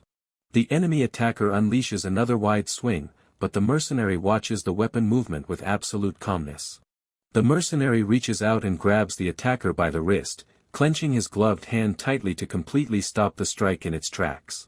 The captured youth freezes in surprise as the mercenary forces his knife hand upward. He maintains his tight grip and subdues the attacker while monitoring the lead youth nearby. Zig breaks the attacker's wrist to neutralize him before turning toward the lead youth and preparing a powerful punch. He delivers a heavy blow directly into the lead youth, causing the opponent to recoil in severe pain. The lead youth stumbles backward from the impact as the mercenary stands ready for the next move. He reaches down to retrieve his large blade while the injured lead youth slumps against the shelves. The lead youth recognizes his defeat an instant before the mercenary swings his weapon to deliver a fatal slash. The lead youth is completely defeated, leaving his head on the floor as the mercenary stands quietly in the room. The mercenary rests his large weapon across his shoulder while Rika watches with a smile. Rika engages the remaining rogue youths, easily dodging their coordinated attacks and sweeping his twin blades through the air. He moves with rapid speed, causing one of the attackers to freeze in place as a blade swings past him. Rika spins through the group to repel the assault, leaving the remaining youths distressed as they realize they are completely outmatched. Rika closes the distance instantly and delivers a sharp slash to one of the attackers. He follows through with a fatal strike that decapitates the opponent, who experiences a brief moment of realization before collapsing. Rika stands completely still with a wide grin as blood splatters across his face. The view shifts from behind Rika toward the final two rogue youths, who remain standing at a distance with their knives drawn. The two remaining youths tremble with fear and sweat profusely as they grip their weapons tightly. The terrified youths turn around and sprint away to escape while Rika blinks behind them. The two fleeing kids are suddenly struck down as blood splatters across the room, while Rika watches from the background. He smiles broadly as the mercenary notes that the situation is impressive. Zig lifts a defeated opponent with his large weapon and hurls the body across the storage room to strike down the fleeing targets with a heavy impact. The two fleeing targets crash heavily onto the floor under the weight of the thrown body. The remaining opponents look on in absolute shock as Rika stands ready with his twin blades. He swiftly slashes both of the remaining opponents at the same time. The mercenary addresses the wounded opponent and states that he has officially returned the favor. He adds that he delivered an attack the opponent should not have tried to dodge, causing the wounded youth to shout an insult in response. The wounded kid holds his knife steady while facing the mercenary as Rika observes from a distance. Rika tells the wounded opponent to simply give up. He adds that it is time for the kid to come clean as the captured target looks down in silence. He rests his weapon against his shoulder and demands to know the identity of the person in charge along with the final goal of their operation. Later, an elf clan member assesses the recovered children inside the warehouse and notes that they will be fine since they only have a few cuts and bruises. Isana expresses relief that they were able to bring the children out safely, while Zig looks toward the bound captive and asks about the fate of that man who is now transformed to a big person from being a kid. She explains that the clan is taking the captive back with them for interrogation to get to the bottom of the situation, though Zig remarks that he does not think the prisoner will talk much. He tells her to simply do what she can. As they exit the room, Isana asks the mercenary how he managed to see through the deceptive youth's guise. Zig explains that there are very few people who possess the ability to use transformation magic. The mercenary adds that he originally acted based on a simple hunch. Zig focuses his attention downward toward the hidden azure diamond coin tucked inside his cloak. Zig admits that his original intention was to use the coin to expose the attacker's identity, but notes that his trick worked much better than he had initially imagined. Zig realized some sort of spell was being used from the moment they entered the storage room. The mercenary knew the sleeping children were safe from magic after testing them, and remembers informing the others that the rescue squad would arrive in about 1 hour. Zig forced the conscious survivor to hold his coin, which immediately broke the transformation spell and exposed the attacker's true form. The event confirmed to the mercenary that the sleeping children were the actual victims, and as a carriage rattles nearby outside the building, Isana suggests that they should leave. Isana suddenly turns toward the dark trees and draws her weapon, demanding to know who is hiding in the shadows. An older man wearing a long coat emerges from the dark woods and greets Isana. The newcomer smiles at the group and remarks that it is a very nice night. Isana recognizes the man as a member of the mafia and declares that he has a great deal of nerve showing his face there again. The mafia member raises his hands in a calm gesture and tells the warrior to settle down. The man explains that he would never do something as foolish as this kidnapping operation and notes that he arrived with some interesting news. He tells Isana that she will want to hear his information, prompting her to demand that he speak immediately. The man laughs at her response, lights a cigar, and introduces himself as Vano from the Basalta family. Vano inquires about the fate of the individuals responsible for the warehouse operation, and Isana replies that they kept one alive to bring back with them while the rest are dead. Isana looks ahead firmly and clarifies that the clan has no intention of giving the surviving captive back to the mafia. Vano acknowledges her stance by stating that her group never disappoints, but adds that they will likely have a difficult time making the prisoner talk. The mafia member looks closely at the group and tells them to disregard that specific matter for the moment. Vano puffs on his cigar and states that his primary concern is simply retrieving the dead bodies. Isana stands in surprise at the mention of the dead bodies, while Vano confirms his request and adds that he has a very good idea regarding who is actually in charge of the entire situation. Vano clarifies that he does not have actual proof regarding who is in charge of the operation. Isana asks if the corpses would serve as the necessary proof, and Vano responds that it depends entirely on how they are used. Zig sits down heavily on a wooden crate and lets out a tired breath as the others move away. Zig notes that he is starving as his stomach rumbles, reflecting that it is getting late and Siasha is likely already back at their lodging. The mercenary reflects that he has never been this concerned about another person before, even during his time with his old group of mercenaries. Zig prepares to leave the area as Vano steps inside the facility. Vano tells Isana to let him handle the aftermath of the event and adds that he will be in touch with her later. Isana watches him leave and reminds the mafia member not to forget his promise. Isana acknowledges that the situation could serve as good negotiation material just as Zig predicted, and she offers to treat him to a meal as they head home. Zig declines the offer to eat, explaining that he has someone waiting for him. Isana acknowledges his decision and states that she wants to find a way to thank him, but Zig responds that he will be fine as long as he receives his financial reward. The mercenary walks away from the group and adds that they might not be allies the next time they meet. Isana watches him depart and notes that they will cross that bridge when the situation arises. Meanwhile, Vano navigates alone through a narrow alleyway under the night sky. As he walks down the stone steps, Vano smokes his cigar and asks a hidden associate for an opinion on the White Lightning Princess.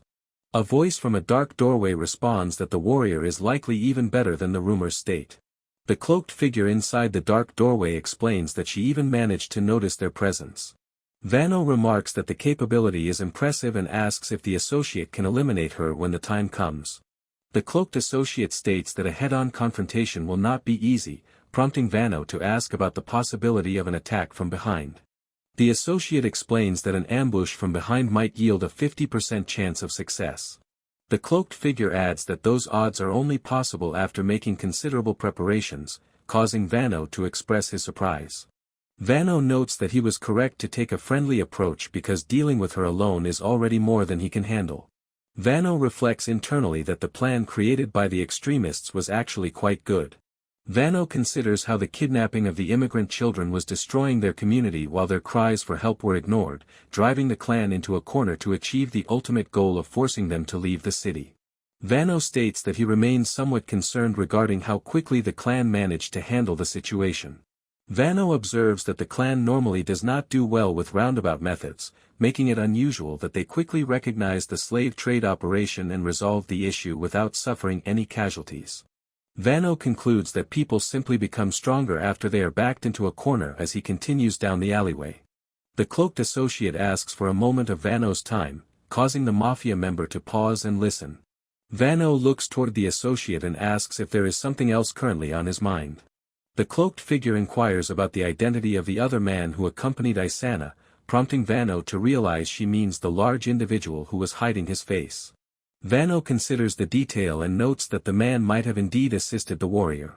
Vano reasons that if the individual went out of his way to conceal his face, he likely did not want the mafia to learn his true identity, which indicates that Isana probably received support from a fellow adventurer. The associate observes the situation and states that the masked man might be dangerous. Vano asks if the individual is strong, and the associate responds with a belief that the warrior is highly skilled. The associate asks Vano if he remembers the masked man taking a seat during their previous conversation, and Vano confirms that he remembers the action as he continues down the stairs. The associate reveals that the mercenary actually sat down right beside her, causing Vano to stop in complete shock. Vano states that if the masked man can see through her invisibility magic, he is in trouble. He initially thinks about ordering her to discover the man's identity but immediately changes his mind, stating that it is too risky because they cannot afford to lose him. Vano adds that he will find a way to handle the situation as he walks away down the corridor. Meanwhile, Zig arrives back at his lodging and pauses as he enters the room. Siasha sits on the bed beside a glowing lantern and welcomes the mercenary back. Zig looks toward her and confirms that he has returned. Siasha notes that he is home late, and Zig responds that he had a job to do. Siasha remarks that he ended up working anyway and points out that he is no longer in a position to judge her choices. Siasha approaches the mercenary and touches his face, observing that he smells like blood. Zig explains that the scent was simply part of the job, prompting Siasha to ask if he is injured, but the mercenary assures her that he is fine, which she accepts. Siasha looks at him with a smile and states that he has not had dinner yet. The two companions sit down at the table together while Siasha pours a drink next to a large plate of food. Zig asks Siasha if she has not eaten yet either. Siasha looks up with a smile and answers that she has not really eaten. Zig states that she did not have to wait for his return to have her meal. Siasha explains that she wanted to eat something but faced a strange issue. She recalls walking through the market and taking a large bite of her sandwich. While chewing the food, Siasha suddenly stops as she notices a bizarre sensation. She stares ahead in confusion as she tries to comprehend what is happening. She reflects that she could initially taste the flavor, but the experience quickly changed. Standing among the market crowds, Siasha feels as though she is chewing on flavored sand and realizes something is wrong with the dish. Returning to the present conversation, Zig asks if she was able to taste anything at all. Siasha gives a quiet nod to confirm his words. Zig lifts a skewer to sniff the food and notes that it smells normal. He takes a bite and declares that the meal tastes good. Zig continues eating and states his belief that nothing unusual was added to the preparation. Siasha lets out a heavy sigh and concludes that the issue must be with her. Zig asks when this taste issue started happening, and Siasha answers that it began right after dinner. Zig considers the situation as he continues to chew his food. Siasha stands nearby in silence as her stomach lets out a loud growling sound. Zig extends his hand to offer her a piece of food, causing Siasha to react in surprise. Zig asks if she does not want the food, prompting Siasha to look at the offering with clear hesitation. Siasha leans forward and takes a bite of the food directly from the mercenary's hand. She chews slowly while Zig watches her closely, and she suddenly notices a change in the taste. Siasha brightens up immediately and announces that the food is actually very good. Zig states that it is good to hear and suggests that she was likely just stressed about her temporary party starting tomorrow. Siasha happily agrees with his conclusion while continuing to eat, and Zig advises her to focus on finishing her meal first. Next day, the scene changes to a busy guild hall filled with the constant chatter of various adventurers gathered inside. Zig reminds Siasha that this is the first party of her adventurer career and tells her to be careful and return safely. Siasha acknowledges his words. Siasha tells Zig to be careful as well. Zig notes that he is not in the adventuring business, so he should not have anything to worry about. Zig stops mid-sentence as he recalls the dangerous individuals he has recently encountered and decides it is best to drop the thought. A brief laugh echoes nearby while Siasha walks down the hallway to join her new companions. Listy informs Zig that the two men in the group both have girlfriends in the same party, meaning he does not need to worry about them making a move on Siasha. Zig replies that he has no objections as long as Siasha is fine with the arrangement. Zig tells her that she has been a big help and expresses his appreciation. The woman emphasizes that this is the least she can do to thank him for saving her life. Suddenly, a loud voice disrupts the hall as an angry adventurer at the counter demands that the guild hand over certain information. The female guild employee offers her apologies but states firmly that she cannot provide information about another adventurer without a just cause, ordering the man to leave. The angry adventurer glares directly at the female guild receptionist, who faces his hostility with a steady expression. Watching from the side, Zig tells her that the receptionist has nerves of steel. She explains that many people get the wrong idea about her, but she is actually quite nice. She notes that the receptionist just took over the counter to protect the troubled new employee standing right beside her. The angry man yells that his friend was killed and demands to know if there could be a better reason for his request. The receptionist responds that the guild will contact him after they complete a thorough investigation if they find his request is justified. The receptionist orders the man to leave, causing his face to twitch with rage. The man raises a clenched fist and insults the receptionist. The other adventurers order the man to calm down, noting that they understand his anger but warning him that he must avoid getting on the bad side of the guild. The man fights against their grip and demands to be let go. He shouts a final threat to punch the receptionist as the other adventurers drag him completely out of the hall while Zig watches the scene unfold. The senior receptionist turns around and instructs the newcomer to handle the desk while she leaves to file the official report. The junior employee tearfully thanks her for the assistance. She states that the receptionist is amazing. Zig observes that the receptionist does not look like she knows how to fight and wonders what gives her the confidence to remain so calm.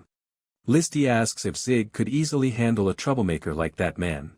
Zig reflects that if he could only fight at the same level as the receptionist, he would probably not act much differently from the troubled new employee.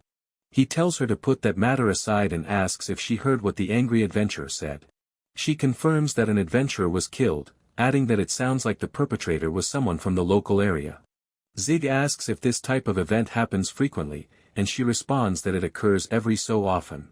She explains that people kill each other for all kinds of reasons. She notes that some individuals kill each other over splitting reward money, while others fall into crippling debt after failing as adventurers and ultimately kill fellow adventurers to sell their gear and pay off their balances.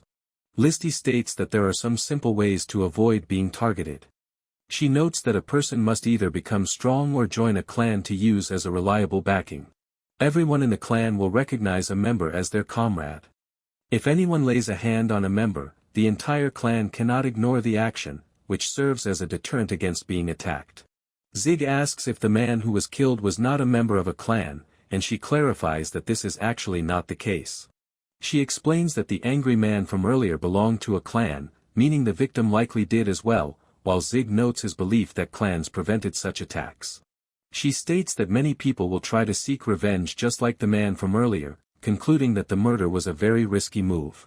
Zig considers whether the victim was murdered for a reason that was worth risking the eventual revenge of an entire clan.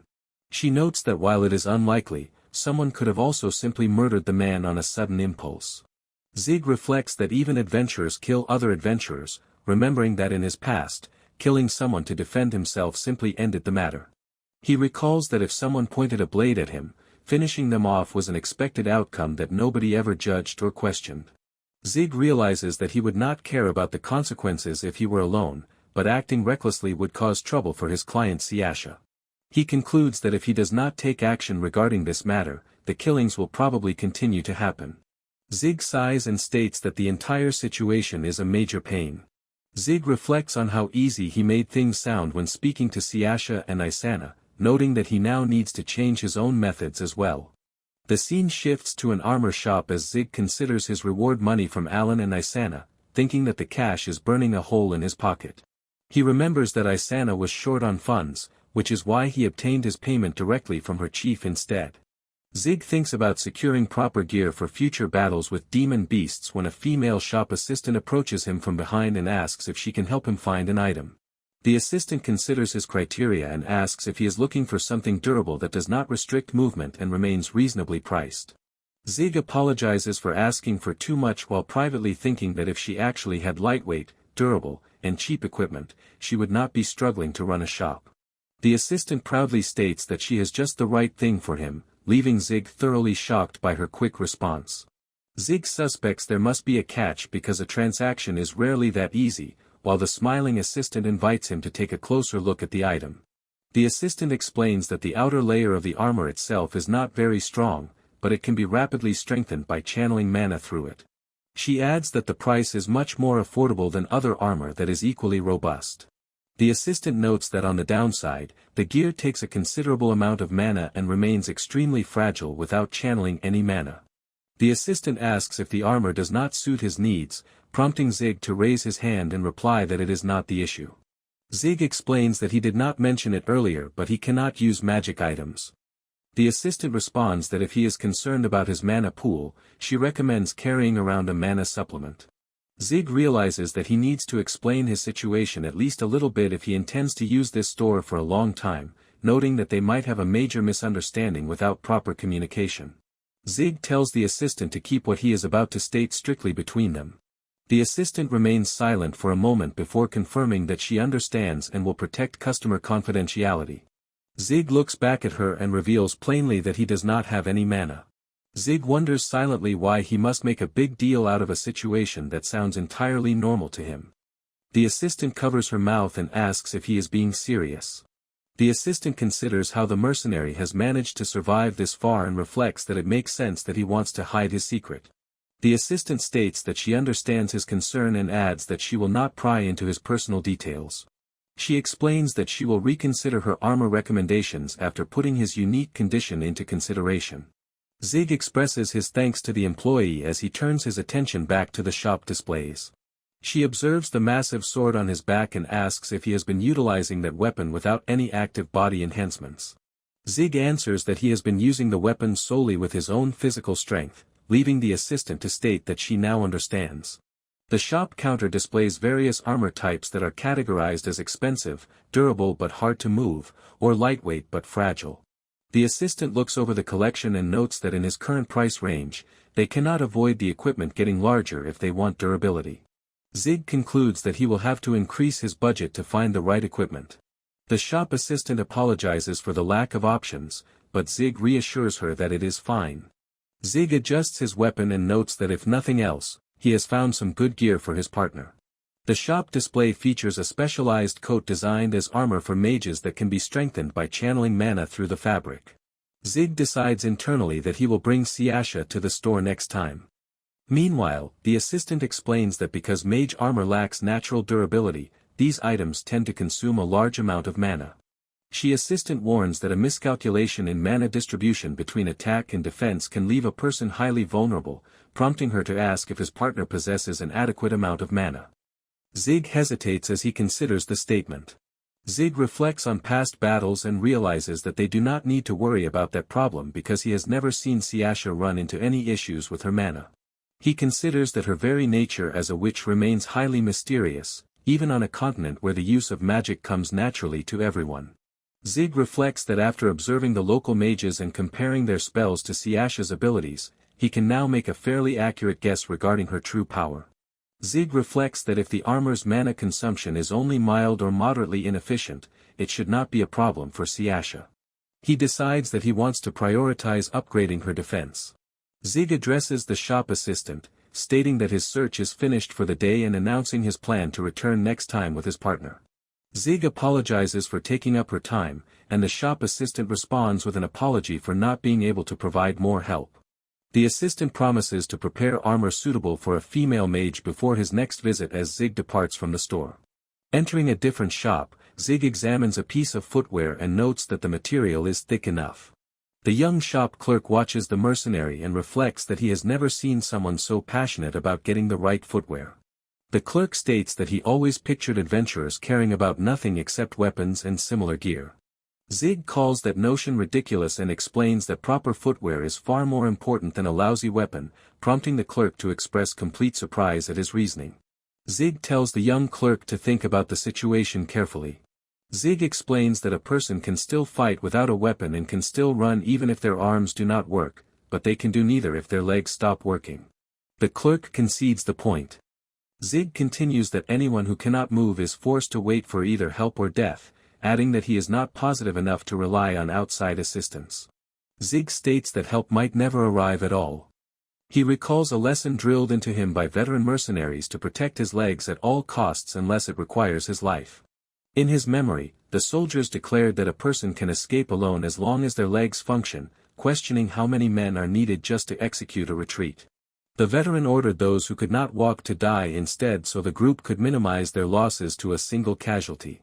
Zig reflects that while it was a terrible thing to hear, the logic made complete sense. He notes that a soldier who cannot walk simply becomes a burden to everyone around them. The clerk promises to deliver the goods before evening, adding that he will leave the items with the landlady at the inn if Zig is not in his room. Zig confirms that he understands as he prepares for his next task.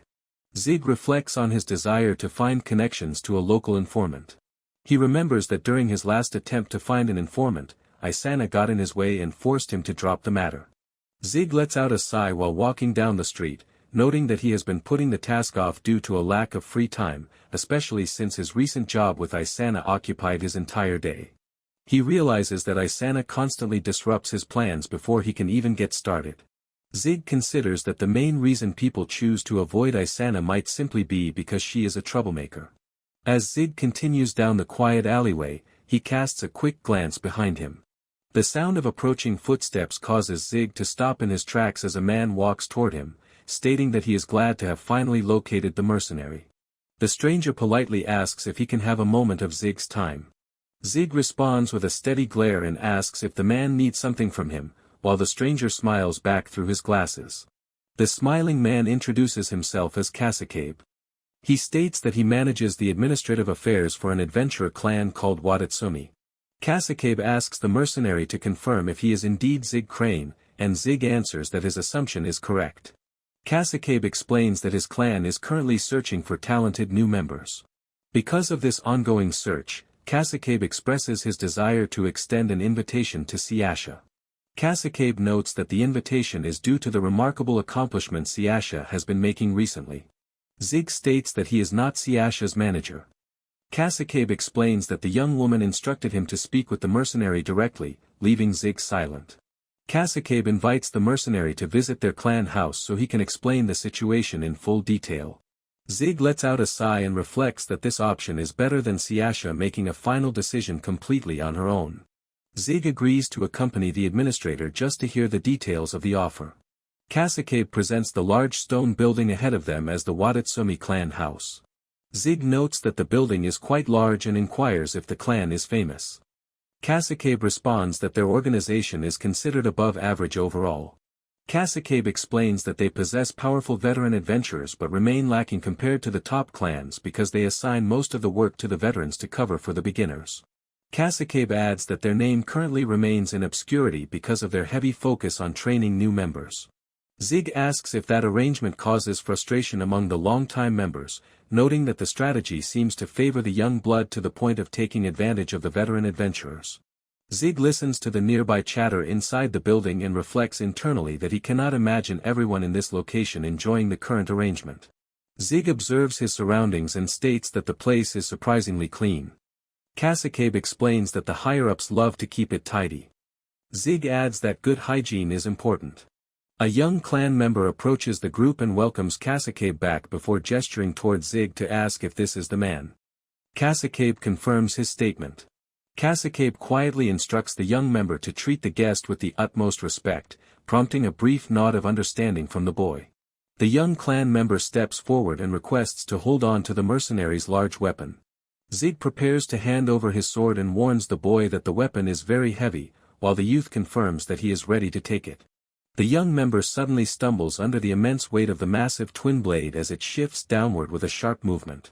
Zig watches the boy struggle and asks if he needs a hand, but the straining youth insists that he has the situation under control. The young clan member lets out a quiet gulp as he manages to steady his grip on the heavy weapon. Zig asks if there is a problem. The member clarifies that he was simply reflecting on the highly unusual design of the heavy weapon. Kasakabe stands on the steps and instructs the mercenary to follow him up the stairs. Zig observes the spacious area and points out that the clan house contains very few people despite its large size. Kasakabe explains that everyone is currently working on assignments, noting that only members on their break are likely to be seen inside the building during this time of day. Zig inquires if any of the clan members actually live inside the facility. Kasakabe chuckles and confirms that some members do reside there, explaining that the clan must remain prepared in case an unexpected event occurs. Zig deduces from the statement that a serious incident has occurred at the clan house in the past. Kasakabe looks back and confirms his assumption. Zig expresses mild surprise as Kasakabe reveals that he was left in charge of investigating the past incident and is currently in the middle of resolving the matter. Zig reaches the upper floor and finds Kasakabe standing calmly in a room filled with several armed clan members.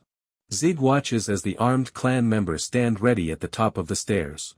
Kasakabe smiles and states that he must make a few inquiries before he provides any further explanation. Zig requests permission to present his own inquiry first. Kasakabe prompts the mercenary to speak. Zig observes the administrator and notes that either his own vision is failing or Kasakabe is a highly skilled actor. Zig asks which he thinks he is. Kasakabe adjusts his glasses and states his belief that choosing the second option will make them both happy. Zig expresses his complete agreement with that statement.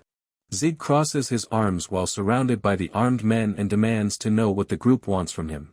An angry clan member steps forward to point directly at the mercenary and declares their absolute certainty that Zig committed the act. Zig states that he does not follow the accusation, while the young clan member stares at him. Kasakabe raises his hand to stop the young member, addressing him as Kane and stating that he will handle the situation. Kane tells the mercenary to stop playing dumb. Kasakabe looks forward and explains that their clan members were attacked the previous day. Kasakabe describes the victims as young, talented adventurers with promising futures, bringing up a memory of the 5 members drinking and celebrating together. Kasakabe details the aftermath of the event, stating that all 5 victims fought back but 3 of them still died. He adds that the remaining 2 are currently unconscious and in critical condition. Zig remembers the incident with the loud man at the guild earlier that morning and realizes the connection between the 2 events. He then prompts Kasakabe to state his point. Kasakabe reveals that one of the survivors woke up briefly that morning and provided a visual description of the perpetrator. Kasakabe explains that the perpetrator acted alone and possessed high combat skill. He notes that the victims found it extremely difficult to escape despite outnumbering the attacker 5-1. Kasakabe states the most important detail of the survivor's description, revealing that the attacker carried a large twin-blade weapon. Zig remarks that it is highly rare for someone else to use that specific type of weapon. Kasakabe observes that the mercenary displays no change in emotion and shows no signs of distress. Zig concludes that the clan is attempting to accuse him of being the attacker. Kasakabe points out that very few individuals use twin blades, and even fewer use them skillfully. Zig crosses his arms and responds that he has nothing to say about the matter, advising the administrator to simply accept the situation. Kasakabe maintains a calm posture and states that the clan simply wants the mercenary to answer their inquiries so they can clear up any potential misunderstandings.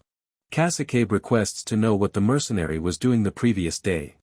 Zig answers plainly that he was out doing some shopping. Kasakabe reveals that he took the liberty of investigating the mercenary's exact whereabouts and notes that Zig did much more than simply shop. Kasakabe details the sequence of events, stating that the mercenary saw Siasha off at the guild, purchased an item at the magic store, spoke with a friend outside, and ultimately disappeared into an alleyway. Zig points out that there is no logical reason for the administrator to ask about his schedule if the clan already knows all the answers. Kasakabe admits that the clan does not know what the mercenary did after he entered the alleyway. He explains that their investigation ended at that exact point. Kasakabe requests the mercenary to state his actions during that specific time. Zig responds that he was simply doing his job. Kasakabe prompts the mercenary to specify the exact nature of his work. Zig states that he cannot reveal those details. He explains that he refuses to discuss his private work with the public. Kasakabe sighs and addresses the mercenary directly, noting that such a vague excuse is completely unacceptable given their current situation. Zig counters that revealing his private business just to avoid a minor physical threat would permanently damage his professional reputation. Kasakabe strongly advises the administrator to choose his next words with extreme caution. Kasakabe maintains his stance and clarifies that the clan also wants to avoid resorting to violence if at all possible.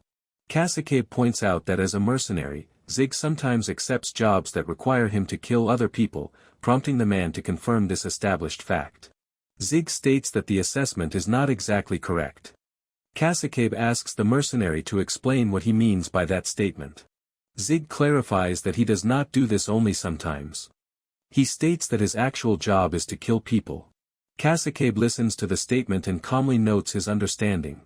The mercenary stands completely surrounded by the armed clan members as his absolute declaration about his profession settles over the large room. Kasakabe stands alongside his tense subordinates and repeats his understanding of the situation. Kasakabe informs the mercenary that he is willing to spare his life if he reveals who gave the order for the attack. Kasakabe looks directly at the mercenary and declares that this will be his one and only offer. Kasakabe demands that the mercenary tell them who hired him and exactly what the employer wanted to achieve. Zig grips the handle of his large weapon and plainly declines the offer.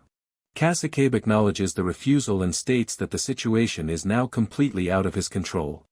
He instructs his men to ensure the mercenary can still speak after they are finished fighting him. Kane draws his sword and charges forward, declaring that the mercenary is dead. Zig swiftly kicks a heavy wooden table directly toward the advancing clan members to disrupt their path. The flying table crashes into the group and knocks them away as another member steps forward to strike the mercenary from the side. Zig quickly dodges the incoming strike and reaches out to grab the attacker by the wrist. The mercenary delivers a heavy punch that sends the captured attacker flying backward to crash into another standing clan member. Kane steps up and swings his sword while telling the mercenary not to act arrogant. Zig calmly raises his gloved hand and catches the moving blade directly in his palm. Zig states that the attack was not bad. Kane insults him in return and notes that it will be highly entertaining to watch the mercenary try to survive without a weapon. Zig decides that he should grab a weapon to use, while Kane struggles to pull his sword away and strongly rejects the idea. Kane insists that the mercenary will fight without a weapon as Zig kicks the young man in the leg to break his stance. Kane expresses confusion when the mercenary reaches down and firmly grabs his ankle. Zig looks at the shivering young man and begins to state his current role in the fight. Zig finishes his statement by declaring that the youth is his new weapon as he rapidly swings the young man into the advancing attackers. A female clan member warns her allies to avoid hitting their captured comrade in the head while Zig uses the youth to strike down multiple opponents across the room. Zig observes that the youth has reached his physical limit and drops the limp body onto the floor. Another clan member raises a sword and prepares to strike the mercenary from behind. Zig evades the swinging blade and reflects internally that he wants to retrieve a proper weapon but doubts the enemies will give him the opportunity. The mercenary briefly stumbles backward, catching the immediate attention of 3 nearby clan members who carefully watch his movement. 3 clan members draw their swords and launch a simultaneous attack against the mercenary from multiple directions. Zig evades the coordinated assault by kicking the ground with enough force to shatter the wooden floorboards and propel himself backward. Zig immediately transitions into a counterattack, delivering a heavy punch to one opponent and striking another while dodging a wild sword swing from a third attacker who shouts an insult at him. The mercenary uses his forearm guard to block an incoming sword strike before delivering a powerful punch directly into the chest of another advancing clan member. A clan member yells loudly as he unleashes a heavy downward sword swing. Zig swiftly snatches the sword directly from the attacker's grip mid-swing and tells him that he has guts. The mercenary stands victorious with the stolen weapon in his hand while the defeated clan members lie scattered across the destroyed room, leaving Cacicabe to watch the aftermath in silence. Cacicabe looks toward the mercenary and wonders internally how the single man managed to completely turn the battle around on their entire group. Cacicabe stares ahead at his defeated subordinates and states that the situation must be a joke. Cacicabe wonders how the man managed to accomplish this feat without a weapon, noting that such an outcome should be impossible even if he had been armed. Zig looks back and prompts the administrator to share his thoughts on the outcome of the battle. Cacicabe maintains a tense posture and states that he does not understand the meaning behind the mercenary's statement. Zig faces the administrator directly and explains that it would have been a simple task to kill everyone in the room. Zig states that he went out of his way to merely incapacitate his attackers, adding his hope that the administrator can understand the implication behind his choice. Cacicabe stands in silence as he fully comprehends the meaning behind the mercenary's words. Cacicabe observes that the man possesses incredible strength even when unarmed. Cacicabe recalls the 5 young adventurers from the previous night and considers the situation again. He wonders if those 5 inexperienced rookies could have managed to escape if this specific mercenary had been their attacker. Cacicabe stares ahead and concludes with absolute certainty that his young subordinates would never have been able to escape. Cacicabe looks at the mercenary and asks Zig to confirm that he is not the one who committed the act. Zig replies that this is exactly what he has been telling the administrator. Zig notes that his rare weapon and his actions on that day made him a logical suspect. He adds that he would suspect himself if he were in the administrator's position. Zig looks at the fallen clan members and states that he is unsure how to make the attackers apologize to him. Zig thinks that killing the men would cause bigger problems and he does not know a fair price to demand for the trouble.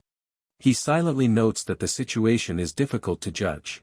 The large double doors open forcefully into the room. Zig looks toward the doors and states that reinforcements have arrived because he took too long to finish the fight. Cacicabe looks toward the entrance and verbally expresses a negative reaction to the sudden arrival. Heavy footsteps move quickly up the stairs. Cacicabe states internally that the approaching clan members must realize they have the wrong man. He runs forward to stop them before they cause more disrespect and ruin their trust. A female clan member grabs Cacicabe by his collar and pulls him backward while telling him to get back. Cacicabe chokes briefly as she moves him. The woman throws Kasakabe aside. He falls backward onto the wooden stairs. The woman looks down and asks a fallen member if they are unharmed. She instructs the person to go outside to safety and leave the current situation to her group. The woman states that her group will not lose to the mercenary. Kasakabe coughs from the floor and tries to tell the woman to wait. Two female clan members prepare to fight and state their intent to avenge their fallen comrades. Kasakabe watches them from behind while holding his throat. Kasakabe coughs again and reaches his hand forward while telling the women no. A while ago, a girl named Lindia praises Siasha as they walk down the street with their companions, calling her amazing. Siasha smiles and thanks Lindia, stating that she and the rest of the party were a great help. Lindia notes that she thought she was doing well for her age, but she now realizes there is always someone better. She suggests that they go out on another venture together sometime, but her sentence is cut short by loud chatter nearby. She notices the commotion and asks about the source of the noise. A group of adventurers shares the news that a man barged into the Watatsumi clan house looking for a fight, explaining that it is just a single individual causing all the havoc. Siasha listens to the surrounding voices describe the attacker as a large man who carries a strange weapon on his back. Lindia comments on the rumor, stating that it is scary for someone to simply barge into a building like that. Lindia turns toward her companion and calls out Siasha's name after noticing her sudden silence and tense expression. Siasha laughs quietly to herself and notes that Zig cannot stay out of trouble for very long. Back at the clan house, a female clan member rushes forward with her sword drawn and orders Kasakabe to step back. The woman leaps into an attack, but Zig immediately blocks her incoming strike with his stolen sword. The woman unleashes a rapid succession of sword swings, forcing Zig to pivot and evade the continuous assault. Zig observes her movements and acknowledges internally that her combat skills are highly effective. He reflects on his original intention to avoid getting into a direct conflict with any of the local adventurer clans. He concludes that a serious escalation is now completely unavoidable. Zig prepares his stance and decides that he must kill the female clan member to end the fight. The woman suddenly freezes in shock as she detects a lethal shift in the mercenary's presence. Zig swings his blade past the woman, missing her closely as she reacts to the sudden motion. She resets her stance and attacks again, but Zig swiftly moves to evade her weapon. Zig presses his advantage, forcing a grunt from the woman as he counters her defense and clenches his fist. He observes the impact against her defense and notes internally that his strike was not hard enough. The woman crashes backward into a nearby table, shattering it completely, while Zig steps back. A second female clan member intervenes, clashing her weapon against Zig's blade with a furious expression. The new attacker unleashes rapid strikes and drives her blade into the floor to manifest ice magic, prompting Zig to note internally that she is resourceful. Large pillars of sharp ice erupt from the ground around the new attacker as she stands steady. A discarded weapon hits the floor nearby, and Zig quickly snatches it up to prepare for the next clash. Zig swings his weapon with great force, shattering the sharp pillars of ice into small fragments. The ice mage launches a large shard of ice forward while Zig tracks the projectile and moves to avoid it. The ice mage lunges forward to strike, but Zig intercepts her blade directly with his own weapon. The woman struggles against Zig's immense physical power during the blade lock as another piece of ice flies past them. Zig destroys the remaining ice attack with a swift counter and states that the woman is too easy to read. The ice mage expresses absolute shock as Zig bypasses her magic defense and slices her outer cloak away. Zig repositions himself in the room as the first female clan member recovers and moves back to the side of the ice mage. He stands firmly between his two opponents and successfully blocks simultaneous strikes from both women at the same time. Zig tells the ice mage that she should have let her companion have a quick death, prompting the first woman to angrily reject the statement while the ice mage reacts in silence. The ice mage shouts loudly as Zig defends himself against the simultaneous attacks from both women. Zig strikes forward with his armed guard, hitting the red-haired woman and pushing her away. Zig quickly grabs the red-haired woman and forces her to freeze in place with his weapon. The ice mage recovers her balance and swings her sword through the empty space. Zig moves his blade into position and blocks the incoming attack from the ice mage. The ice mage trembles in confusion while Zig prepares his next move and states that the battle is not over yet. Zig stands firmly between his two opponents to stall their movements. The red-haired woman deals with a throbbing pain but raises her sword to continue fighting while Zig watches her closely. The two women rush forward together as Zig gets into a low stance to face their combined attack. Zig focuses on his target and states that he was waiting for that exact moment, causing the red-haired woman to flinch in response. The ice mage realizes internally that Zig deliberately baited her into attacking as the mercenary launches his countermove. The ice mage is sent sliding across the floor as she fights to stay on her feet. She stares in shock as a blade stops just inches away from her face. The red-haired woman shouts in alarm as a sudden force cuts through the air. A projectile crashes through the large window, shattering the glass and Zig's sword completely while Zig stands his ground. The ice mage watches as a spear of light streaks through the room past the fallen clan members. Zig and the ice mage both turn around to look at the hole in the window. He expresses surprise at the unexpected attack while the ice mage stands beside him in shock. Zig notes internally that he did not smell any magic, confirming that the attack was entirely physical as he lowers his stance near a broken table. He glances back at a projectile lodged in the frame and recognizes that it was a long-ranged attack while his foot shifts against the floorboards. An armored man calls out from a distance, ordering everyone to stop right there and stating that it is time to end the fooling around, causing Zig to halt his movement. Zig relaxes his posture and sits down on the floor, observing that someone has finally arrived who is willing to listen while the ice mage stands nearby. The man holds up a large crossbow and announces that Casacabe told him everything, suggesting that they let him handle the situation from this point forward. The armored man calls the meeting to order, prompting the gathered group to focus on the upcoming discussion. He states that everyone present has already heard about the recent attack on his clan members. Then he continues his explanation, noting that the perpetrator of the attack used a twin-blade weapon. The armored man points out that very few individuals can use a twin blade properly, which shortens the list of suspects. He adds that Casacabe reached the same conclusion when he took charge of the investigation. He explains that Casacabe gathered suspicious information about the mercenary and attempted to make him speak by using physical force, which resulted in the defeated men scattered across the floor. The ice mage requests clarification on the specific nature of the suspicious information gathered about the mercenary. The armored man admits he did not hear that part of the report, leaving a hesitant Casacabe to address the inquiry. The bald guy expresses his sudden realization of the situation while the red-haired woman declares that the circumstances make the mercenary look completely guilty to anyone. She points directly at the mercenary, stating that the entire conflict could have been avoided if he had told the truth immediately, and notes that he should feel ashamed of his actions. Zig explains that revealing the specific details of his job would permanently damage his professional reputation. The ice mage asks if he chooses to remain silent even when withholding that information puts his own life at risk. Zig replies that his decision depends entirely on how big the actual risk is. She inquires if he is implying that he felt absolutely no danger during the entire encounter up to this point. Zig clarifies that he did not perceive any real risk until the two women arrived to join the fight. The armored man breaks in to note that the group has not properly introduced themselves yet. He introduces the blue-haired woman as Setsu and the red-haired woman as Marina. Setsu bows forward while Marina responds with annoyance. The mercenary introduces himself as Zig, prompting Setsu to ask if he is finally ready to answer their questions. Zig answers with a direct refusal, which immediately worsens the expressions of both women. Setsu asks Zig to explain his reasoning, and he responds that he has no reason to say anything because he has already cleared his name. Setsu inquires about what makes him believe that, prompting Zig to look back toward Casacabe.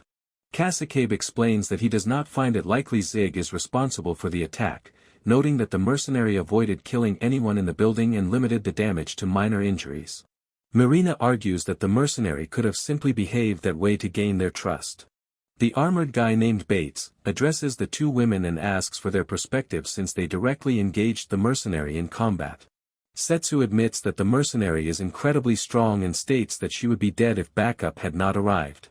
Bates observes that a fighter of that caliber would never fail to kill 5 inexperienced rookies, regardless of their promise. He concludes that the scenario is highly unlikely as the group falls into silent reflection. Bates points out that the issue is now settled and requests that they stop accusing him, while Marina asks Bates why he looks so serious and Casacabe calls out to her. Marina asks about the sudden change in the room while Setsu stands silently in shock.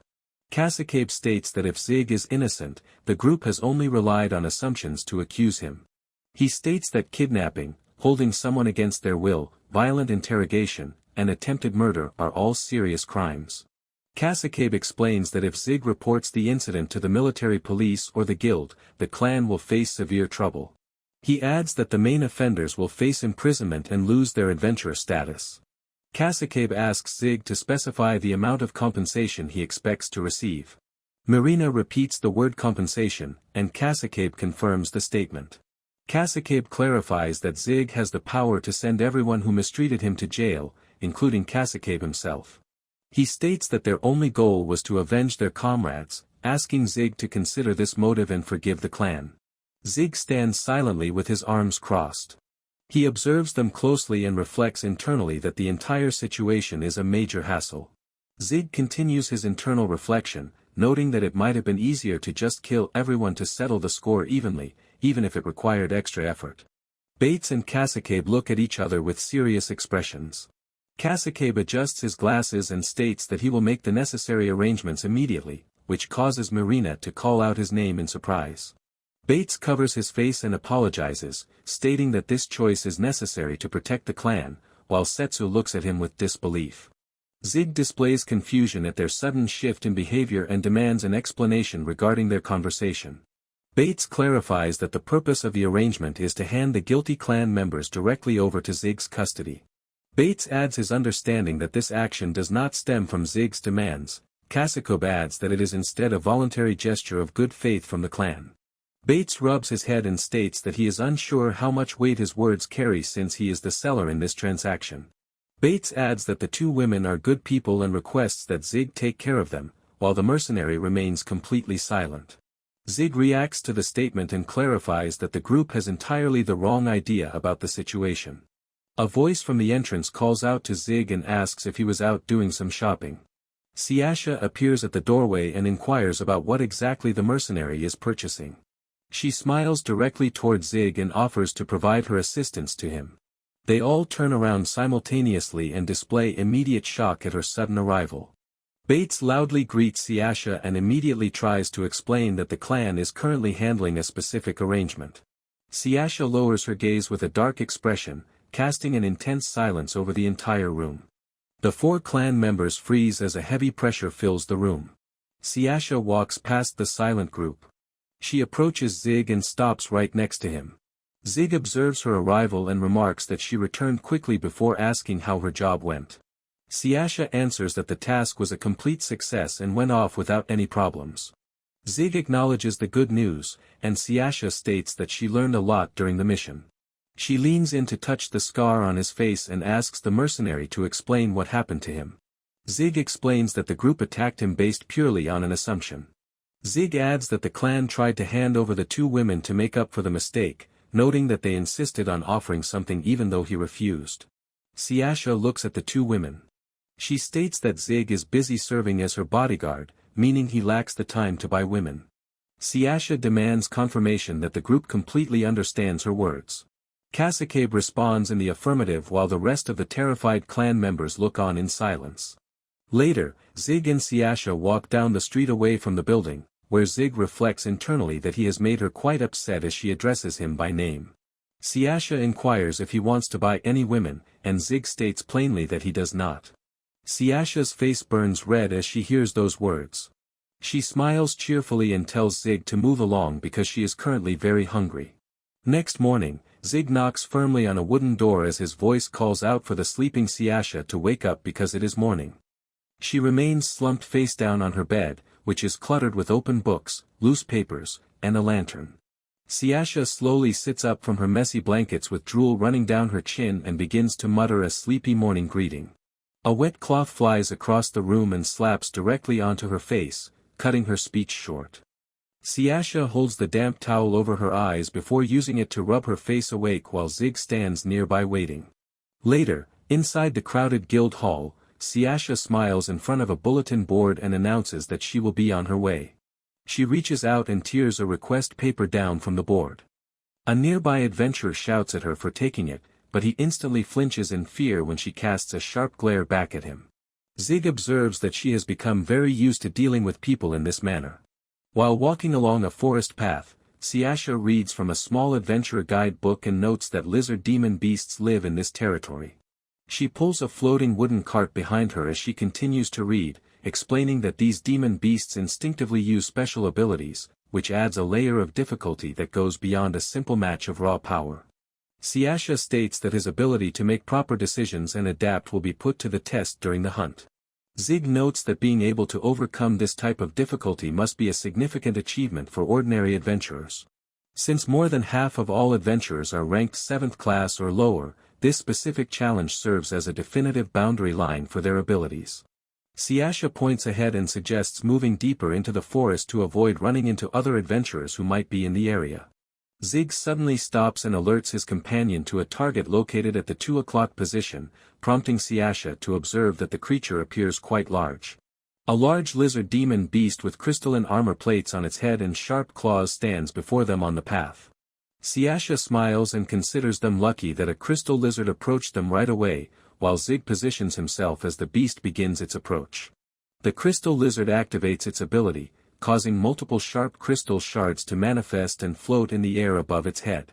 The creature launches the volley of sharp crystal projectiles forward through the air in a straight line. Siasha extends her arm to create a solid defensive barrier that completely blocks and shatters the incoming crystal shards while Zig stands calmly beside her. Zig stares closely at the creature and wonders about its sudden actions, while Siasha smiles and observes that the situation has become interesting. She stands steady near the large barrier as the beast prepares to move, noting that the creature is choosing a battle of raw strength.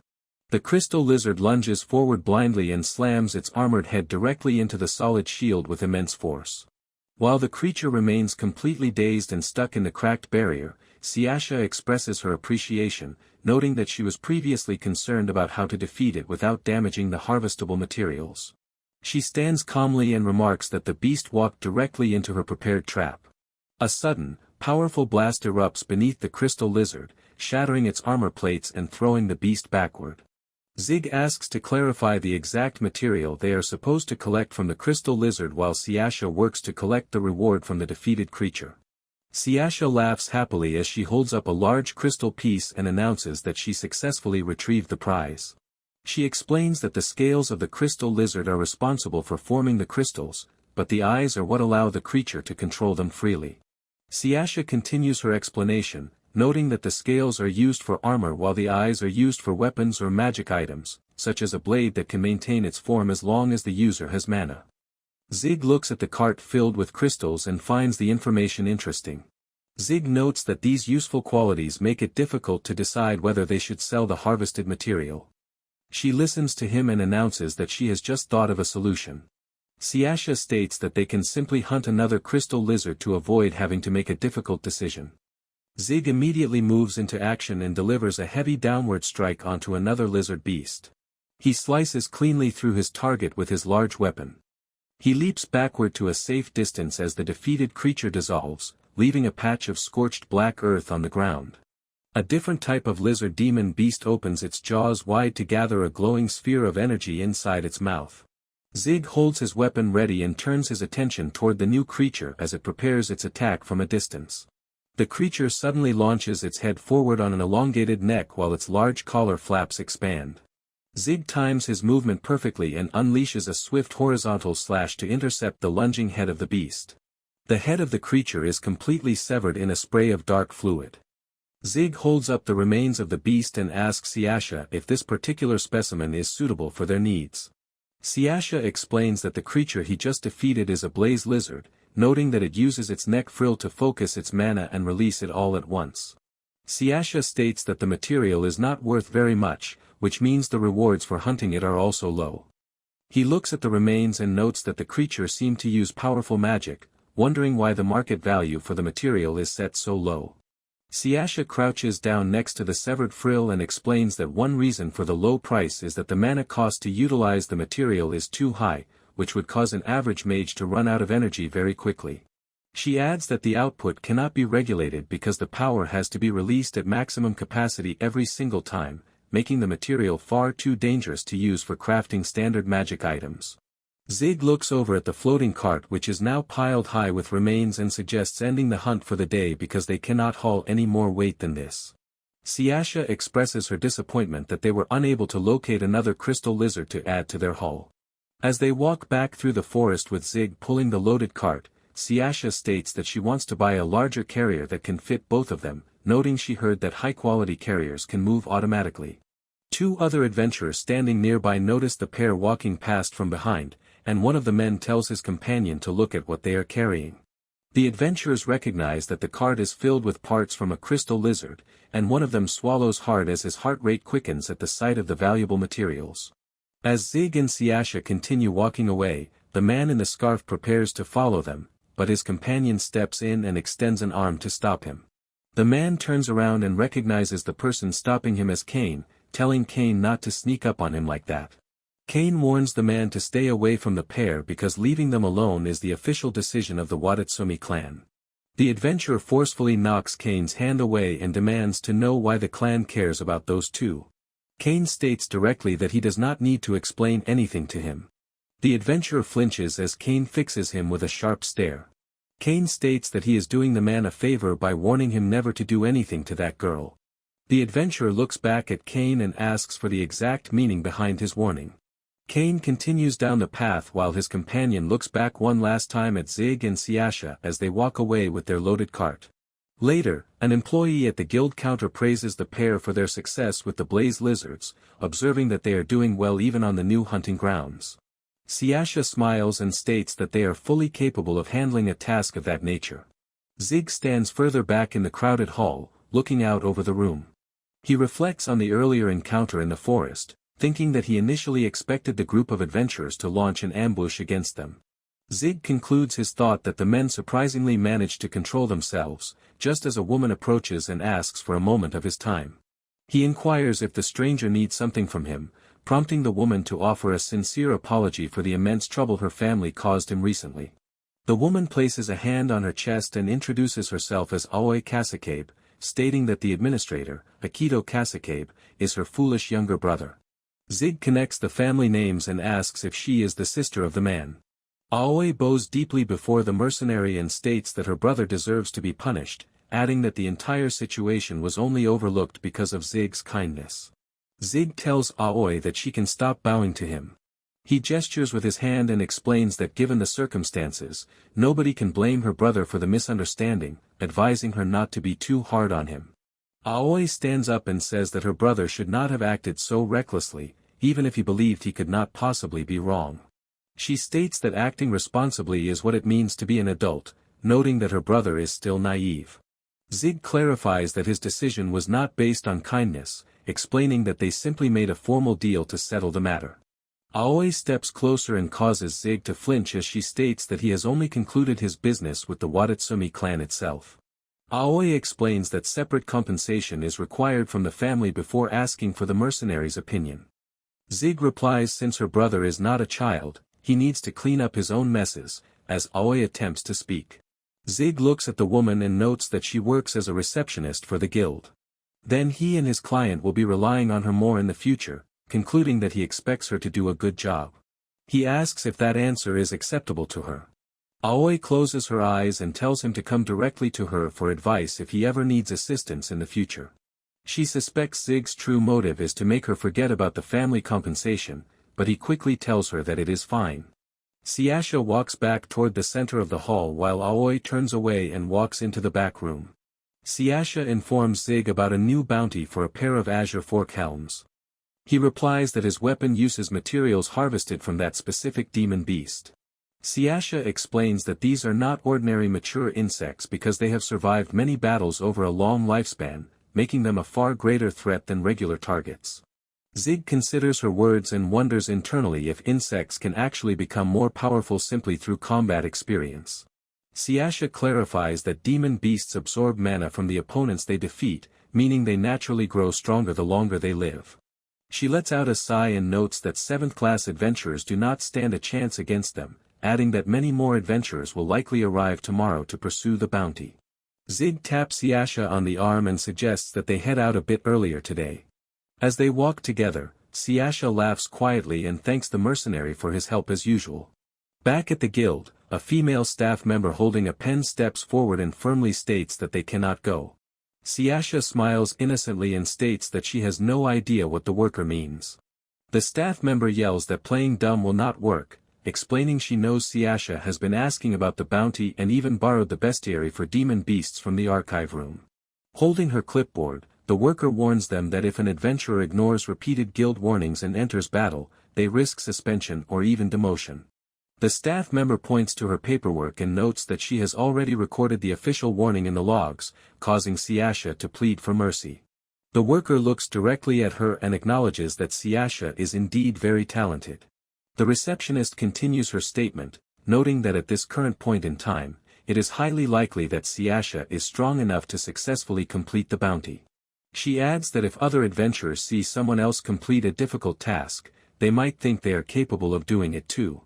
Letting individuals act recklessly causes many others to follow suit, which only leads to a large number of casualties. The guild enforces these specific rules to ensure that such dangerous scenarios never happen. Back on the forest path, Siasha expresses her disappointment, but Zig advises her to let the matter go because the staff member made a valid point. Siasha acknowledges that the worker was right, prompting Zig to ask if she truly wanted to hunt the bounty that badly. She states that she wanted to be completely free of the constant disturbance, as they arrive at an area filled with the loud chatter of surrounding adventurers. Siasha turns to her companion and declares that she will not hold back today, telling Zig to take it easy while he decides to protect her back. Siasha fixes her gaze ahead and prepares her stance, extending her arm forward as magic energy swiftly begins to gather around her hand. A large lizard demon beast suddenly lunges forward through the forest, and Siasha instantly unleashes a massive wave of sharp energy that cuts directly through the target.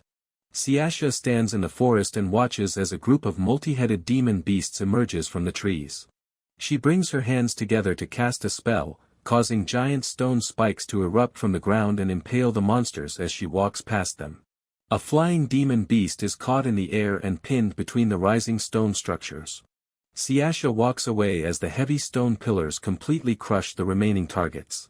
A pack of wolf-like demon beasts surround Siasha from all sides as she stands in a clearing. Massive boulders rain down from above and flatten the entire pack of beasts into the ground. Siasha simply walks past the destruction. She looks up at the numerous creatures impaled high on her magic spikes and becomes quiet. Siasha realizes that she got carried away as her heart begins to pound, recalling a past moment when terrified people screamed for help and called her a monster. Zig looks at her and asks if something is wrong. Siasha pauses before stating that nothing is wrong, adding that she feels better because it has been a long time since she last let loose. Zig replies he understands the situation. She steps closer to the mercenary and reaches up to face. Zig looks down at her hand and silently observes her actions. Siasha smiles slightly and confesses that she allowed herself to get a little carried away. Zig agrees and points out that she made a large mess, causing Siasha to flinch as fluid oozes from the dead creatures around them. The battlefield remains covered in the broken bodies of the demon beasts trapped under rocks and impaled on the stone pillars. Siasha nervously laughs and suggests that she should try using a wider variety of magic spells in the future, to which he replies that doing so might be a good idea. The timeline shifts back, where a narrative text states that the man was starving. A blonde warrior forcefully smashes a wooden table inside a tavern, sending food and plates flying across the room. The dark-haired adventurer tells his leader that he can no longer follow him and announces his decision to quit the group. He warns the leader about what will happen if he continues to belittle everyone, but the leader angrily cuts him off and tells him to shut up. The furious leader yells that his companion only received a promotion because of his own personal efforts. He calls the departing man a fool and loudly declares that he never needed any of his teammates to begin with. The departing adventurer looks back and asks if that is truly the case. He tells the leader that he will never understand the reality of the situation until the day he dies. The narrative notes that the man is insatiable. The blonde warrior leaps through a forest clearing with his sword drawn, launching a swift physical attack against a large reptile monster. The narration adds that the warrior is always thirsty for more victories. He stands on top of the large monster to finish it off, shouting out for others to look at him while repeatedly asserting that he is completely right. Inside a quiet room filled with bookshelves, the warrior smiles and holds up his identification tag, stating that he will reach the third-class rank in no time at all. His cheerful expression quickly shifts into a look of intense anger. Standing outside the stone building, the man clutches his face in frustration. He cries out in anger, demanding to know the reason why the administration will not grant him his promotion. The warrior complains that the guild is run by complete morons. He demands to know why a group of rookies who work together received a promotion while he continues to get absolutely no recognition for his solo achievements. He internally reflects that he has talent and states that he is not like the other adventurers around him while facing a large bear monster in battle. The warrior delivers the defeated monster to the guild counter. Later, alone in his room, he angrily curses his situation and throws his arm over his face, wondering about the lack of his promotion. After resting alone, he walks down a stone hallway while drinking from a bottle. He notices a group of young adventurers talking and laughing further down the corridor. He shouts at the young rookies to get out of his way as he forcefully marches past them, causing one of them to react in surprise. The angry rookie calls out to demand what the man is doing, but his dark-haired companion tells him to just let the matter go as the warrior continues to walk away. The young adventurers whisper to each other, noting the appearance of the warrior's weapon and concluding that he is probably a high-class adventurer. One rookie expresses doubt about the status of the warrior and states that an adventurer named Alan is far more amazing. The rookies continue criticizing the warrior behind his back, stating that he is old, has no real future, and will never find a clan or make friends due to his bad attitude. The smirking rookies realize that they do not actually know the true identity of the warrior as he disappears down the corridor. A while later, the blonde warrior stands in the middle of a blood-splattered hallway while holding the severed head of one of the rookies. The surviving companions look on in complete terror at the scene. He continues his violent attack, slashing through his targets and laughing quietly as he faces his victims in the corridor. The remaining adventurers stand paralyzed with shock as they look down at the severed limbs scattered across the floor. He stands completely alone in the illuminated hallway, raising his weapon and throwing his head back in loud laughter. A narrative text states that a killer was born on that day. Siasha walks calmly down an empty stone street at night. The mad guy crouches behind a stone wall while breathing heavily. He tells himself to calm down, reflecting that it would be a waste to defeat the woman in a single moment. He watches the woman walk further down the alleyway. He focuses his gaze intently and tells himself to remain patient, noting that she is the perfect final target. The smiling warrior suddenly lunges out from behind the woman, swinging his large weapon to launch his attack. Suddenly, his heavy blade is stopped by a massive stone spike that erupts from the ground to block his path, leaving Siasha completely untouched. The warrior gasps in sudden shock at the unexpected barrier, while she looks down quietly and begins to speak about his intentions. She focuses sharply, asking if he is attempting to kill her. The warrior screams out as he leaps quickly backward to distance himself from the shattering stone structure. She places a hand near her face and calmly notes that the man possesses good reflexes, while the sweating warrior looks up in utter confusion and wonders what is happening. He stares in disbelief and wonders about the true identity of the woman, while she notes that he does not seem very interested and points out that he is barely even trying. Siasha raises her hand and declares that because he initiated an attack against her, he must now die. The warrior reacts with immediate confusion before turning around completely and running away down the alleyway at full speed. She calls out in complete shock for the fleeing man to wait a second. Standing entirely alone in the silent alleyway, she states that he attacked her first and expresses confusion over how he can simply run away from the battle. Later inside a room, Siasha addresses Zig, stating her belief that the attacker was the actual street killer that the others previously mistook him for. She explains that the man was using a green twin-blade weapon while Zig reaches his hand out toward her. Zig suddenly lifts her up by her waist as she continues her explanation, admitting that she does not know exactly how to describe the situation. Looking down at Zig, she notes that the attacker did not seem very committed to the fight and ponders what his true goal could be. Zig looks up directly at her and asks for the exact meaning behind her statement that the attacker did not seem very into the battle. She smiles and notes that she is completely unhurt, clarifying that the man was definitely trying to kill her but simply lacked a sense of true commitment. She points out that the attacker targeted her legs at the beginning of the fight, and Zig notes that the situation looks that way as he places her down onto a bed. Zig stands silently with his hand over his mouth in deep thought while she hands a decorative wooden comb back to him. Siasha sits on the bed holding the wooden comb, looking quietly toward Zig. She hesitates and nervously asks Zig if he would brush her hair as she extends the comb toward him, while Zig looks back at her silently. Zig stands behind her and begins running the wooden comb smoothly down through her long dark hair. Siasha closes her eyes peacefully while Zig continues to carefully run the comb through her hair. Zig suddenly pauses his hand mid-stroke as he reflects on the information. He realizes that the street killer specifically targets lower-class adventurers and uses a green twin-blade weapon. The bald guy named Bates names the target as Benelli Lasquet. He states that the man is a fourth-class adventurer. The receptionist adds that he is talented but acts as a frequent troublemaker. The bald adventurer notes that the available evidence leaves no room for doubt. The receptionist informs Zig and Bates that the man is likely the street killer they have been searching for. She requests that they attempt to capture the suspect. She states that it will be fine if the man surrenders willingly, but notes the alternative if he decides to resist. Bates agrees with the plan. He states that he is counting on the target to resist. Benelli packs his belongings on a table and decides that he is finished living in the city. He asserts that he deserves to live in a better place before heading out into the dark streets with his gear. Benelli notices a female adventurer walking down the path ahead of him and thinks if she is the adventurer from the previous night he encountered. He reflects that he is leaving the city anyway and concludes that he can take one final target before his departure. Benelli lunges from behind and swings his large blade toward a female adventurer who is reading a book. Suddenly, Marina steps in to block the strike with her sword, while the woman with the book cries out in surprise. Benelli expresses frustration that everyone continuously gets in his way.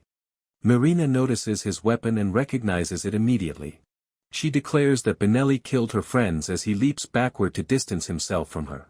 Marina internally assesses her opponent, realizing he is strong and definitely more powerful than she is. She concludes that he is at least on the same level as her fourth-class brother, or possibly higher, as she tightens her grip on her weapon. She charges forward, determining that she cannot back down from the fight. She unleashes a strike, but Benelli blocks the attack and shatters her blade. He immediately counters with a swift swing of his own weapon. Marina quickly triggers an ability that creates an explosion on the ground, creating distance between herself and her opponent. She notices that she has received a cut on her side, while Benelli grins widely at his success. Benelli continues his relentless assault, swinging his large weapon in rapid succession. Marina struggles to defend herself, forced to evade and block the fast strikes as she is pushed back through the alleyway. He evaluates her injury, noting that it is only a scratch and acknowledging how perceptive her opponent is in battle.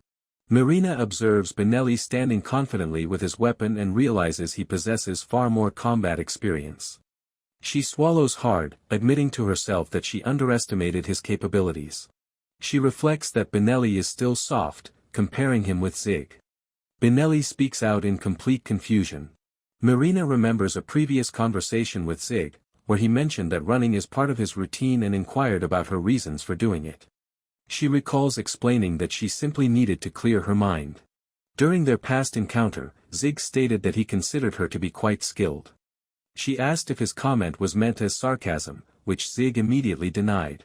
Zig went on to explain that while talented people are quick to improve, talent by itself does not make the body strong because physical strength requires hard work. He added that the more talent a person possesses, the harder it becomes for their physical body to keep up with their rapid improvement. Returning to the present conflict, Marina looks at Benelli and concludes that although the man is powerful, he is ultimately lacking. She states that Benelli possesses a great deal of potential but chooses to waste it entirely on nonsense. Benelli reacts with anger and states that a child like her understands nothing about his situation. Marina challenges the man to attack, prompting an insulted Benelli to shout as he charges forward with his weapon raised. Their weapons clash directly in the middle of the path. Marina smiles and taunts her opponent by stating that his current attack is the best he can offer, leaving Benelli visibly shaken. Driven by memories of the rookies who previously mocked him, Benelli yells out in a fury for her not to laugh at him. Benelli unleashes a flurry of continuous slashes, but Marina successfully deflects every single strike. He finds an opening and lands a quick cut across her cheek. Suddenly, he lands a strike on her body. Blood drips down onto the stone floor while Benelli catches his breath. He smiles and notes that the outcome serves his opponent right. Marina winces in pain and Benelli states that the battle is finally making progress. She glares upward, prompting Benelli to state that he dislikes the expression on her face. Benelli approaches the kneeling swordswoman and declares his intention to see if she can maintain that expression after he cuts her legs off. He details his plan to sever one of her legs first, followed by removing her fingers one by one, and finally slitting her stomach open to insert them inside. Marina looks up in absolute terror at his words. Benelli covers his face and states that she is finally showing the exact expression he wanted to see, expressing his enjoyment of her fear. He leans down toward the helpless swordswoman, declaring that the weak must fear the strong and telling her to remain down and accept her fate. Zig suddenly intervenes and states his agreement with the statement as he jumps down from a building. Zig lands with a powerful kaboom that shatters the stone street with a loud explosion. Benelli reacts with anger and demands to know what is happening. Zig states that the weak have no place in this world, adding that being right means nothing if a person lacks the strength to back it up. Benelli expresses relief that someone finally understands his perspective. Zig continues his thought, stating that this logic leads to a specific conclusion. Zig looks back at his opponent and declares that it is now Benelli's turn to get down and accept his fate. In the narrow stone street, Zig stands firmly before Benelli while the wounded Marina watches from the background. Zig tells his opponent that it is now his turn. He calmly finishes his statement, telling Benelli to get down and accept his fate. Benelli opens his eyes wide in sudden shock and confusion, unable to understand the mercenary's words. Zig tells the weakling to bring it on. He adds that Benelli came unprepared and that his chosen path carries a heavy price. Benelli screams out in frustration at the insult. Benelli charges forward and shouts that it will be his pleasure as their weapons clash. He continuously screams for the mercenary to die while launching a rapid flurry of slashes from multiple angles. The two warriors exchange heavy blows in the alleyway. Benelli laughs loudly during the exchange and asks Zig if he still considers him to be weak. Zig easily counters the strikes and admits that the performance is impressive, especially since Benelli only recently started using that specific weapon. Benelli shouts back that it took the dumb oaf long enough to realize and declares that it is already too late. Zig blocks Benelli's attack with a sharp clash. Benelli grits his teeth in frustration and struggles to find his words. Zig looks down at his opponent and states plainly that Benelli is weak. He continues his thought, explaining that Benelli's natural talent has simply made him arrogant. Benelli's eye widens in panic before he rushes forward with a loud scream. The blades clash again as Benelli leaps through the air to swing his weapon, while Zig steps back to observe the movement. After a brief standoff, Benelli swings down with force, but Zig effortlessly blocks the heavy strike. Zig suddenly charges forward, forcing a panicked Benelli to leap backward to escape. Zig changes his grip to prepare a swift counterattack, prompting Benelli to lift his arm to protect his face. Zig delivers a powerful strike directly to Benelli's face, drawing blood and shattering his composure. Benelli falls to his knees in pain and looks up at the mercenary, declaring that Zig is a monster. He looks directly at his opponent and states that no matter how strong a person is, there is always someone stronger. Zig continues speaking to the bleeding warrior, explaining that this outcome is what happens when a person preys on the weak, noting that it is survival of the fittest and the exact path Benelli chose. Benelli laughs quietly before stating that by this logic, Zig will also end up dead himself one day. He glares forward with a bloody mouth and tells Zig that he loves to talk big. Benelli shouts that Zig has also used his own physical strength to prey on the lives of others, demanding to know what makes the mercenary any different from him. Zig admits that he is not any different, prompting that they are exactly the same as Zig calmly adjusts his gauntlet. He positions his large weapon and tells Benelli that he is simply his next prey.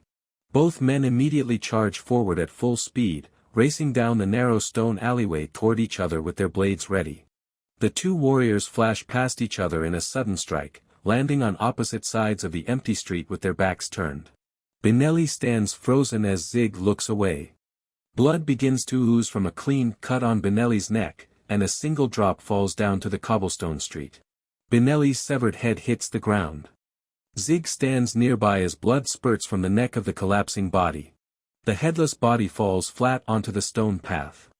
From the dark side of the alley, a voice announces that he will be taking the head. The head tumbles across the street toward Bates and Marina. Zig turns toward the source of the voice and asks the newcomer what he is planning to do, which causes the stranger to react with mild surprise. Rika smiles and asks Zig at what point he noticed his presence. Bates and Marina look on in shock and terror. They recognize the young man walking down the alleyway as Rika, the bounty hunter known as the Singing Blade. Zig states that he realized the stranger was there around the time he tried to move into his blind spot. Rika smiles and points out that a blind spot is meant to be completely hidden from view. Marina looks up at the mercenary and asks if he knows the man. Zig replies that he knows him from a previous job, causing Marina to note that the stranger is known for hunting people to collect bounties. Rika chuckles and tells Marina not to bother with her statements. He explains that Zig is even more insane than he is, concluding that any moral arguments will never work on the mercenary. He reaches down and lifts the head by its hair, noting that he heard the target was highly skilled and carried a rare weapon, but concludes that the bounty is quite disappointing. Rika holds the head up to inspect it and states that Benelli killed others exactly as he pleased, but in the end, he was not prepared to face death himself. Zig apologizes for stealing his target. Rika replies bounty hunting operates on a first-come, first-served basis, and adds that cutting down such a weakling would not have been interesting anyway. Rika looks over his shoulder with a smile and suggests that Zig should spar with him sometime instead, stating that a match between them sounds far more fun. Zig watches Rika walk away down the dark alleyway and notes that the bounty hunter is already finished, while Bates stands nearby holding the wounded Marina. Zig passes the target's head to Bates, who takes it and looks down quietly, reflecting that the long ordeal is finally over for his lost companions. Bates carries her away from the crater and the fallen body, realizing internally that getting revenge simply feels empty. He pictures his deceased friends smiling and talking together, noting that the death of the killer does not mean her companions will ever return.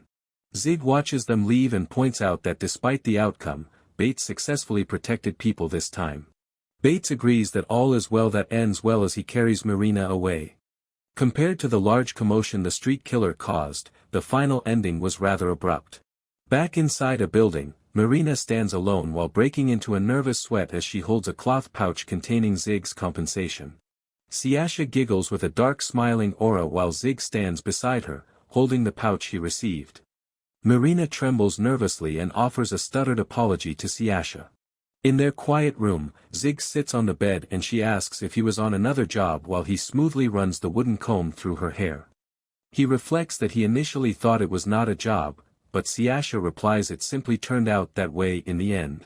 Zig thinks he never expected a simple misunderstanding to turn into a job, noting that it is a small world.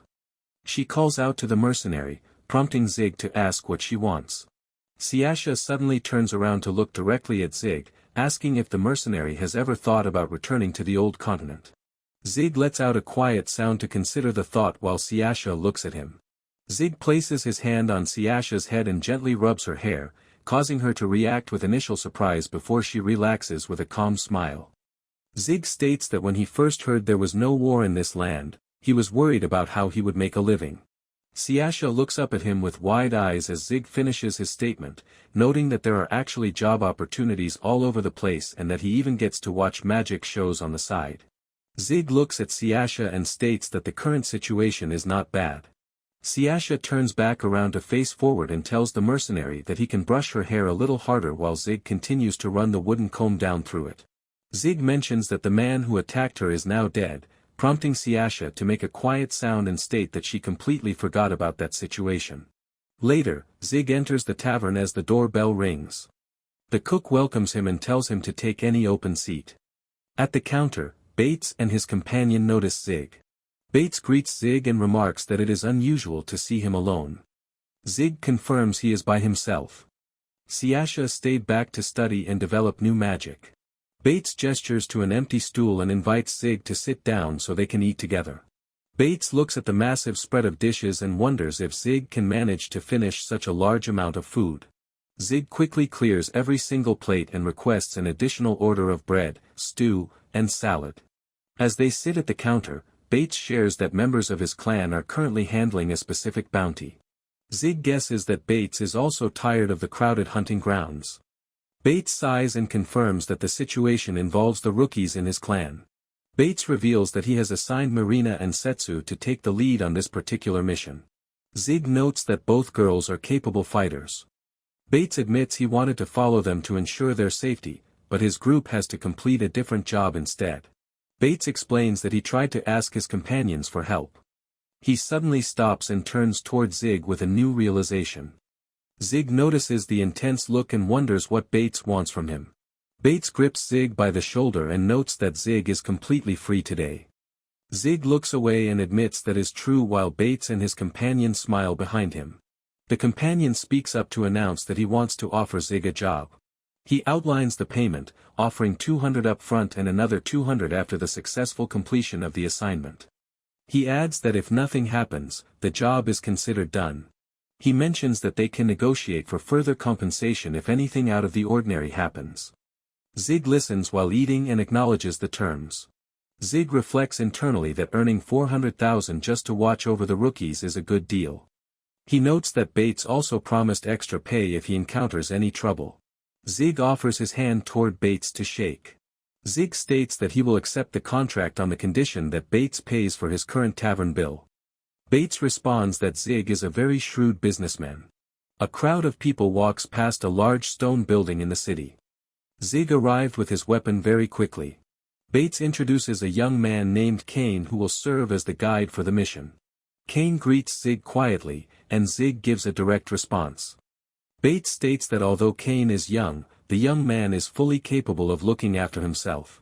Bates waves goodbye and notes that he is relying on Zig for the job. The companion adds his own farewell as the two men walk away. As they walk through the woods, Zig states that Kane did not participate in the previous battle. Kane explains that he wanted to join the fight but lacks a weapon to use. Kane points out that his weapon is gone because Zig broke it during their past encounter. Zig acknowledges the statement and offers a short apology. Kane asks about Zig's strategy for handling his duties during this assignment. Zig states that he plans to stay on the sidelines and will not interfere with any minor difficulties. He explains that he will only step in to help the rookies escape safely if the situation worsens and defeat is certain. He concludes that his only other task is to rescue them if they suffer injuries. Zig and Kane stand behind a tree as a sharp clanging sound echoes nearby, causing Kane to react with sudden surprise. In a forest clearing, a group of rookie adventurers surrounds a massive, multi-armed insect monster to begin their coordinated assault. Kane states that the rookies have started their fight. Zig observes the situation closely and notes that the demon beasts in this area are on an entirely different level. Setsu charges forward into the battle, calling out to Marina that she is making her move. Marina executes a quick dash toward the large beast and strikes it directly with her sword. Marina reflects that the creature is as solid as a rock and very strong, but she realizes its movements are slow and decides to exploit this advantage. Setsu shouts Marina's name as she summons sharp stone projectiles above her head, launching them downward to trap the monster's limbs against the ground. Marina capitalizes on the opening immediately, moving quickly past the beast to deliver another blow while the creature struggles. Kane clenches his fist and declares that the display is amazing, noting that the coordination between Marina and Setsu is much better than the rest of the group while the rookies celebrate their success. Kane then turns to Zig and asks about his silent expression. Zig states that the monster was weaker than he expected and admits he is a little disappointed. Kane replies that the creature might have only seemed weak to someone as strong as Zig. The beast was a slow type that relied entirely on defense and power, even though its appearance suggested otherwise. Zig remembers a past conversation where Siasha informed him that a new bounty had been posted for a pair of azure fork helms. Zig realizes the bounty is supposed to be a pair and wonders about the location of the second creature. Kane begins to speak just as loud thudding and crashing noises echo from the rustling trees nearby. A second massive insect monster suddenly bursts through the forest line with a loud explosion, charging directly into the clearing. A guy shouts that the second monster has arrived. Setsu quickly commands the group to leave the immobilized creature alone and focus their attacks entirely on the new target. The second beast lunges rapidly forward as Marina positions her sword to face it. The creature unleashes a swift strike, forcing her to block the heavy claw with her sword as she cries out in surprise. Marina catches her breath and states that this monster is very strong. Setsu declares that she will attack it using the same method as before and instructs Marina to announce when she is ready to join the assault. Zig realizes that the bounty requires hunting both monsters, but he senses that something is missing. Kane points out that the female monster is much stronger than the first one. Zig reflects internally that something about the situation still feels wrong. He considers how the first monster felt unusually weak, as if it were old or sick. Beside him, Kane states enthusiastically that they only need a little more effort to finish the job. The first monster remains pinned to the ground by the stone structures while a dark liquid drips from its injured body. Marina continues the battle by executing a large sweeping strike with her sword against the active monster. Marina calls out to Setsu to announce that she is prepared to attack. The monster swings its massive claw forward, but she ducks down quickly to evade the incoming attack. Setsu activates her magic to create a sharp stone spike that slices completely through the monster's arm, severing the limb and causing the creature to screech loudly. She shouts a command as she drives a massive stone spike directly into the back of the active monster. The group of rookie adventurers gathers around the defeated creature and cheers loudly to celebrate their successful victory. Marina notes that they no longer have to deal with stubborn older adventurers giving them smug looks. Setsu agrees and states that they can handle their tasks perfectly well on their own. Setsu and Marina bump fists in celebration, but their moment is suddenly interrupted by a heavy thudding sound that echoes through the forest. Setsu voices her confusion just as a male companion points frantically into the distance and tells everyone to look at what is happening. The companion points toward the first monster, which begins to move as the stone structure holding its legs shatters completely. A massive, thin-legged creature bursts completely out from inside the shell of the first monster, rising high into the air above the empty carapace.